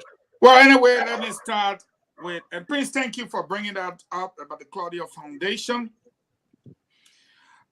You will agree with me that the last person to be afraid of a debate is a person who has lived his life 42 years in government, know how government works, and have been there, done that. Whereas the other individuals will be saying what they think is the way it should be done. Whereas Joe Bwaka will be telling you how he did it. There is a complete difference. Look at that. If it comes to agriculture, you see that, Francie? At least Clarence Money will say something because he smell government. And Congo will say something because he smell government. Can Kumi say something? He not even in the kitchen. Yes, he can. But can Fagon close? Can Fagon close? Wait a minute, No, but the point is that Fagon, let me take 5 seconds. How can I going to get fair with me? I beg you, but they will get fair with me. Anyway, I wanted to go to the courthouse, so let me leave Kwame Small today. No, I won't talk. Yeah, you're not determined. So, yes, the Claudia Foundation, I got to know about this when I was in Minnesota. It is very strong. The chief of staff and my good old man, as well as the chief of staff, we all sat down when we received this. My good old brother and boss, I would say, Jake Kabakwali, and I look at the invitation. And let me say this to you. The United Party stand-up bearer in person of His Excellency Ambassador Joseph Nyoma Boakai will not run away from a debate. Because before the debate even starts, the man has already won the debate by his actions, not his utterances. And so, but when you organize a debate, we are not running against... The man already won the debate by his actions, not his utterances. We just won't he accept the invitation. So, when Yahweh is insistent, they can't make it. They can't make it. But when will United Party accept the invitation? We are not running against Gonglo. We are not running against Clarence Moniba. As a matter of fact, we are running with them. If my English makes sense to you, we are running with them. We are the front runners. So if we go to a debate and don't debate the person we're running against, but rather the person that we're running with, then that is not a debate. That is a conversation or a discussion. Therefore, instead of holding a conversation or a discussion with Gonglo or Clarence Moniba, why not we organize a roundtable conference for the way forward and have a meeting of the minds so as to protect our vote? Ambassador Joseph Boakai is running against George Weah, and he's running against George Weah with Clarence Moniba and Tiawon Gonglo, all of whom are in the opposition. So when that time comes, and we know that President Weah, who runs away from debate, have never had a single press conference or face-to-face with the media, is not able to address his people physically. Instead, he practices for 6 months to deliver a speech at the legislature. My friend, when that time comes, you will hear a response from the campaign. Having said that, all Liberians listening to me, I hold strongly the beliefs that if these people will deny you the right to hear information, as Article 15C clearly states, that in pursuance of this right, there shall be no limitation on the public right, which is a right now, to be informed about the government and its functionaries. We hold firm the belief that the individual had the right to go to court. But after the court has set a bond, then that bond should have been satisfied by the entity, which of course has been the case. The government interference into this case and its inability to excuse itself from the judiciary as lamented by you, Prince, it is only fair that I submit to the Liberian people tonight that my position on this, George Weah told Vision TV not to cover anything about Joseph Boakai, and they don't. Tiawon Gonglo and Prince Maxwell are being covered by Spoon. True, this is a fact. They don't cover you people because you don't have money and because you belong to the opposition. So I'm submitting to you, the CDC cannot have it both ways.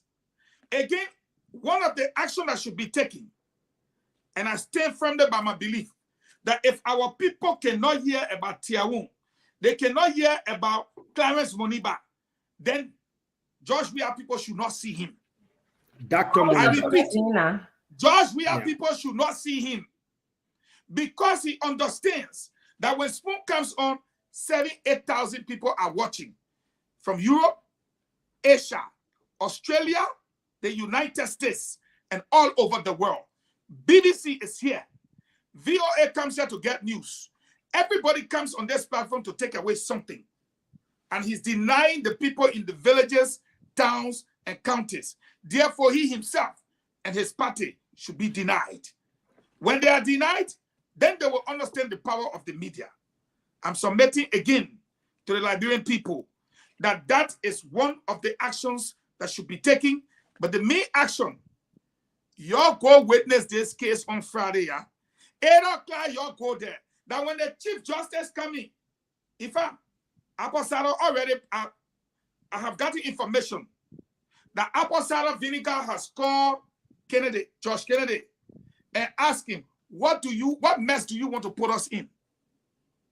How can this one case, a bond hearing, not be finished after 5 weeks? So she just asked him this evening, you know, I have my June, you trust me. And he does blah, blah, blah, blah. But at the end of the day, y'all go watch the case on Friday. Again, I'm not like Gibson. Friday, 7:30 in the morning. If you are a Unity partisan, you are an ANC member, you are a LPP member, you are what kind of member?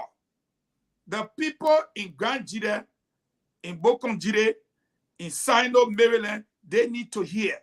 George Weah owns ELBC, he owns Freedom FM, he owns Voice FM, and he renting a lot of other radio stations. Lastly but not the least, 30 seconds. Let me say this and remind the Liberian people. With 54 days to go to election, George Weah have not even done 5 districts in Monserrato. Can he cover 14 counties in 54 days? He cannot. Therefore, I'm submitting to you, the Liberian people, that if this man cannot win Cape Mount, he cannot win Bomi, he cannot win Bapolu. Win Bomi.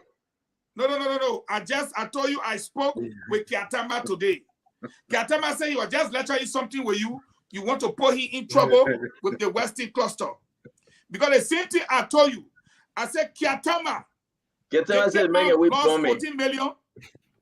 The road cut into 3. Do you see the iron ore hauling? Do you see any company that did? I said, Kiatama, don't even try it. He said, I'm coming there tomorrow. I will straighten it up. We wait for him. But if George Weah cannot win Nimba, Lofa, Bon, Bapolu, Bomi, Cape Town, Bassa, George Weah is nothing. And up to now, he dancing in Monserrato. He and his escort team. This election is over. I have never in my lifetime more confidence. George Weah is tired. George Weah is tired and sick. George Weah is seriously sick. They push. No, Fagon, let me hold you there now. Let me hold you. You not talk a lot. Drink some water. And but I can say this. Prince Maxwell, seriously speaking, the president is sick. He's not well. He's not well. They are pushing this guy on steroid. Well, that's I want us to keep this, but I will say it. That's for the man to get up in the morning to get ready. You think why he forced senator up there to go tell lies and say they are supplying Ivory Coast for current? Senator lie again last say he reduced poverty in Nigeria. And Senator saying that it fell under how many million of people all the way into Nigeria, talking about poverty. Yeah, Senator. He's the president and Joe Howard Taylor. He's the economic design the country now. The poor country. They're lying. Of course. He's the minister of finance. The president came out to say, oh, you know, I can't say no more. The people have already said it. I can't to ask you for your vote again. You saw what happened in Nimba County with Damos Slanger? He's the only minister of finance, like the microphone more in his office. I am not talking about the ability Womp Sambo with Cummings. No. I'm talking about what happened in Nimba when Diamond reached out to the first-time voter. Each of them, he spent 2 days. The name you're hearing, Prince Johnson, George Weah. Who come next? CDC. Go watch the clip. Unscripted.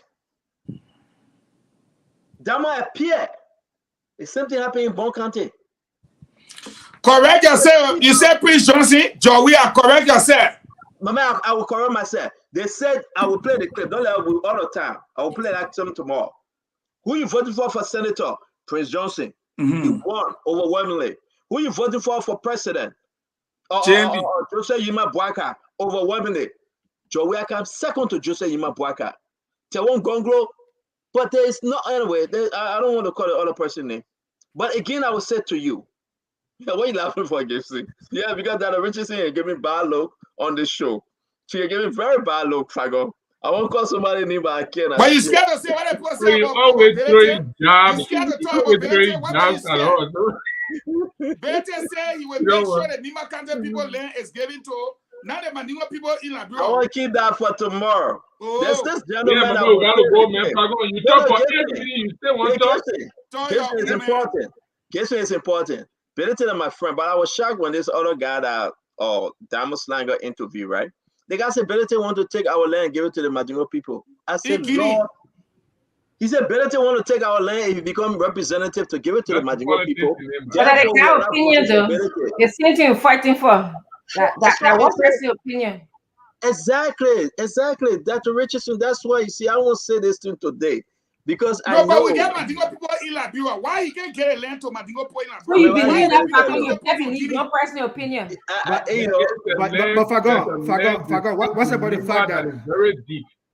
Fago, what's about the fact that Simon Twitter says he was let me say this, right? What I'm going to say while we're closing the show, I have never heard Belete saying that, but it's election season. Good. Belete is my friend. But when I heard the gentleman saying it today, I was taken back. If this is what the message, the opposition to Belete carrying, the radio man has said it. No. Prince, you know what? That's the bad time of politics days, right? If that message go in the ear of the Mano and the Gil, Belete is in trouble. It has a lot of impact. Tell you the truth. If the people, because what that gentleman said today, if I can call Belete as a friend, I'll say better to double down on your message. Leave the tabata you put it on with spoon alone. Go in the place and double down on your message. The man said he will get a land to the Mandingo Port in Guinea. The people are saying, and that is bad. Gibson, this is very bad. When the man come up to say, better if he wins, he will take our land from us and give it to the Mandingo people. That's scary. This land issue started from Madam Sally's time.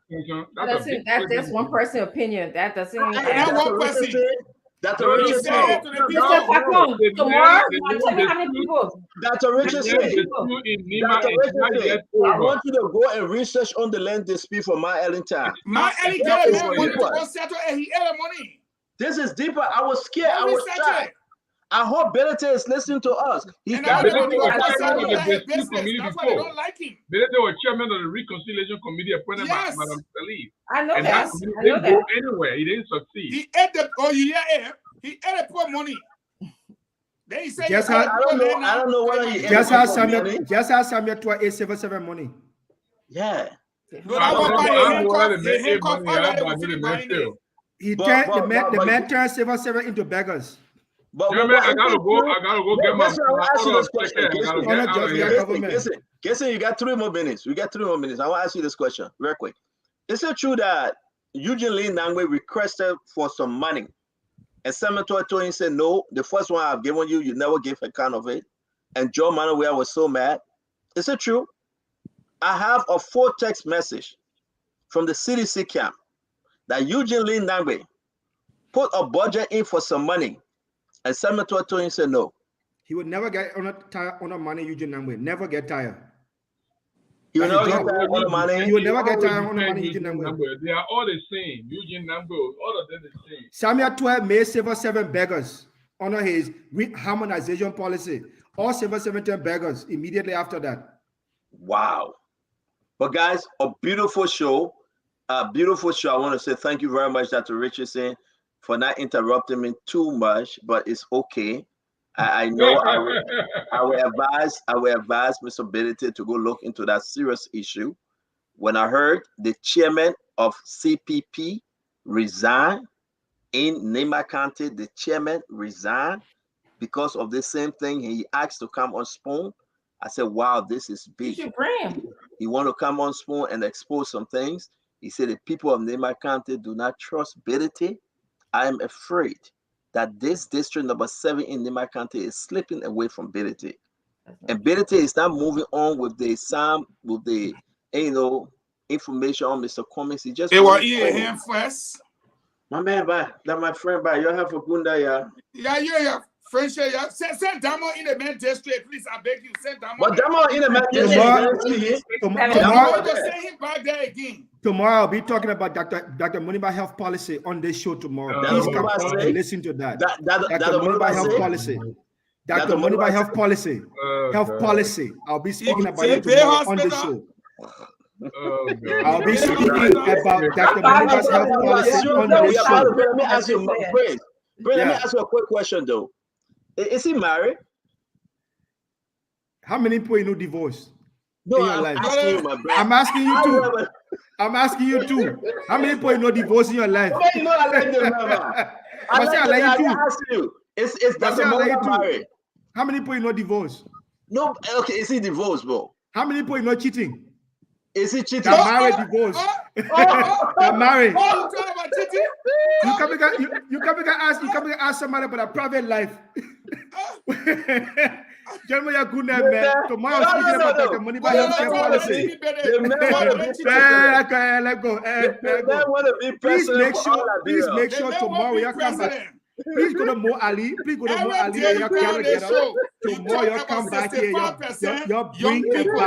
You bring about Amos Soil letter of agreement. Let's talk about it. Let's talk about it. Please, is he married? Let's talk about the debate. You can ask a question on the debate. You're not talking about the debate. You don't run over the debate. You don't run the debate.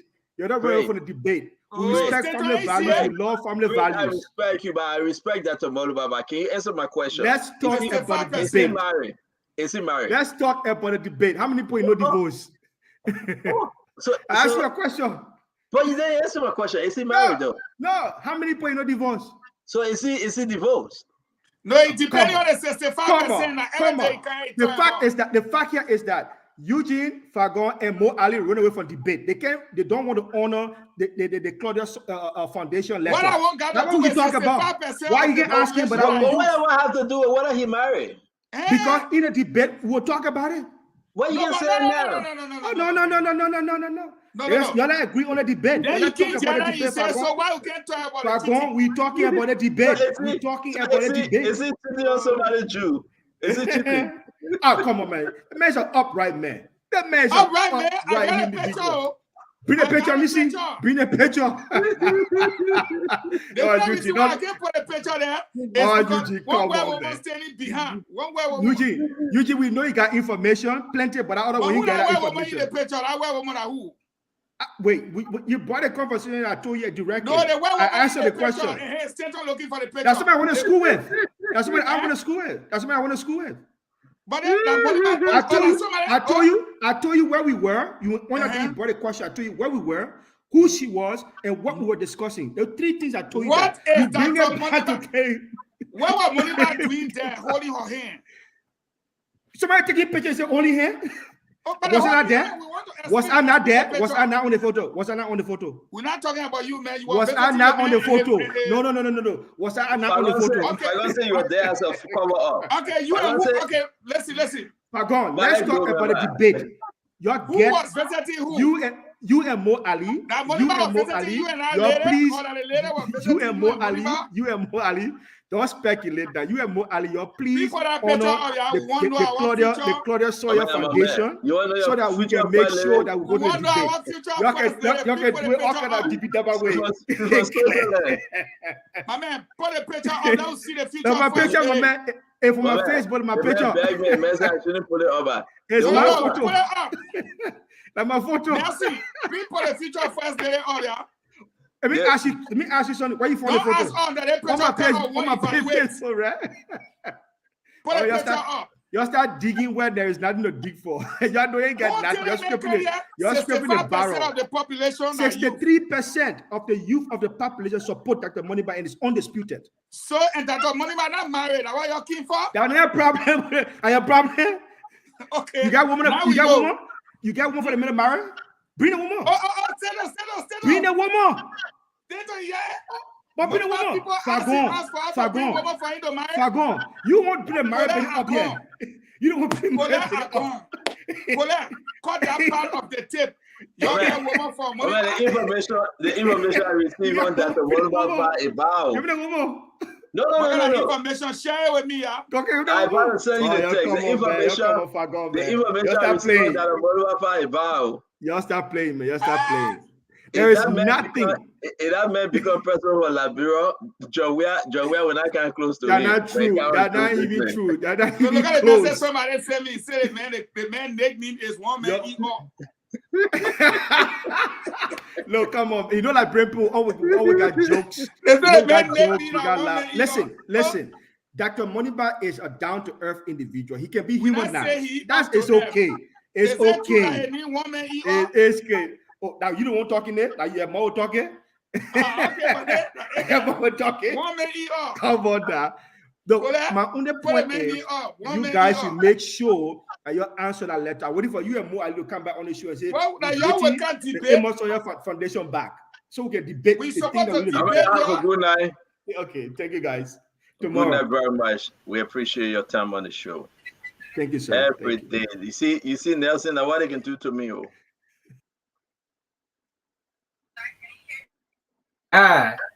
Seriously. Nelson, it's not easy. It's hard to control them, right? But I want to say it was a great show, Nelson. You guys get ready for Friday. It is why it is. We will make the case. And again, the people will understand. I want to say thanks to all of our many followers. Listen, I supposed to tell a little girl whose birthday is today. Her dad sent the information to me. Please bear with me, Nelson. I'm begging you. And her birthday is today. And she wants me to announce. Her birthday. I think this is it. Here you go. This is not you. Can you send it to me again? Nelson, I miss you. Oh? Yeah, a lot of people call, so now I want to say they get happy birthday. I don't know. Okay, so the calls, the other calls overshadow the message, but I think it'll be all the way down, all the way down. Yeah, that's what I'm looking at, man. Your little girl birthday is today. I'm wishing her happy birthday from her father. But again, I have to do it right because her father been calling me, and he just texted me. He says, "Stanton, please don't forget about my daughter's birthday." And I say, "Okay." So by Hey, this man. time, it means that the entire family watching the show right now. The watching, I want to say, happy birthday to you, yeah. Wow. Wow. Happy birthday to you, yeah. But the person could just send you a hi, just a message. That's what I'm looking for. The entire message will come. As I'm speaking right now, can you just say hi to me? Let me just talk about your daughter's birthday. Yeah. Hey, man. And the person refusing you. Yes, we don't leave from here till we send happy birthday to that little girl. She's a very, very nice little girl. Hey, Nancy. Hey, man. Hey, yeah. This time when people send me their birthday greetings, I would just announce it immediately. I won't wait. Philip Bala, I'll call you back. You didn't answer, Philip. How you doing today? Evangeline Ty, greetings to you. Francis Standby, greeting. Prince Herbert, greeting to you. We will call your name, where you from. Just let us know. Let's send you a special greeting. Where in America you're from, this is your time to receive that greeting from Spoon. Mariman Hammond, greetings to you. Chris Kanga, Emmy Writer, Emmy, beautiful show. Thank you very much, Emmy. Alicia Getor, good to hear from you. Tomin Aldrich, thank you for watching Spoon. War Patriotism, we say thank you. Woo. Zeal Carter Jr., thank you very much for stopping by. Famata Johnson Roberts, it's good to see you. Linda West, where you joining us from? It's good to have you in the house. Sina Doman, thank you very much. Emmanuel Dixon, we're glad seeing you. Mamo Boakai, thank you very much. Emmanuel Dixon, Patrick Gray, greetings to you. Joseph Jallo, thank you from wherever he said, Virginia City. Joseph Jallo was watching from Lofa County, Virginia City. Yeah. Wow. Marie Padet, thank you very much for joining us. Kumbasa say, Clarence Moluba is not married. Hey, not the Lofa woman. A different beat discussion she bringing down. Yeah. I'm gonna take this one that because and that she want to get me in trouble. I ain't gonna do that. Let's talk about Detus Chitty.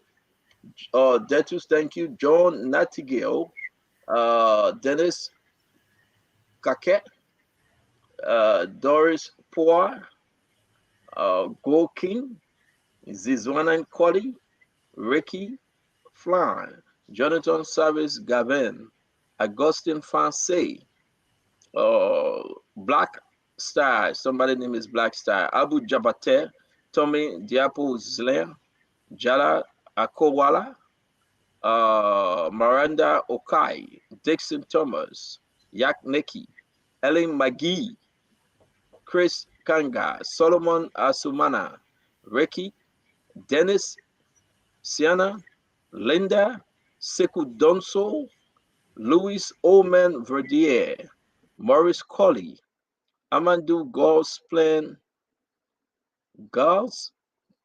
Sano, wow. Alicia's Guitar, we want to say Terry Vanny Collins, the other person there, I can't call it, they call themselves Ungrateful Salama Swan for Barker. Hey, that's somebody named that Nelson? Ungrateful Salama Swan for Barker, wow. Zil Carter Jr., Linda West, we want to say thanks to every one of you for joining us. Again, as I was waiting,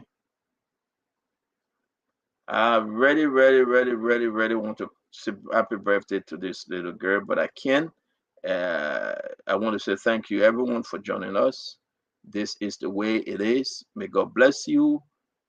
May God keep you. Oh, the guy just called me. He said the little girl is sleeping now. I believe so. Then this must be from Liberia. She going to bed 8:30. That's fine. Happy birthday to all. Thank you very much, folks. And I know that Nelson just went off because of his internet. We're going to wait a little bit because he needs to shut this down. So I want you to hang with me. While I have but a few more minutes before Nelson come back, you can call me if you want to be part of my conversation, private conversation, and ask me any question and I will answer you before Nelson get back on the show. Okay?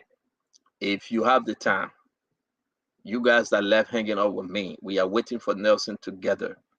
Call me.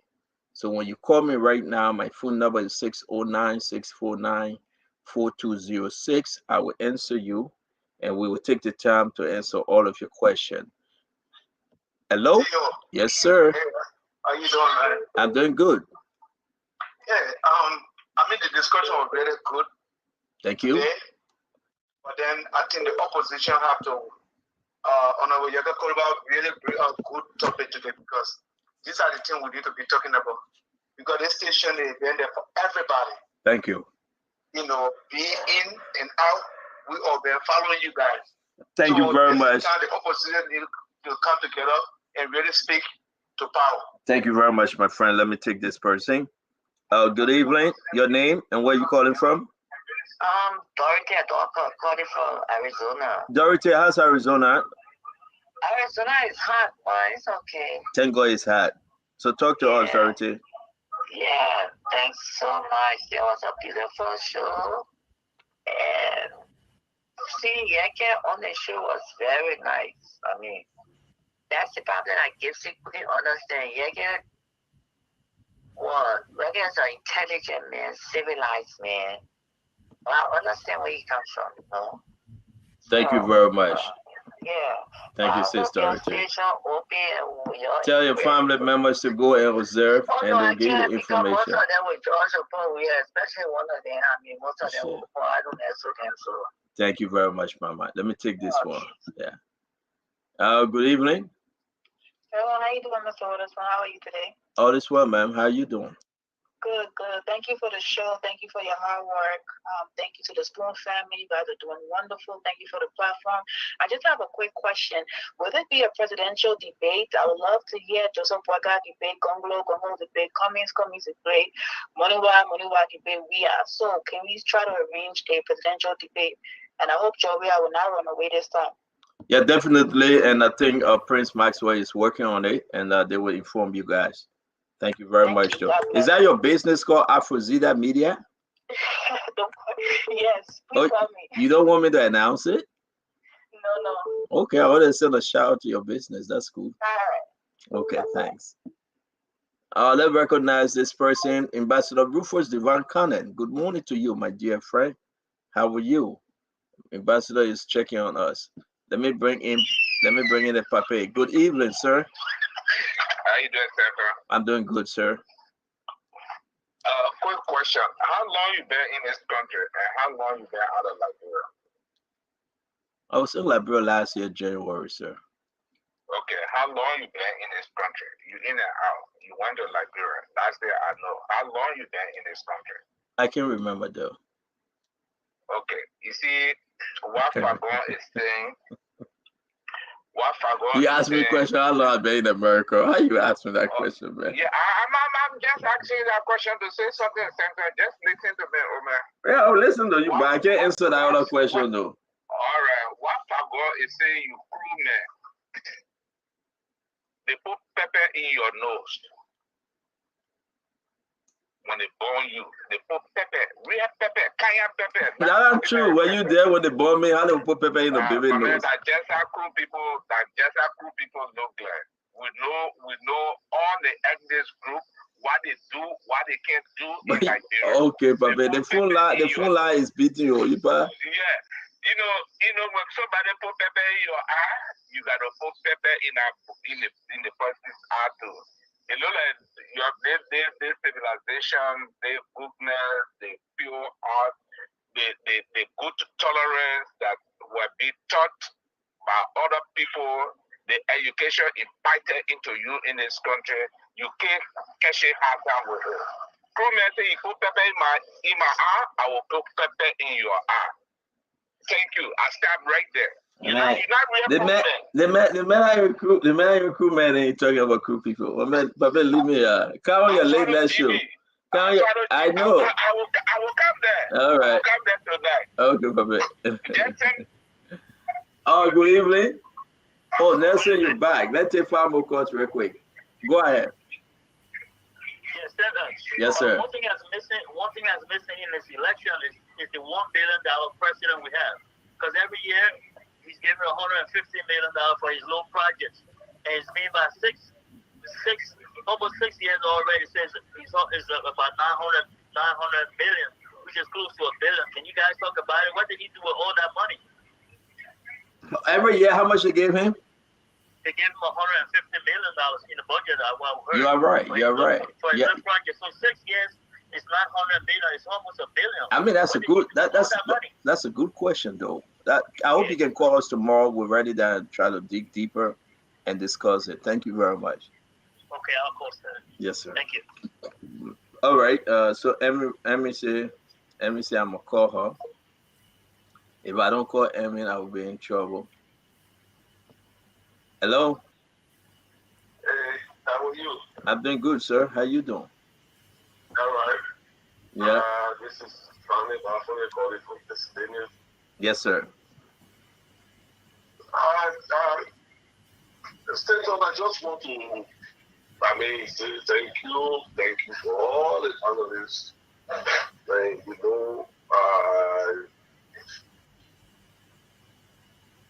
don't think CDC government going to reopen your station because when they do that, then they will feel defeated. They will not do it. They're not going to open that station. I don't care what happened. In the first place, we should understand is that the government has lawless what they want. They're not going to do any good more than what they are doing.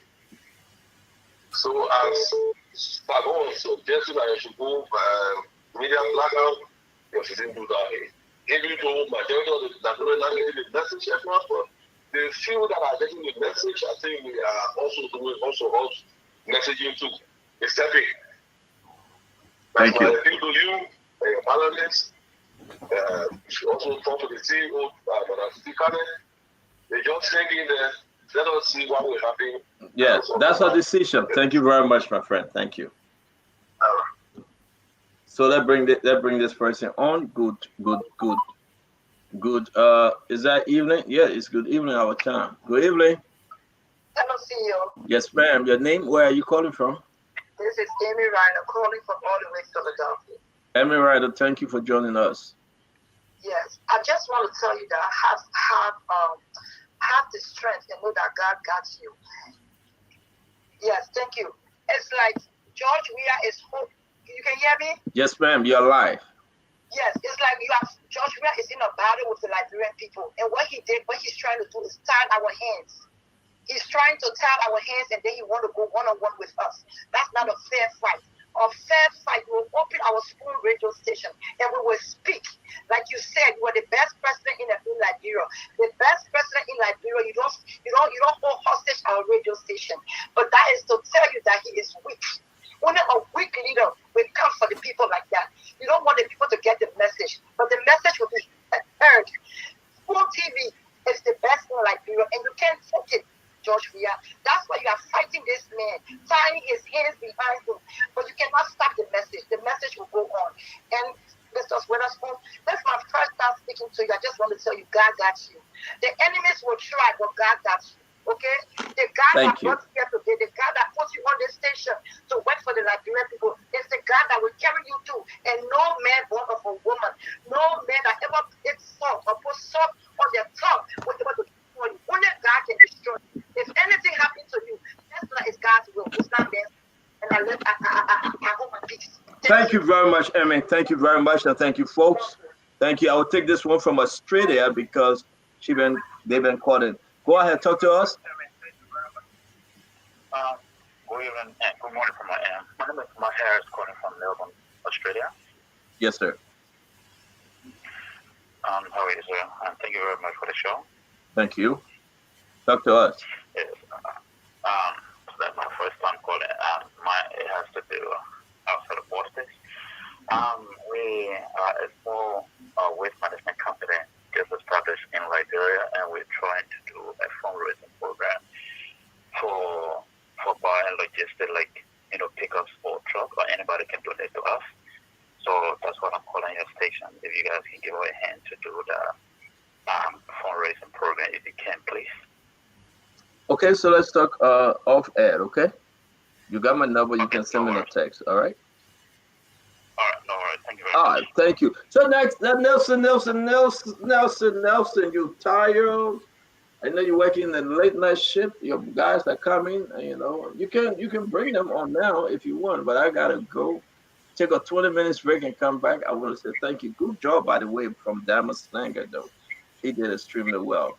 All right. I want to say thank you, folks. And again, till we meet tomorrow, may God be with you. May God keep you. And may God bless our state. Have a wonderful evening. Thank you, Nelson. Bye-bye. Yeah. Bye-bye. Well, folks, we want to say thank you for following us today on the program Spoon Talk. Thanks for making your contributions in the comment section. Thanks for calling. And sorry to those of you who tried making your contribution but couldn't get through the lines. The platform is here for you. And of course, you can join us tomorrow for another edition of the program Spoon Talk.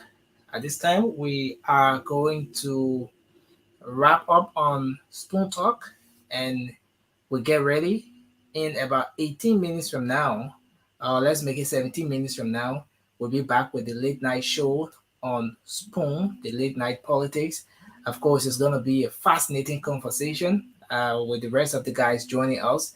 It's going to be open to everyone. So once you receive the notification that we're live with the late night politics, you can just come on. We're going to keep posting the links in the comment section so that everyone can have a time to be able to come up and talk about those different issues of concerns. We want to say thank you.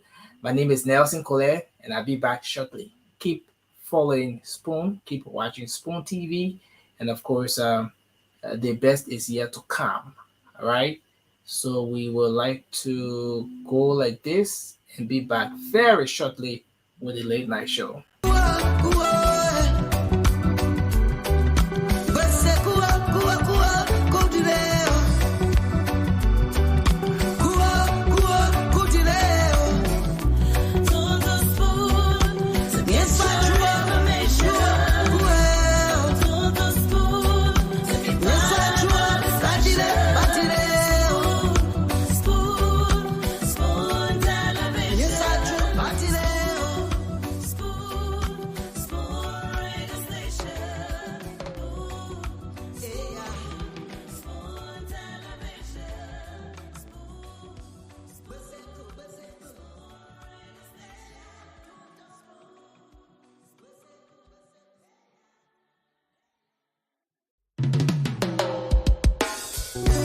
Yes, a special one from the CEO, Stanton with the spoon.